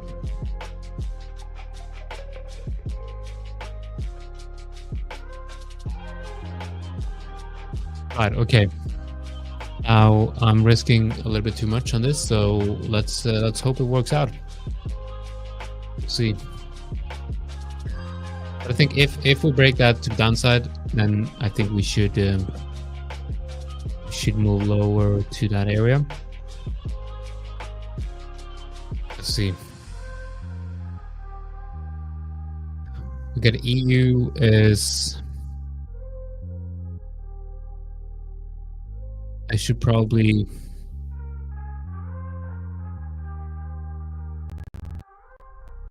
Close it. But I'm not going to.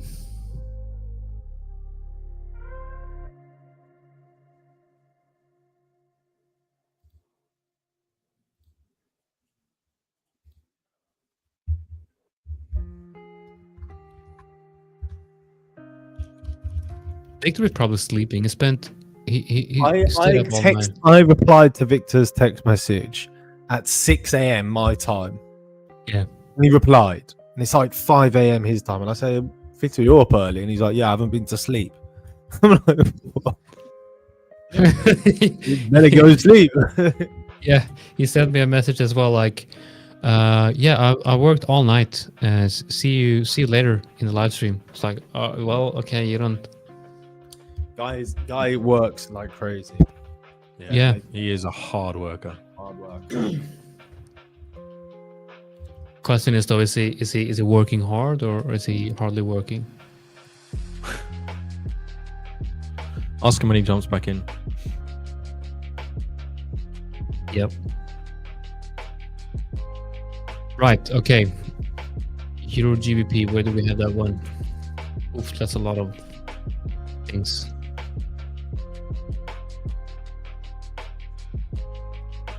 The way the market is moving now, and the way we don't have a lot of.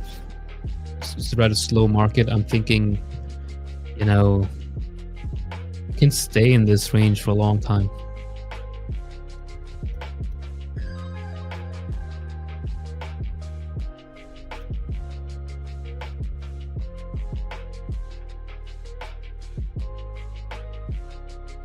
Well, the Well, guys, Asia's what are we closed now, so we've now only literally got London trading and Europe because New York's obviously not opening today. So I actually like EJ. EJ looks actually okay to work for a long. If I'm not, just needs to pass like a little bit. This, to be fair, this is the same type of a little bit dangerous, I think. Let's have a look where the 50 mark would be. That 50 mark is up there. It's not a bad long. What are you looking at? What's that? EJ. Yeah. Are you okay? Yeah, man, I'm good. this is the influence that we're having on Jonathan. Yeah. He gets us into the stream and everything just goes all over the place.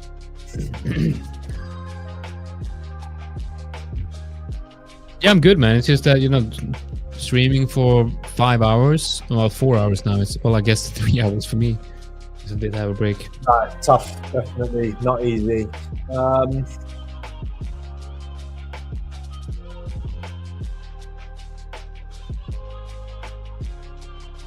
What are you going to do around here? I don't think we're going to get. Maybe. Is that Euro USD? Yeah. Yeah, I don't know about that. Take profit down there. See, now that's enticing, man, isn't it? That's a super enticing candle. Mm-hmm. Oh, mate, it's just screaming, long me. That's what I'm doing. Oh, okay. Really? How's that long? It is Not very long. far. It is Not very far. For a scalp. Yeah. At least to like there, but Well, you do see you have the very local time frame there. You have a ascending triangle. You can probably, yeah, it's probably you. I mean, yeah, you can probably trade it from that breakout up to that that low time frame level. Yeah, now it's breaking out. we can get probably a little bit of a scalp on that. Comes back down. Gets here, comes back down, hit the 50, and then we can try that. That'd be an alright trade. Got a bit of spread on this though.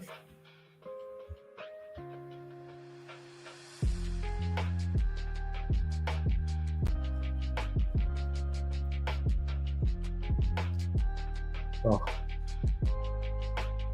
Did I miss that?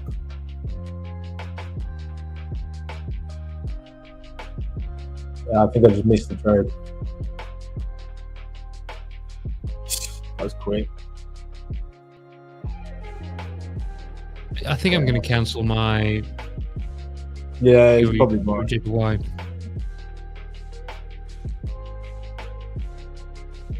Your USD is moving higher. I'm gonna close that position as well. You see, the reason why I closed it was because basically it was this move that I was trading, and we broke above this level, which I'm thinking, yeah, it's probably to come up to my entry. So that one is closed. So today, what's our profit today on this account? It's, well, we got one win on Euro USD at least. So we got a $6.50 profit on this one, which is not a lot, but it still can add that to the next trade. So let's see how far away I am from break even. This is what I'm in at the moment. So expecting us to come up and take this level here. We've got some liquidity up here. Retest this area. We did have an engulfing bearish candle, and we've left an inside bar on the 15-minute. But if we look at the 11-minute, some nice wicks down here, and then the 22-minute, really, really nice setup. I think, I'm looking to get long. I don't think it'll go far. I still think we're still bearish, but right now this looks like a nice area for a long. Just need to see it break this high, and then I'll be comfortable with it. Still, I want the names of the TikTok rappers. The trading rappers. Yeah. You don't want to see that. No, I 100% want to see that. No, I'm talking about my chart. Oh, no, I don't want to see that.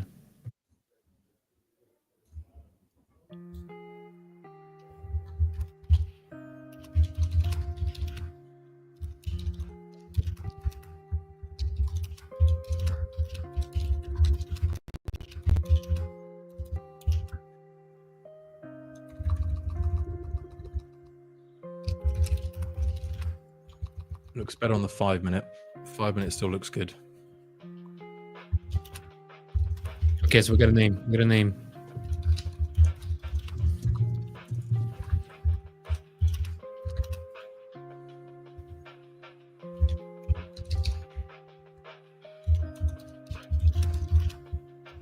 Whoever's going to get that email from Alex is going to be really scared. It's being typed with vengeance. I'm trying to get into this trade. Like, what is going on? No, it's not going to take me in. No, it's going to go without you, mate. Yeah, I think so. Yeah.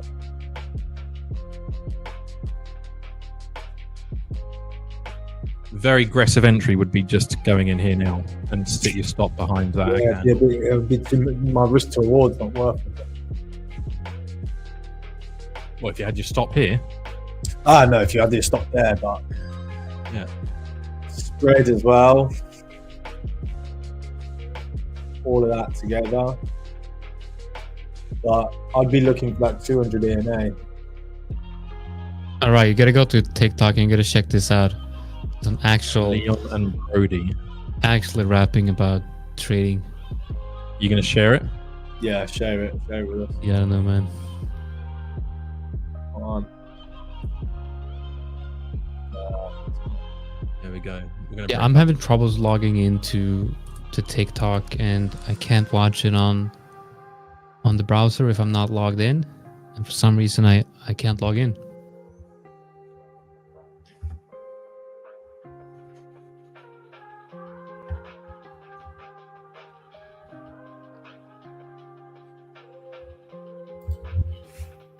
Who's taking big risks, Alex?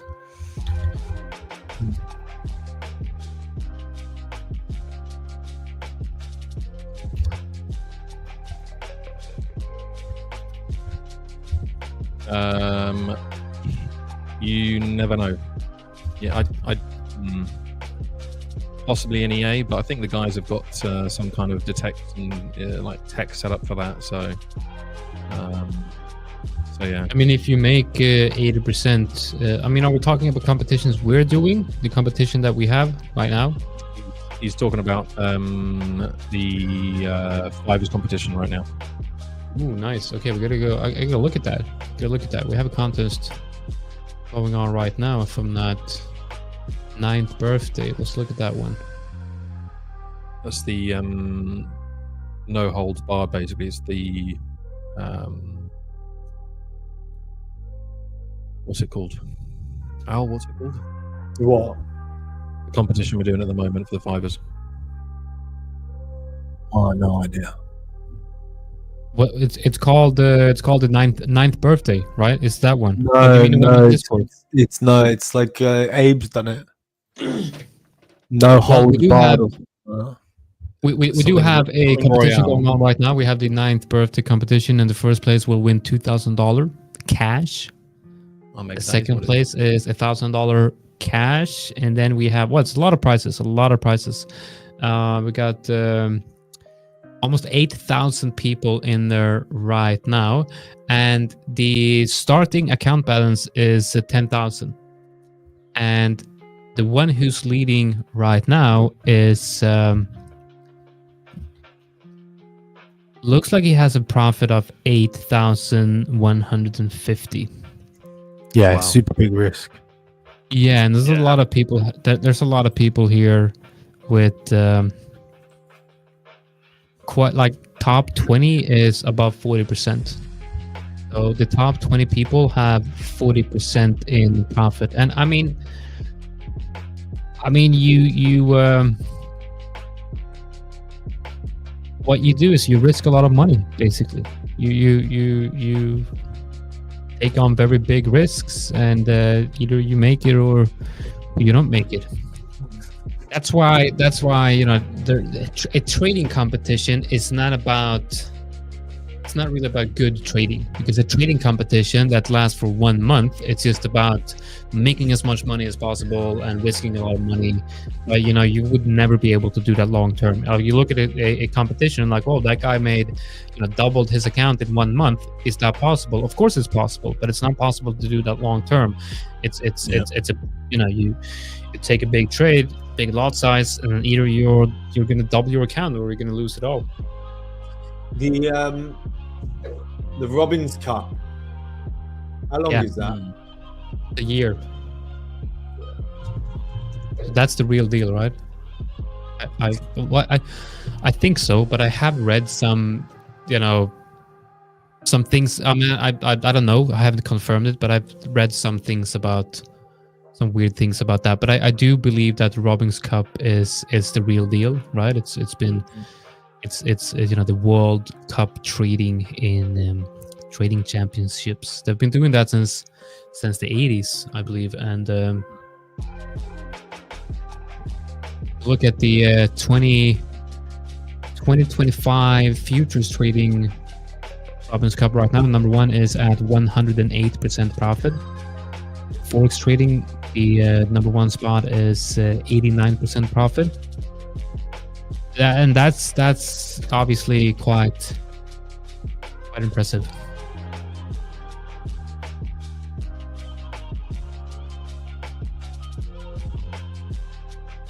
Did you get in on it, Alex? No. So who's MT5 we're looking at? Mine, yeah. That's a limit. Oh, okay. Oh, you're in a Euro USD, sorry.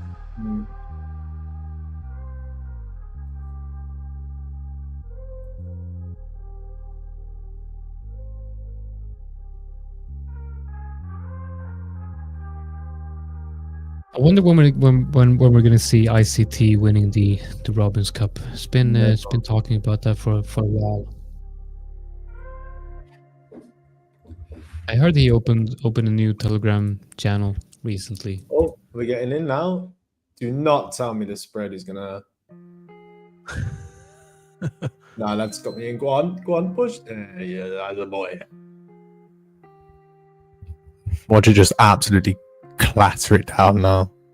Oh, looks like I'm gonna get my entry on Euro JPY. Alex and I are hoping you won't. So you have green candles as bearish candles. Yeah.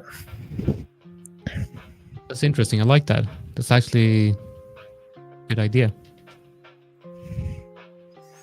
Buy when it's low, baby. Buy when it's low. Yeah, and you get your stop loss quite low as well.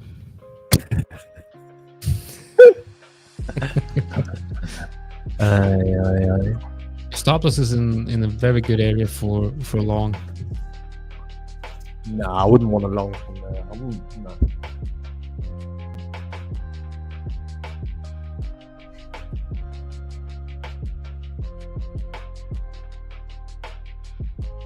No, I'm looking to short Euro JPY. Ahmed, Alex, and myself have bought EJ. Jonathan's feeling contrarian. Yeah, because if you zoom out and you look at the high time frames, there's been some we really are strong. we are day trading on Yeah. on the 1 minute. Yeah, but if you zoom out, if you just look at the 1 hour and you zoom out, then you'll see that you've got very strong momentum to the downside, and there's a very good level below, basically. No, you're probably right, but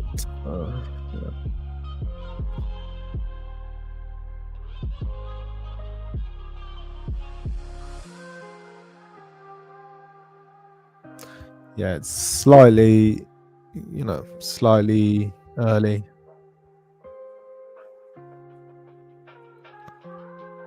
No, now we're going to go up.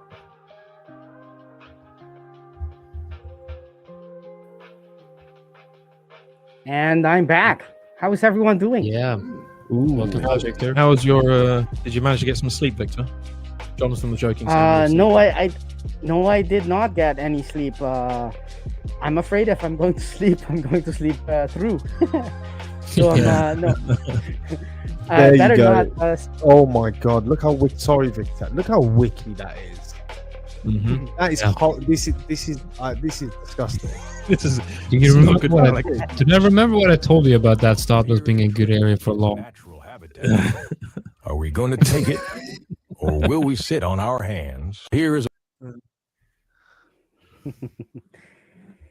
The while I was awake, I was looking, hearing you guys a little bit for a short while. Did you say while I was awake? I think you said while I was awake. Actually, I meant to say away, but perhaps I did say awake. But did I hear something about a rapping clown? Rapping clown.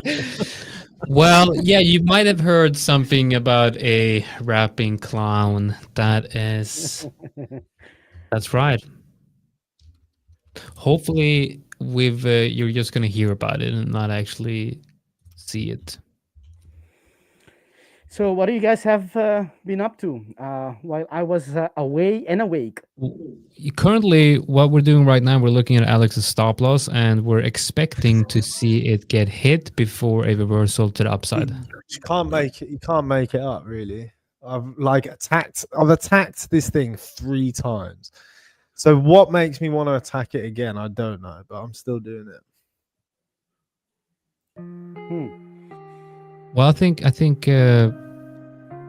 you know what I'm gonna do? You know what I'm gonna do? Can you guess what I'm gonna do? What?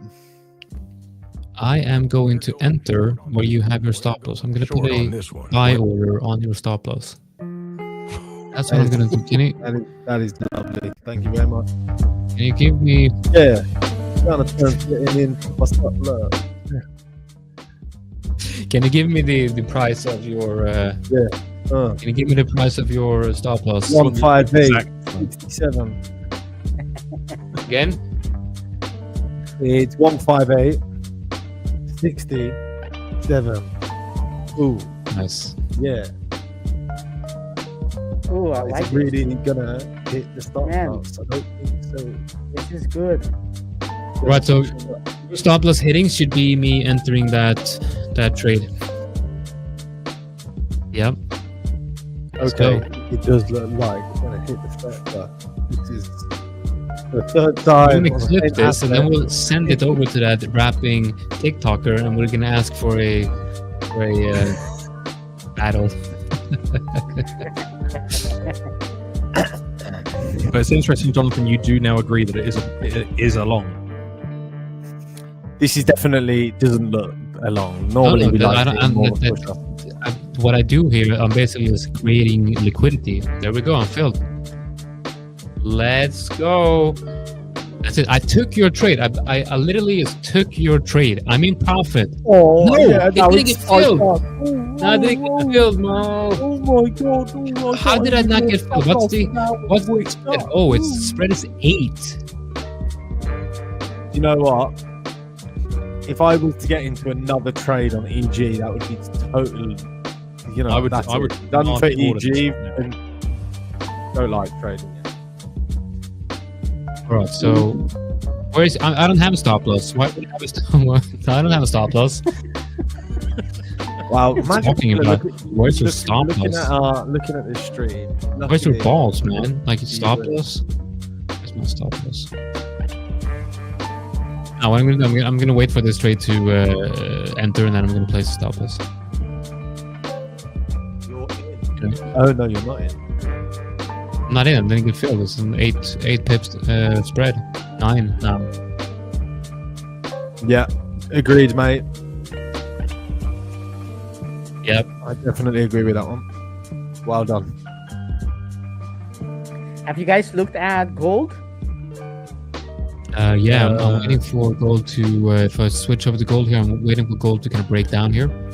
I'm looking at this descending triangle that we got going on here, and if we break down, I'm going to be trading the. The measured move on this one should be from the top to support, so from this level up here to this one, and that creates a move down here. So that's what I'm looking at on gold. Let's see. Should I? Yeah, you know what? Like I'm gonna close those orders. But how does that make you feel, though, Alex? I want you to explain how that feels. Taking out your stop loss and then with a beautiful You know what? bullish It makes engulfing me candle in feel 1 minute. so happy that I didn't take that trade on the live account. Yeah. That's all I'm feeling. I'm feeling happy that I am not. Tomorrow though, I'll be back on the live account though, because I would have had the payout completed.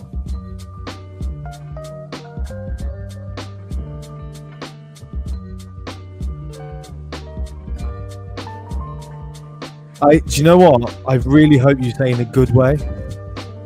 I hope it is in a good way, and it should be. I was thinking that as well. Because I behind, hope it's a behind all positive the speech. behind all the jokes and the laughter and some of the silly little trades that we do take, we actually do have pretty good structure, and we're actually fairly decent traders when we want to be. Yeah, I mean, Like any what I do traders, in the like beginning of the Depends- live streams, I depends always, what they- I always show my. Yeah, and by the way, we have a lot of people coming in here. We got again, we have some very good. I must say, we have some very good views on these live streams lately. It seems like what we're doing here is something that you guys are really enjoying. And if you do enjoy, live trading, and not only being from an entertaining point of view, but also doing these live streams to help you guys out. I mean, any questions that you have in comments are questions that we're going to be breaking down, covering, and hopefully help you out as much as possible. So make sure that you do hit that like, as we are breaking about that 200 views right now. And let's hit that like, and maybe we'll get to that 200 concurrent viewers that I'm seeing here on the back end. If you guys have any questions you would like us to cover while we wait for those questions, I want to cover just quickly my swing trading setups, because this is something that I share in the beginning of the live streams. But I also On want to that, share. sorry, Jonathan, I'm going to disappear because I do have to get some work done. Yep, definitely. And I am going to jump off as well because I've got another meeting. So good to Thanks see for you being guys. here, We'll guys. see you again tomorrow. Thank you. Yeah. Thank you guys for being with us. Okay, so before, let me. before you do your or not before necessarily, but sometime today, I would like Yeah. to show talk a little bit about the gold trade. It's not a trade. I didn't take this trade, but I've been mentioning it since I suggested that this is an idea that makes sense to me, and I think it gives some insights to what I think about it now after time has gone by. Do we have more information, and what does that information tell us? It doesn't necessarily have to be done before yours setup, so feel free to show us the setups you're in or you're looking at, Jonathan. Yeah.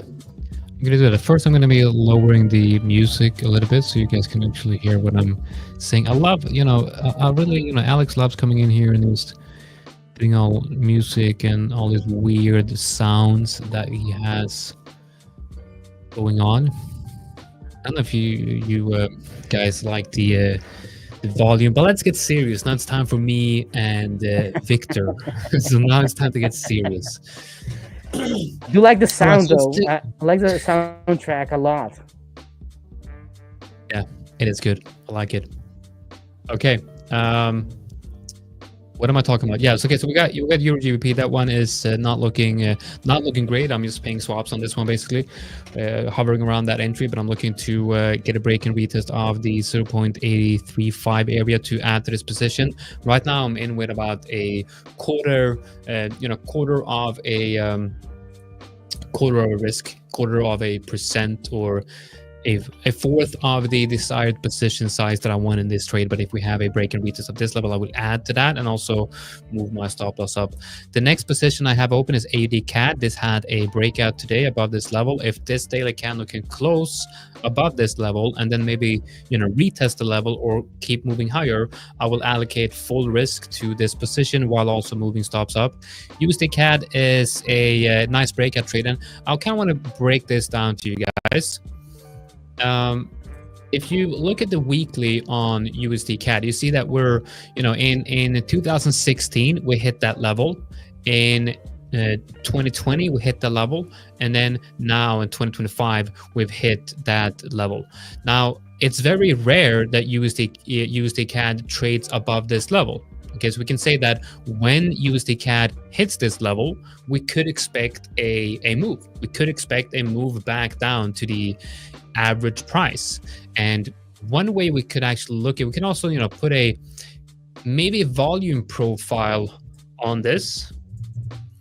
So if we do fixed range volume profile, I believe this is how you do it, right? Yeah. So looking at that fixed range volume profile, we see that now this is based on tick volume, so it's not really the correct volume, but it's fairly close to what we have normally. That's the point of control, right? I'm going to remove that. I'm going to be adding a green line is point of control. Remember that. I'm going to be adding a range as well. We have the range EQ. And this is something that we see very often, right? That the point of control will be around the range EQ. So looking at price action, this should be the close to the average price, right? Close to this average price. So when USD CAD is trading at these extremes, we could expect that price is going to move closer to that level, back to its mean. And of course, because we have a high time frame level right here, my trade will be based on a move from that level down to the next high time frame level below. And the way we trade this is we look at what happened the first time that level got hit. So we look at the daily. What happened was we had just a quick reaction, right?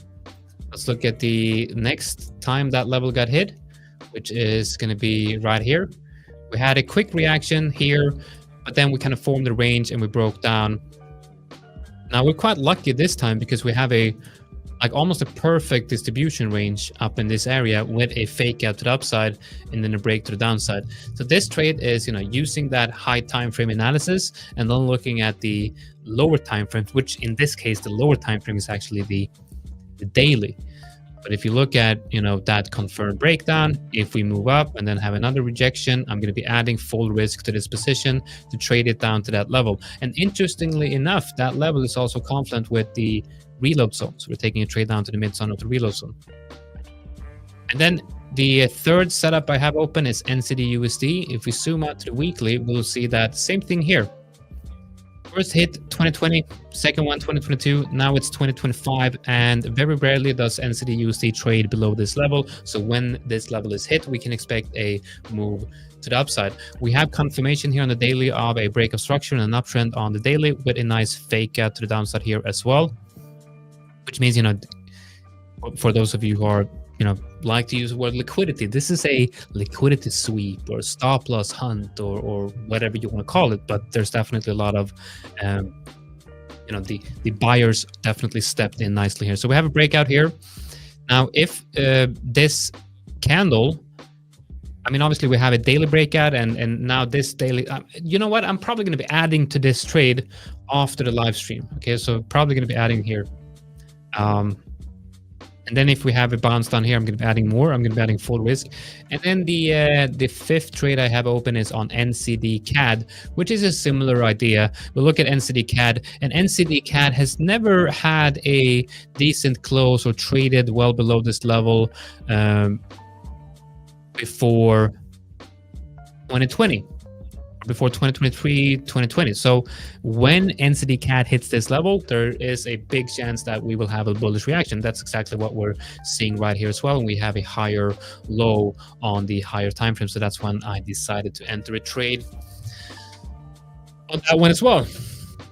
All right, that's the breakdown on my swing trading positions for everyone who's interested in that. Let me know if you have anything you're watching or anything you want us to take a look at. Okay, Victor, you wanted to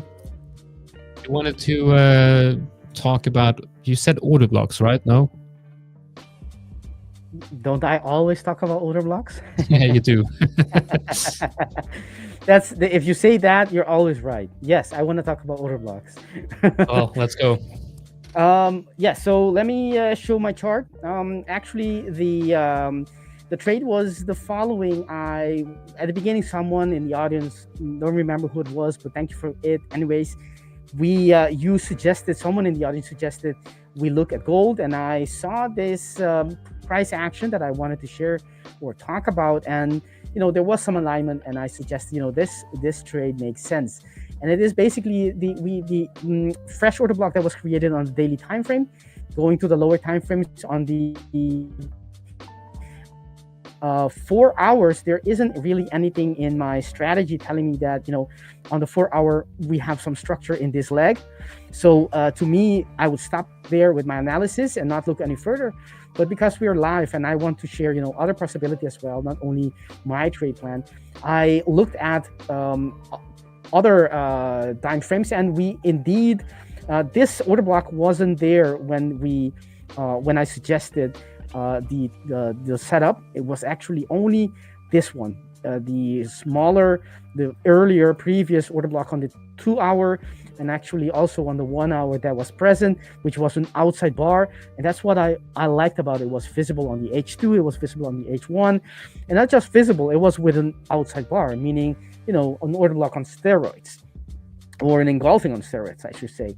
And that alignment, together with the fact that gold has been playing, teasing, flirting, how you want to call it, with that lower or border of that daily order block, makes me think we could see some more to it. It was reacting to it, so it means to me that that line or that area is relevant for price. Traders today are watching that line. That's what it means to me. So I went down to the other time frames, and I identified a couple of structures, mainly the 5-minute order block that has been respected and held from many times, not just one. First time around when we had a smaller quasi, and the second time around as well when we had a bigger quasi within or as an extension of the first one. And that's when I suggested a trade from this structure, somewhere in the middle of that structure, or maybe perhaps as price was taking out that that bullish order block, which was within the 15-minute order block. A trade that would make sense was to go short gold, only for a day trade, a couple of hours, because of course on a higher time frame, gold is very, very bullish, so you want to be holding this for very long and targeting something that makes sense below. At that time, I thought this move would make a lot of sense, but of course it is bank holidays, and you can see that the triangle that Jonathan was showing, that's a sign of compression, of course, right? That's what creates those triangle. And the it's not coincidence. It's because of that lower volatility, right? It's, the ranges become smaller and smaller. But there was something else that I want to, now that I has passed a couple of hours since I first suggested this trade. There's a couple of things that I think we can read from price. One is we had a fresh order block on the H2 that was created right after the entry, right, which is this. We had a H1. I'm going to move it a little bit to the left just so we can indicate it. That's this H2 that was created after I suggested this could be a short. And when we have bullish or structures, in this case it's a short. So when we have bearish structures being created while you are in the trade, that increases your probabilities of your trade being right, because that's how market goes lower, by creating and retesting those order blocks. Jonathan, I'm gonna have to mute my mic for a few seconds. Yeah, no problem. We can just wait. I mean, it's pretty nice to have some quiet time sometimes. Victor's a little bit sick. All right. So yes, as I was saying, that's exactly what you want to be seeing when you have a position on. Order blocks being created in that direction. If you're short, you want to be seeing bearish order blocks being created on the higher, in increasingly higher time frames, meaning first you're going to see them on the 50 minutes, the 30 minutes, the 45 minutes, whatever, and then you're going to see them on the 1 hour, the 2 hours, right? The more you have, the more structures you have being created, the more certain, the more confident you can be of that position, meaning also the longer you can hold that position, because price is basically confirming you that you are on the right side of the market. Doesn't mean you're gonna hit TP, but at least you are, with the side that has the upper hand. So if we go to the H1 as well, it was in this candle while it hasn't closed yet that I didn't take the short, but the trade was, we had a bearish order block created after the entry, and the H2 as well. So we have the H1 and H2, both of them confirming basically that this is a good trade, or at least that's the correct way to the correct direction initially. And the other thing that I like about this, which is another way to indicate it doesn't have to be a triangle all the time, but what do we see here is basically weakness in the market, which is the same thing as the descending triangle, right? You have that high, and from after that, this high, you have increasingly lower highs, meaning the buyers are increasingly weaker, increasingly less able to push price higher. Or you can see the other way around. The sellers are getting momentum. They are getting, they're able to contain price or impede price from going much higher. Although that can be said that they have the complete upper hand either, because they're not able so far to push price lower, making lower lows, just on the one side impeding from higher pricing being printed. So in principle, if nothing else changes, and things can change in the future, right? New news can come out, geopolitical arena, things can happen, other stuff can happen. But if nothing changes, the most likely place for this is to the downside, because that's what the price action is telling us, right?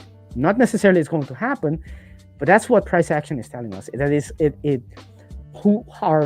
those who have an advantage on price, which are the sellers, that's the side that is likely to win this little battle, right? So that's one thing. Of course, if this price just continues sideways, I wouldn't want to hold this position for very long, because at the end of the day, gold is quite bullish on the higher time frames. You don't want to be holding this. It either it moves within today, or maybe it's best just to close it up. That's one idea. that I have. So I think this is a very nice example of how you can read price as you are in the trade. Earlier I talked about set and forget, which also has a place in trading, right? But you have to see if you are able to read price and get out of those trades that are going to be losses, or get at a very good place. And the only way to do that is comparing active trade management with set and forget, right? It's not that always set and forget is better. There are ways, if you are able to read price, like I just showed you, you might be able to actually be better than set and forget, right? I think Outperform set and forget, but it's not easy and it takes more time. You were gonna say, Jonathan?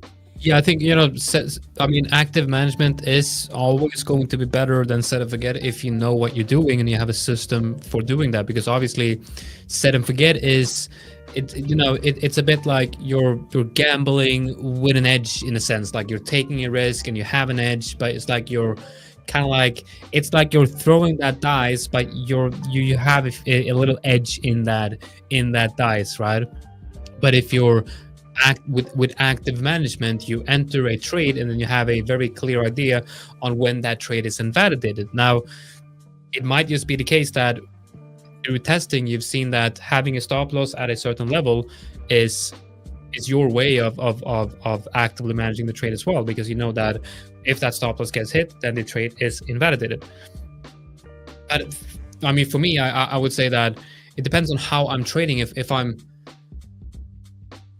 yeah, I mean, it depends on if I'm able to, like in the beginning of the day, I can manage my trades. If let's say I'm day trading, and in the first hour of the day, I can definitely manage my trades effectively. But then, if I'm behind, if I'm behind the chart for 4 or 5 hours, then that active management becomes, I become less focused, maybe a little bit tired, less energy, and then active management becomes a problem.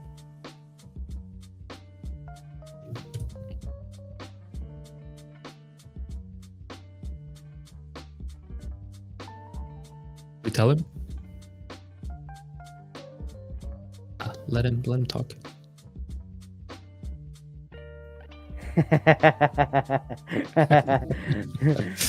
The best way to decide. Yeah, should I just wait? The best way to decide whether you want to follow set and forget or active management, the best way, and people might know where I'm going with this, the best way to decide that is your data, right? If you have data, because the fact that anyone can read price doesn't mean they're going to have better results than set and forget. Sometimes it is, sometimes you don't, right? It depends on how well you can read price. However, if you measure your set and forget results and your active management, of course, your active management needs to have some structure, needs to have some rules so that you can have some consistency. But when you measure those two, you can compare, and the data, the comparison will tell you if your active management is any good. Maybe it is, maybe it isn't, right? Based on that, you can decide, okay, it makes sense for me to put in to do active management or not. And the other thing is, even if active management is better than set and forget, when you calculate or take into consideration the added amount of time it takes active management, you may decide, yes, I can get perhaps 10% more, but I'll need to be here a couple of hours. While if I do set and forget, I can get on with my life, or I can be looking at other setups, right? So I may not be, my expectancy on this setup may decrease a little bit, but because I'm able to look for other setups using set and forget, right? I can have multiple setups at the same time because I don't have to babysit them.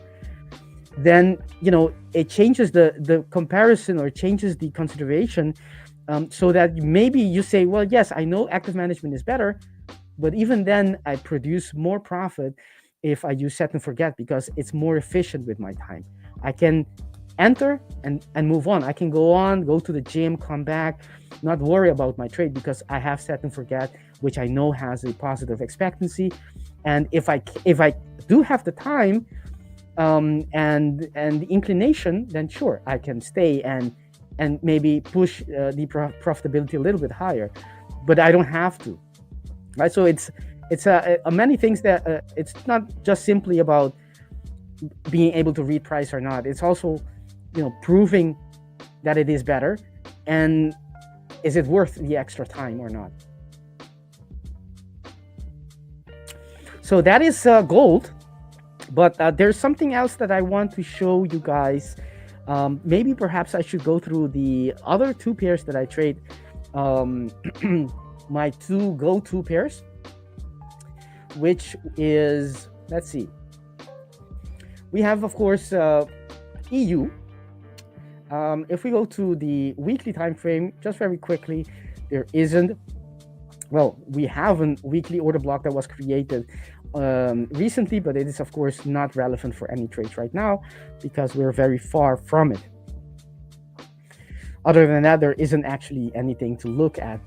Based on the daily, there isn't any fresh order block being created. We're not part of a quasi, so the daily doesn't tell us anything right now. Actually, this order block needs to be taken out. And on the H4, which is the beginning of the time frame that I start looking for the day trades, I don't see any quasis. I don't see any order blocks, and I'll need to take a pause of about 30 seconds or so. Yeah, no problem. Let's see if I can, guys. If you have any questions for Victor, anything you want him to cover, let us know in the comments, and we will help you out. Any questions on, order blocks or anything like that? Any questions on any technical, technical analysis or anything like that? Let us know in the comments, and we will help you out and cover that. Let's see. For me, I don't think I'm gonna take any more trades today. I think I'm done with that today. Yeah, I'm gonna be adding to. That's right. I'm gonna be adding to some of my positions. Actually, that's what I'm gonna do. I'm gonna show you when Victor's done. I'll show you that later. Thank you for that intermission, Jonathan. Well timed. Thank you, Hamed, for your best get well wishes. I don't feel sick at all, but I do have some, as you can see, some issues with a dry cough. Some lingering effects of having a cold. All right, so coming back to EU, as I said, there isn't anything on the H4. I don't see a quasi on the local price action. I don't see a quasi. There is no order block, fresh ones being created that might be retested soon. So to me, there is, and I want to be efficient with my time. If there isn't anything on the H4, I decided for myself I don't want to participate. So I just look at this, and in a couple of seconds, I know already I won't be having any trades, at least in this pair, probably today, right? I'll have to see the at the beginning of the day, you don't know the order block, the candles that are gonna be produced or printed. But so far, there isn't anything. And if we go to the pound dollar from the weekly time frame, there isn't anything to be traded. There is, yes, we do have this order block here, but well, it is relatively fresh. If I count, this is the sixth candle. That is a mid-single digit number. So you could, based on the weekly, you could be looking for a long, reason on the daily, but that reason isn't there. There isn't a quasi on the daily. There isn't a fresh order block either. So my analysis or my need to look for any other sign on that time frame is, has been taken out by that. Let me change the the zoom a little bit on the. Let me check the zoom on my camera.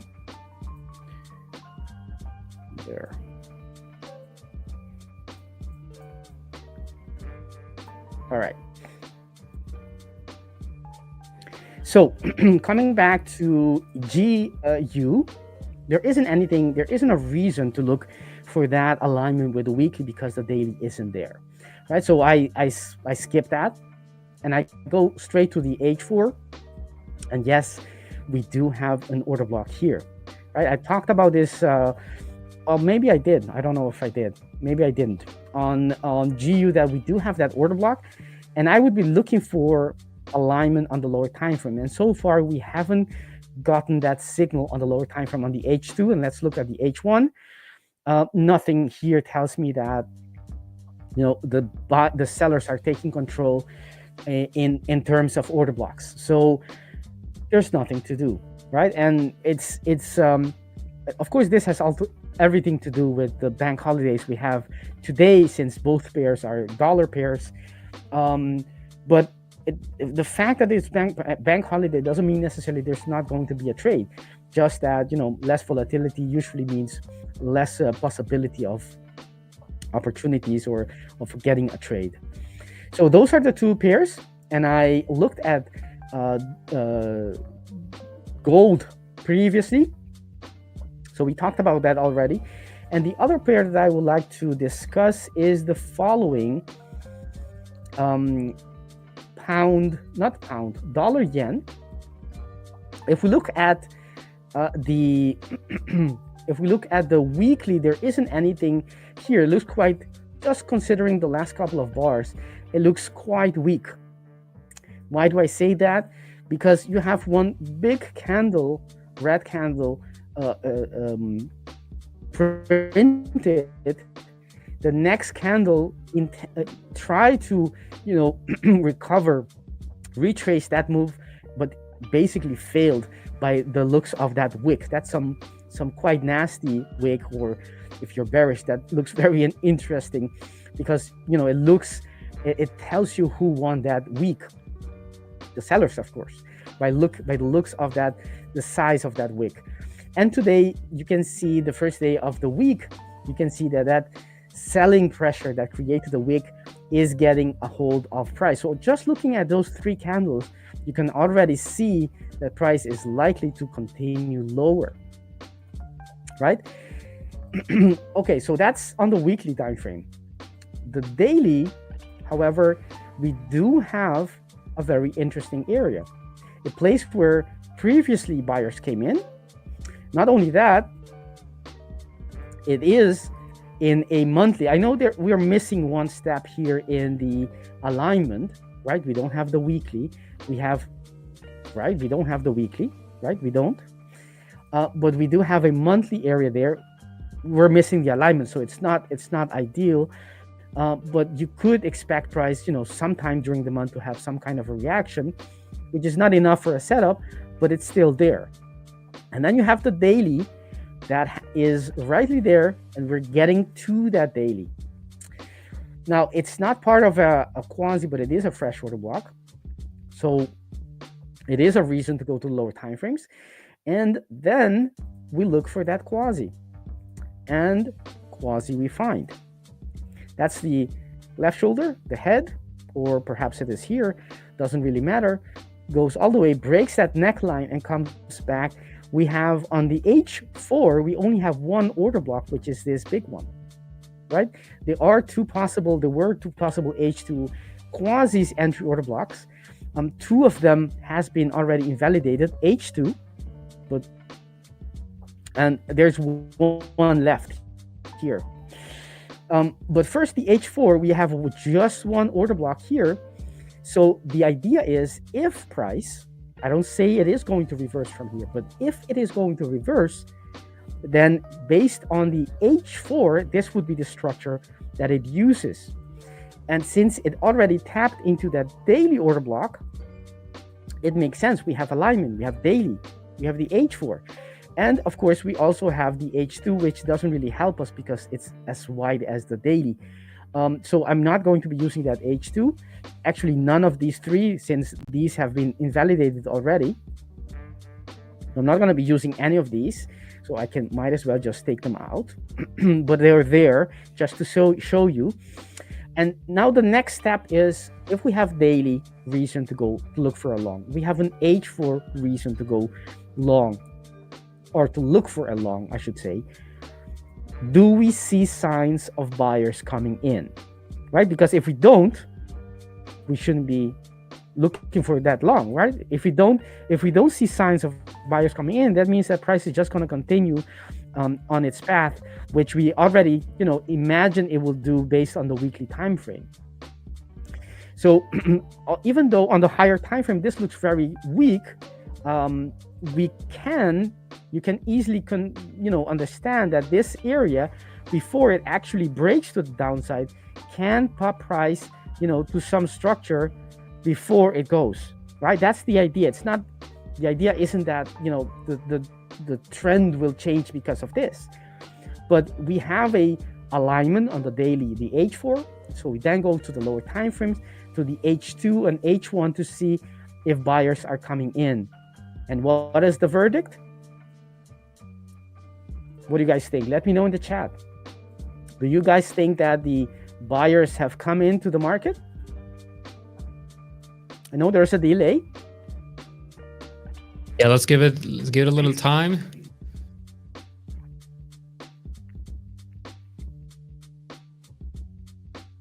I saw Trader Dante videos. He has good risk management advice. I haven't, when it comes to Trader Dante, I haven't seen any risk management advice.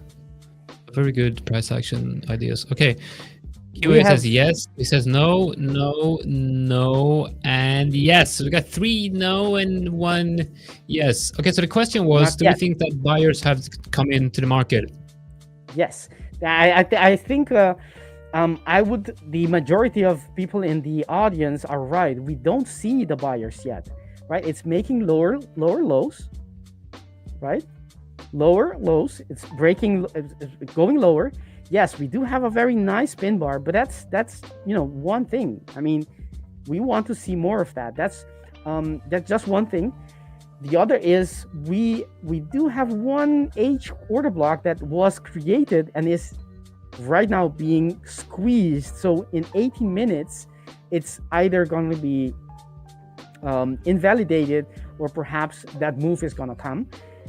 Thinking about bank holiday, you might ask yourself if that move is going to come at all, but without taking that into consideration, this is the moment for the buyers. They are standing on their last leg to defend their turf. At least this order block, right? If anything, the conclusion is what Hammett said, they haven't come yet to the market, the buyers, that is. So our job as traders is to build our case, look for those confluences, those alignment, those setups, those, great areas where buyers could come to the market. But then, very crucial step is wait for the market. Wait for the confirmation. Wait for the market to tell you, yes, the buyers have come in, and now you have a higher probability, not only a high probability area, but also a high probability trade because of the timing, because of price action telling you that, yes, there seems to be an intent or an attempt to push price higher. And that's what I'm waiting on this trade. This is UJ. And so far, we haven't gotten, if anything, we had a H4 fresh being created.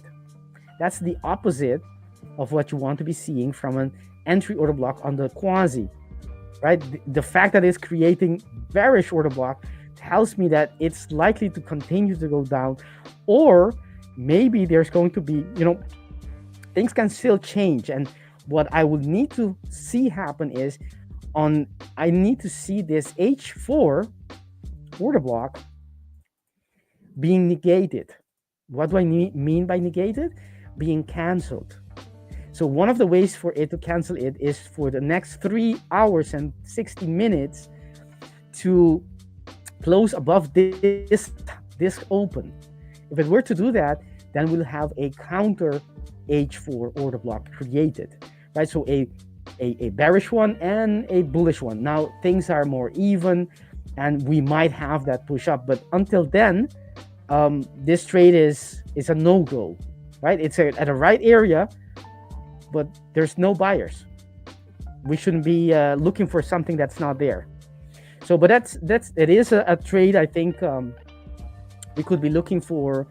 Well, we only have about 15 minutes for this stream, but those who are trading today or perhaps even tomorrow could be looking for this for some possible buys, and only if price action and order flow really changes direction, which it hasn't yet.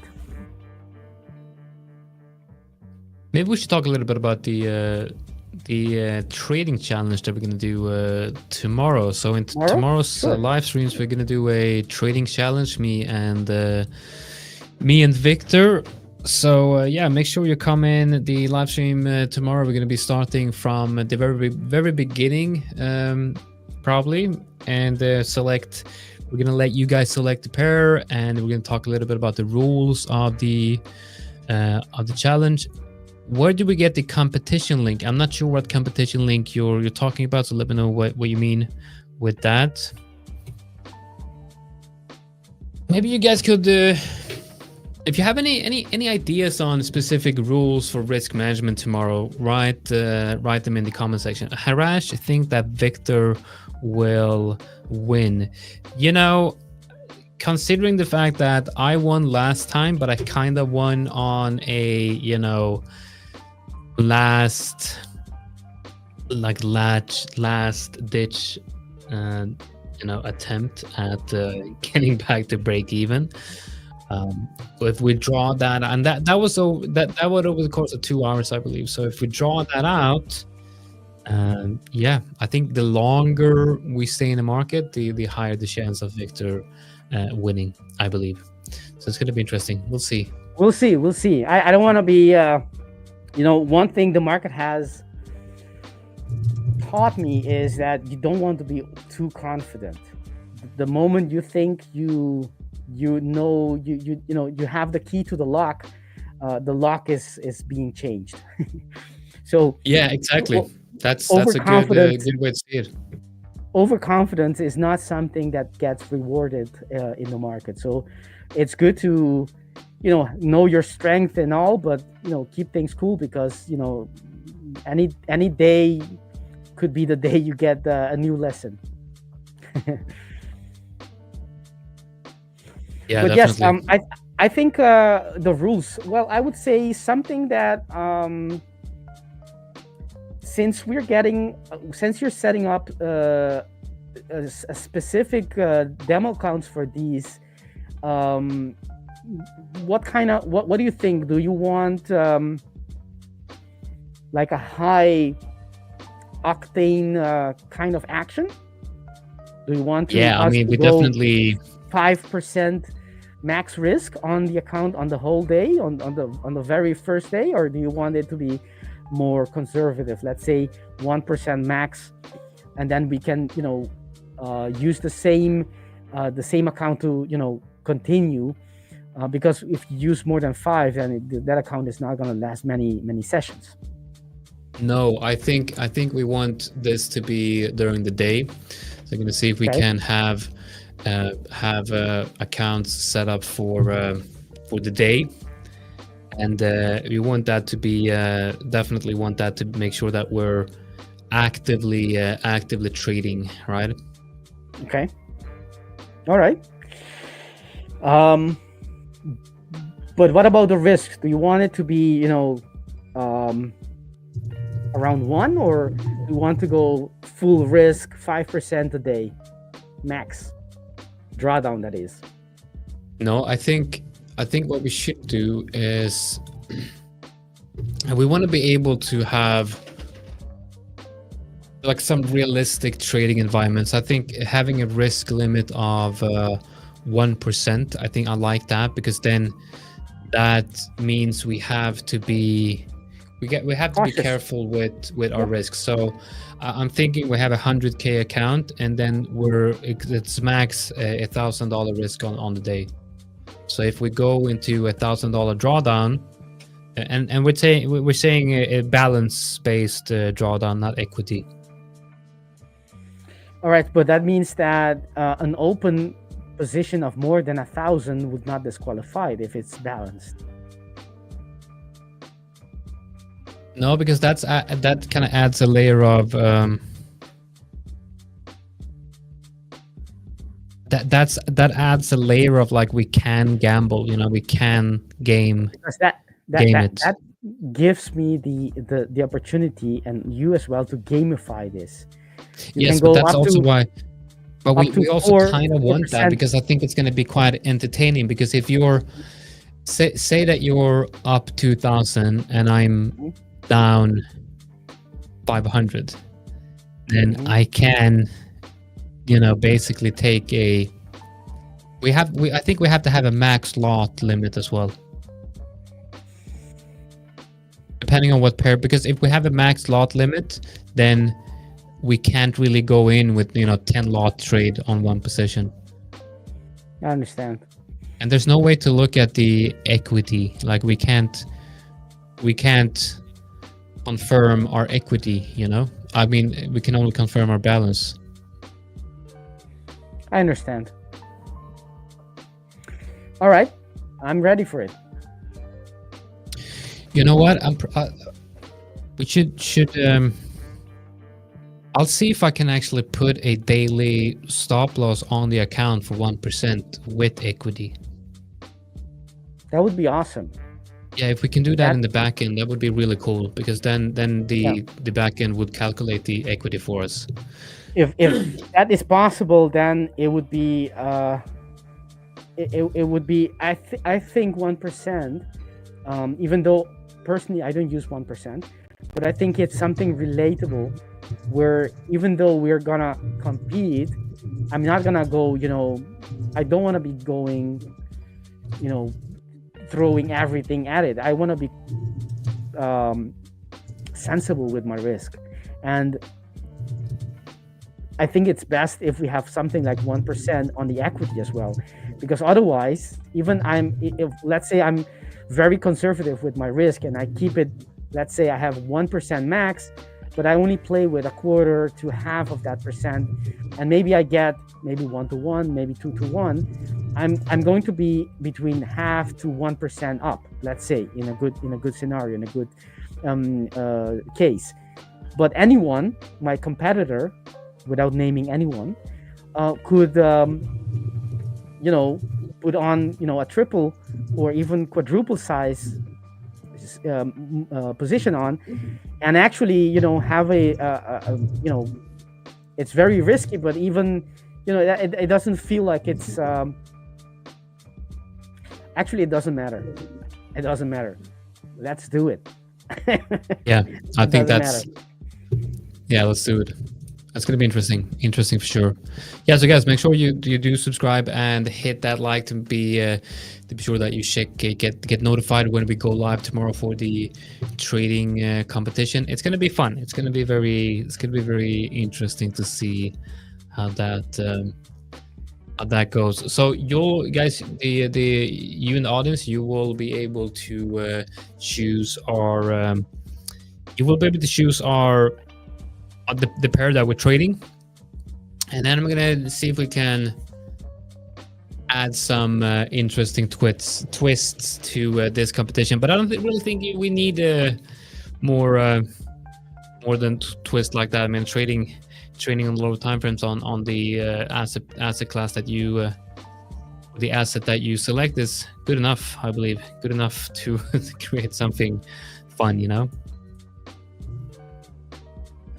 Yeah, while I'm looking at this, the buyers haven't come in. I want to see that. I want to see the H1 show me the buyers, right? We do have a pin bar, but that's not enough for me.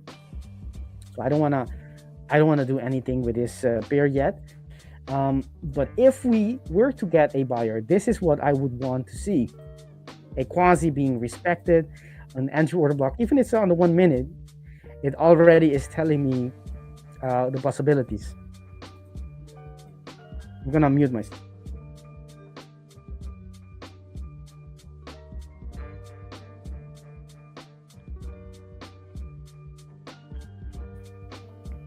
All right. Gotta reset my throat. So Yeah. make a reboot. Reboot, yeah. So we don't have the high time frame switch, change of character yet, but sometimes it happens afterwards. But this is the kind of price action you want to be seeing price do when it's at that place, when the H1 actually moves, which it changes or switches direction, which it hasn't yet. But this would be something that you would be able to see, and each time it comes back into the same order block is an opportunity for you to look for buy signals. What those are, I'm not going to tell you, but you can look for anything that tells you that price is going to reverse or has reversed from and rejected that structure. Right? Look at that. Look at that quasi within that quasi. Isn't that beautiful? Isn't that beautiful? Quasi within quasi. Quasi within a quasi. That's actually, it's not a perfect quasi, but you can see the head and shoulder in any case. If it's not a quasi in my book, then, but you can see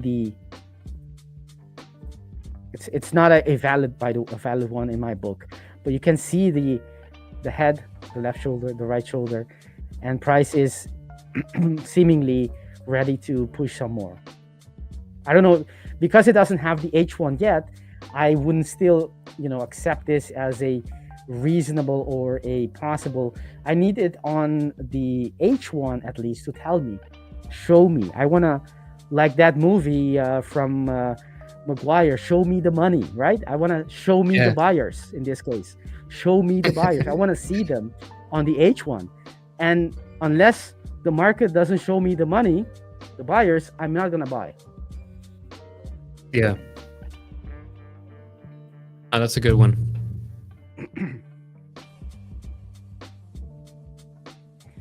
We have one question here. Quasi is different to head and shoulder. Yes and no. It's the quasi is just a variant, is a type of head and shoulder, specific type, which is doesn't have a lot of symmetry, right? That's the definition. It's an asymmetrical head and shoulder, meaning the bases of the shoulders are not roughly equal as you would expect in the head and shoulder. It can be, grossly asymmetrical and still be a very beautiful quasi. That's almost poetic.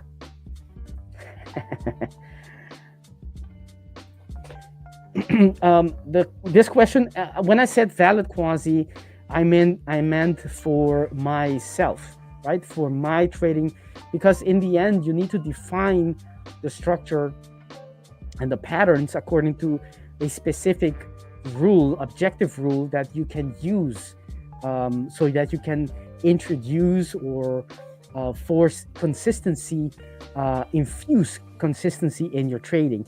And to me, right, the fact that this movement, right, what I want to see is in a valid quasi. If this were to be a valid quasi, it does have the looks of it, but it's not according, not this leg, not according to me, to my definition. What I want to see is that this leg, the leg that forms the left shoulder, that's the left shoulder, this is the head, and this is then the right shoulder, right? So the left shoulder, this leg from the lowest point of the left shoulder, let me move this around,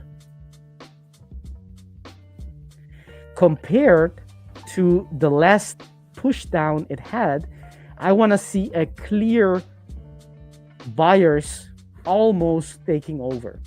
So I want to see signs that there was buyers for a little moment. They took over there, comparing this leg with this leg. And when I see this, what I see is that they didn't. This big candle stood there and was never overtaken by any bullish impulse, right? So that's what the reason why I don't consider this a valid quasi, but it doesn't mean it cannot work. I mean, price doesn't always use valid as in my valid quasis to change direction. It can price changes direction by many ways, not only the one that I just mentioned.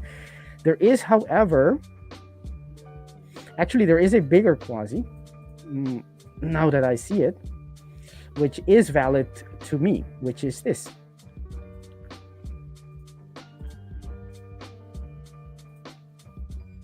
See that? You have a, from this point, actually, let me see if I have it correct. It's from this point, yeah.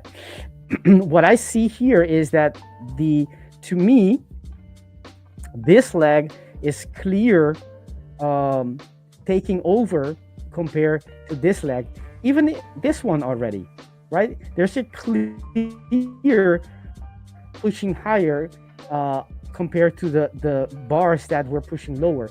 Something very different than this big bar where the sellers were in control. To me, I see how price action tells me that the buyers did take control momentarily, and that's what I want to be seeing in that left shoulder.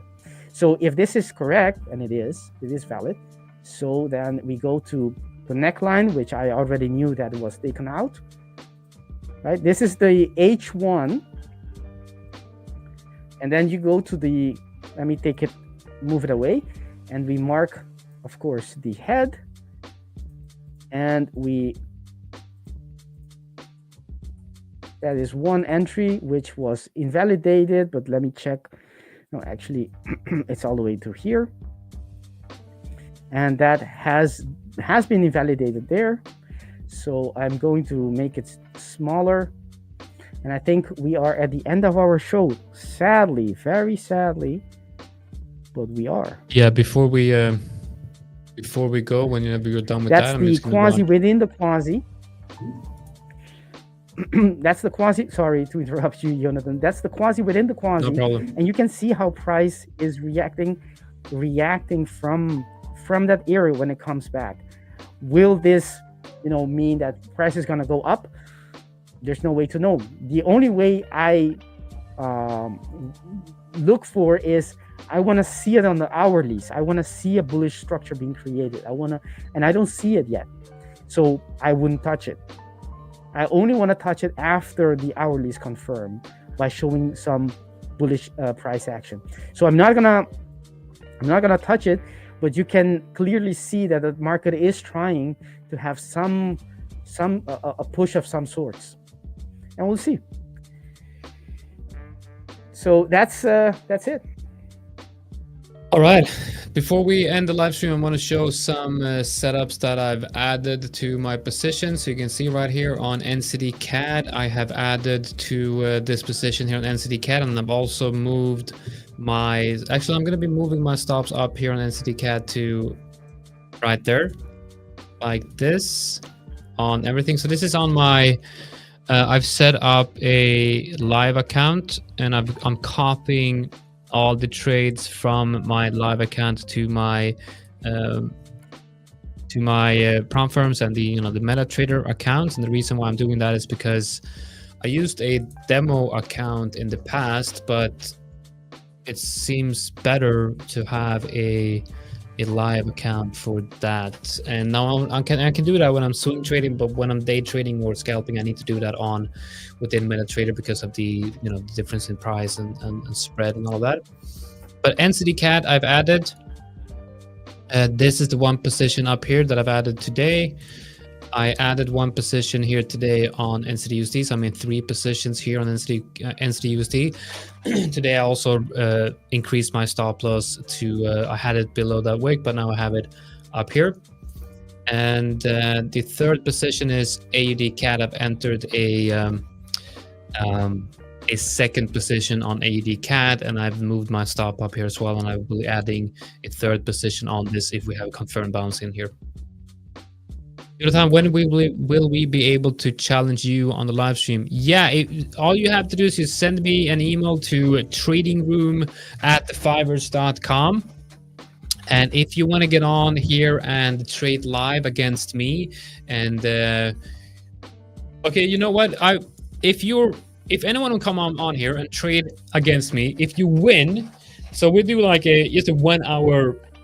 Like a 1 hour or 2 hour trading session. You will pick the asset to trade. You will pick time frame. You can even pick like whatever trade management rules you want, but you can trade assets, pick the asset, and we can say this, pick the asset, no rules. If you're able to beat me, we will give you a 20K high stakes evaluation account. So send an email to tradingroom@the5ers.com, and we'll set it all up. You have to have we would like for you to have a camera and a microphone to come on and actually, talk with us, show us what you're doing when trading. But that's it, guys. That's it for today. Hope you all enjoyed the show. Tomorrow's going to be a very good one. Tomorrow's going to be a trading challenge between me and Victor, and I do look forward to that. Hopefully Victor can get his revenge tomorrow. It'll be very interesting. All right, guys. Thanks for joining. And a last word, Victor. I was talking, but of course I was muted.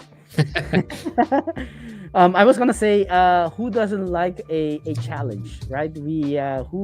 We're all competitive, so I look forward for tomorrow's battle with you, Jonathan, and I invite everyone to come and join us in that event, and hit the like button if you like our stream, if you like our vibe, things we share, everything we do for the stream. Hit the like button, subscribe to our channel, making sure that we get the message that you like this, and we should continue to produce the same or better content for you. That's all for me. See you guys. By the way, I'm having a workshop in the Discord community in about 39 minutes. So if you're part of our Discord community, don't miss that. We're going to be chatting among traders, not chatters, traders, and talking about trading. What else? See you guys in there. That's it. And see you guys tomorrow. All right. Take care, guys. See you. Hi guys, so thank you very much for watching the video. Now make sure you like and subscribe, and most of all, go into the YouTube and check our other content that we provide here at The 5ers. We'll see you in the next one.